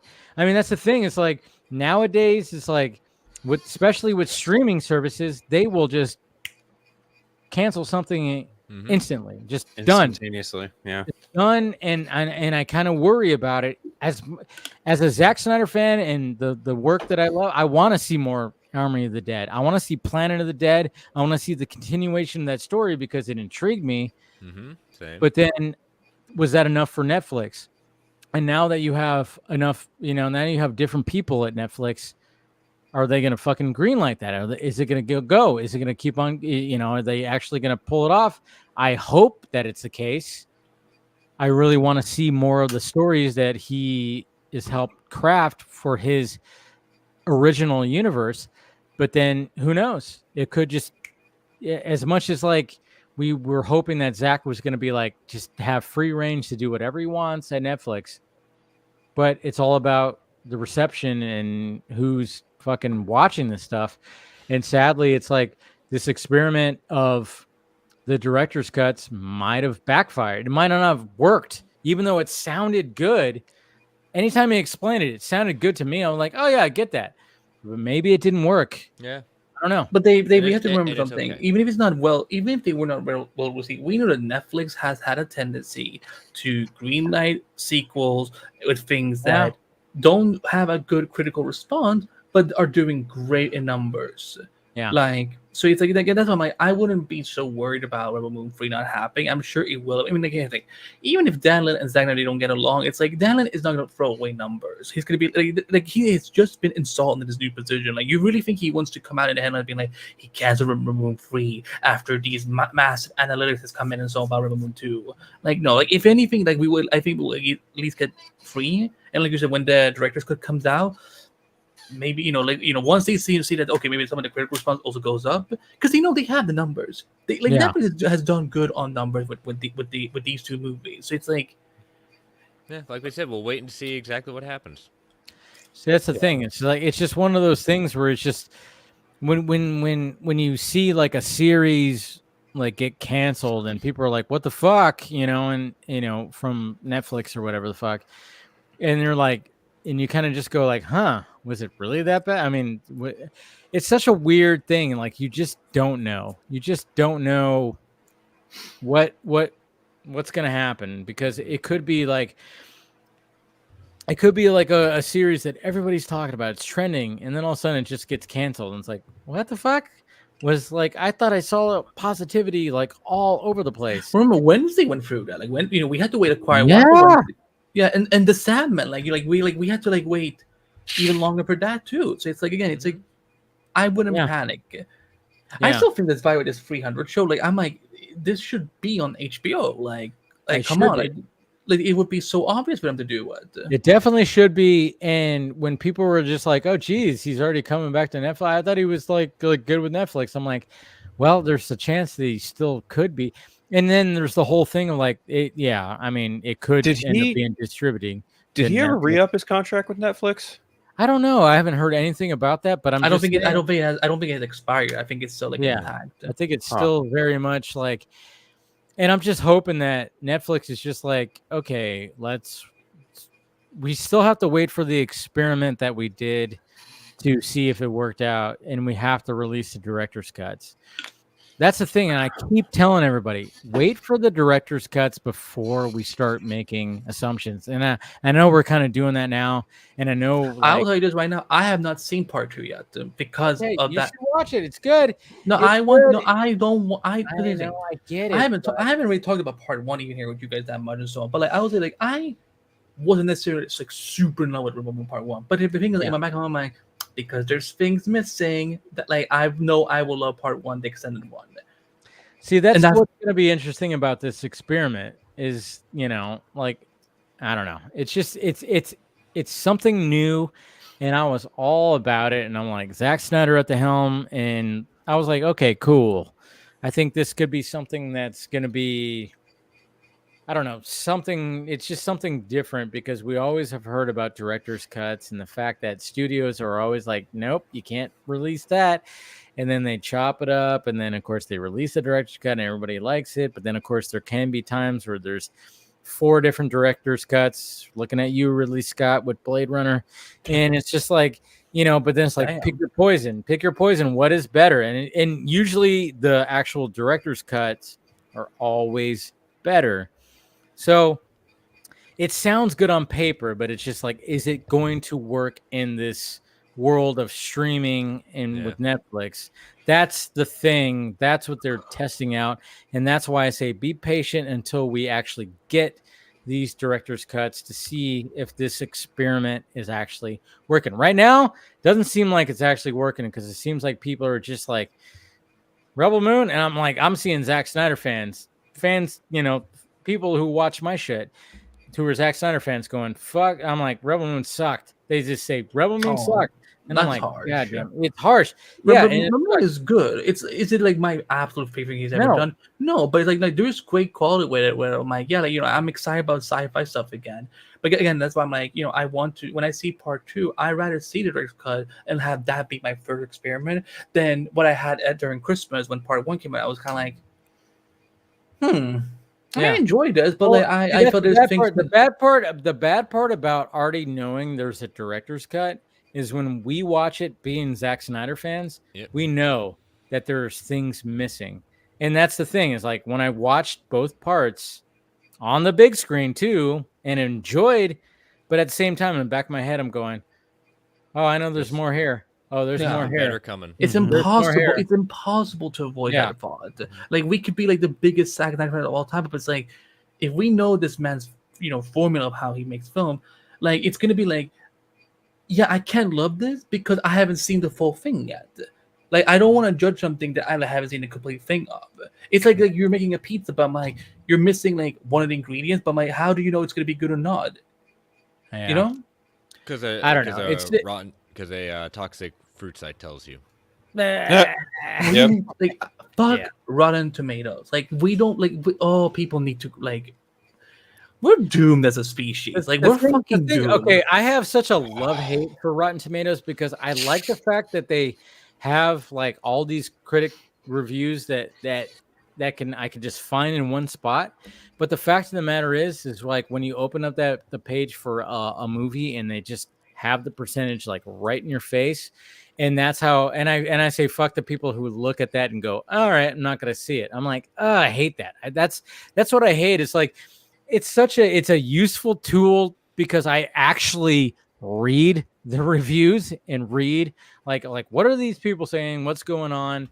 But I just hate their scoring, and I've expressed that so many times. But you know what the problem is with Rotten Tomatoes, though? Because I've always said that it's an elitist system, because when people say, because it's like, oh, it's only certain critics that are selected for it. But like, there's thousands more critics out there whose voices and reviews, like, they don't get put into consideration because they don't have that little tomato thing at the back, on their status and so on. That's why. And now that we know what Rotten Tomatoes is, I mean, we all read the reports that has come out about Rotten Tomatoes. Like, we need like, I think that system needs to die, and like, there needs to be a larger scope, like how critics are viewed. And that's why I'm like, when I see like, I think I could look at that Man and Web score all day long. I still would have gone and seen the movie in theaters no matter what, which I did. You know, yeah, I mean, yeah, I sobbed out of frustration. I'm like, what the fuck did I do with my life? But I'm glad I didn't let like a stupid website with a percentage tell me. I've seen far worse I never superhero do. movies than that. Yeah. Yeah. See, that's the thing. It's like even if I'm looking at I mean, yeah, it's sadly Rotten Tomatoes is just going to be one of those things that's never going to go away. And I'll always look at things, especially when it came to like Megalopolis. I'm like, oh, where's it? Because I remember like when they released like I always hate it when I see like these Twitter accounts and stuff like that. And like, oh, so and this movie debuted at this. And I'm like, it's got fucking 5 reviews. What are you doing here? This is just 5 reviews. Can you let it like, breathe a little bit? Gotta get them clicks. No, you gotta get. That's the thing. That I think this is sadly like this is what's hurting the box office. Is like we're not allowing things to breathe. Yeah. We're not allowing things. I mean, in the day of like, okay, we just get summer blockbuster season happens. We're getting one after the other. Not allowing anything to breathe. It's like, can we just have like 2 movies come out a month?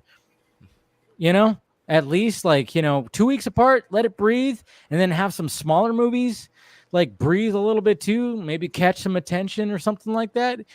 But no, it's like 1 week after the other. You get like a big push. You get this big marketing push of like the lead actors and actresses just like going, and then all of a sudden it just stops. Yeah, and now it's like there will be months I I saw don't even so much use it. Furiosa, so much Chris Hemsworth and Anya Taylor-Joy and everything on like every feed, and then all of a sudden it just stopped, and now we got like after Memorial Day weekend, and it's just like, what's going on this week? It's funny, we got this small like unique slasher film that's coming out, which I'm like, that's cool, but sadly I didn't go see it because it's limited release. Not in my fucking theater that's around the corner. I'm like, God damn it. That sucks, but I also did appreciate, I can have a break because I've been seeing a movie week after week after week. And I kind of like the fact, especially when I shifted my shows, I was like, hey, I can actually have a Thursday off where I could just stay at home. But see, that's the thing. It's like, there is just so many movies week after week. Mm-hmm. It's like, you got to allow people to breathe. But you know what the other problem is? There's also months in the year that they don't even use slot. There's never anything big coming out in January or August or September. It's always like February, April, May, July, October, December. But it's like how do we forget that there's other months in the rest of the year? Like we can space things out. That's what we need to do more of. Because somebody broke it down to long time ago and broke it down to when movies should be released. It's so funny because I compare it to the digital age now, especially being a YouTuber, because everybody is always trying to figure out exactly when they should post their video and the title and all this stuff. It's like the whole SEO thing, the search engine optimization kind of thing. It's always been a thing. And it seems like somebody broke it down back in like the fucking 80s or 90s of when they should release a movie. And sadly, the movie industry is like kept to that because, and then they don't learn when a movie in January, like I think of a movie that did well in January, Split. M. Night Shyamalan, Split, blew up in January. And it was like, what the fuck? And it's like, but everybody always talks about January. It's just movies that, they get dumped there. The more often than not, people talk about they treat the way that networks treat the Friday night slots, where like that's a death slot. Like exactly. Okay, we're talking about these old suits that are still going off of these old fucking these old like analytics, I guess you could say. It's like from the 1500s or something. Yeah, just fucking release your movie when there's no other big movies around and see what goddamn happens. Because there's so many times where movies have blown up in certain times where you didn't think they should blow up, and they did. And I don't get it when they start cramming everything in a fucking summer blockbuster window. It's like, okay, there's no breathing. Furiosa, You got release that. You blown release, out you release by that in Garfield. fucking September. Probably does better. Yeah, but then Just if you saying. release in September, you're running up against Beetlejuice. So That's what it. about August? But not August. even that. Who knows? Maybe you could be right. But at the same time, it's like you release Furiosa Memorial Day weekend against Garfield, and after like we've already had these numerous movies, it's Yeah. like maybe it does better. Maybe it does better. Maybe people are like, oh, you know what? Oh, yeah. And then you start, you tap it into Fury Road, and you kind of go like, yeah, remember like there was this. Now we're gonna get the backstory. You market it a little bit better when it comes to being a prequel. I don't know. It's just there's I don't know. There's just ways to do this, and the fact that they ignore certain months, because August, even though it's a summer month, it's not considered a summer blockbuster month. It's like summer blockbuster season ends in July, and I'm like, what? That doesn't even make sense to me. No. I don't know. It's so Well, I mean, that's what they they put Blue Beetle in August, even though like it was during the strike, and it's kind of like, guys, we could have just, because I didn't know this. Susan Sarandon, who was in the movie, I saw an interview from her like a month ago where she said that they had begged apparently the studio, like, can we please do some press before the strikes? Yeah, I mean that's There's all studios are self-sabotagers every day when there's all these great solutions you can take. The Hollywood bubble is about to burst, man, and they're gonna start getting a reality check of like how things should be, the way that they should be when it comes to this. And so, are they gonna pull Furiosa now? Like what is the whole I'm sure Furiosa is gonna be on fucking VOD in like 2 weeks, less than a month. Maybe. Yeah. That's what's sad. It's like, so let it breathe.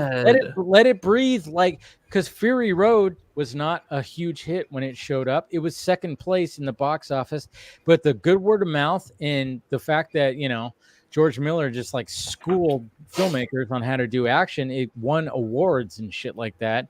I don't know. I mean, I don't know if Furiosa is going to do the same thing, but at the same time, it's just like it's a different world. It's like let it breathe a little bit before you start slapping it on. They should let anything breathe.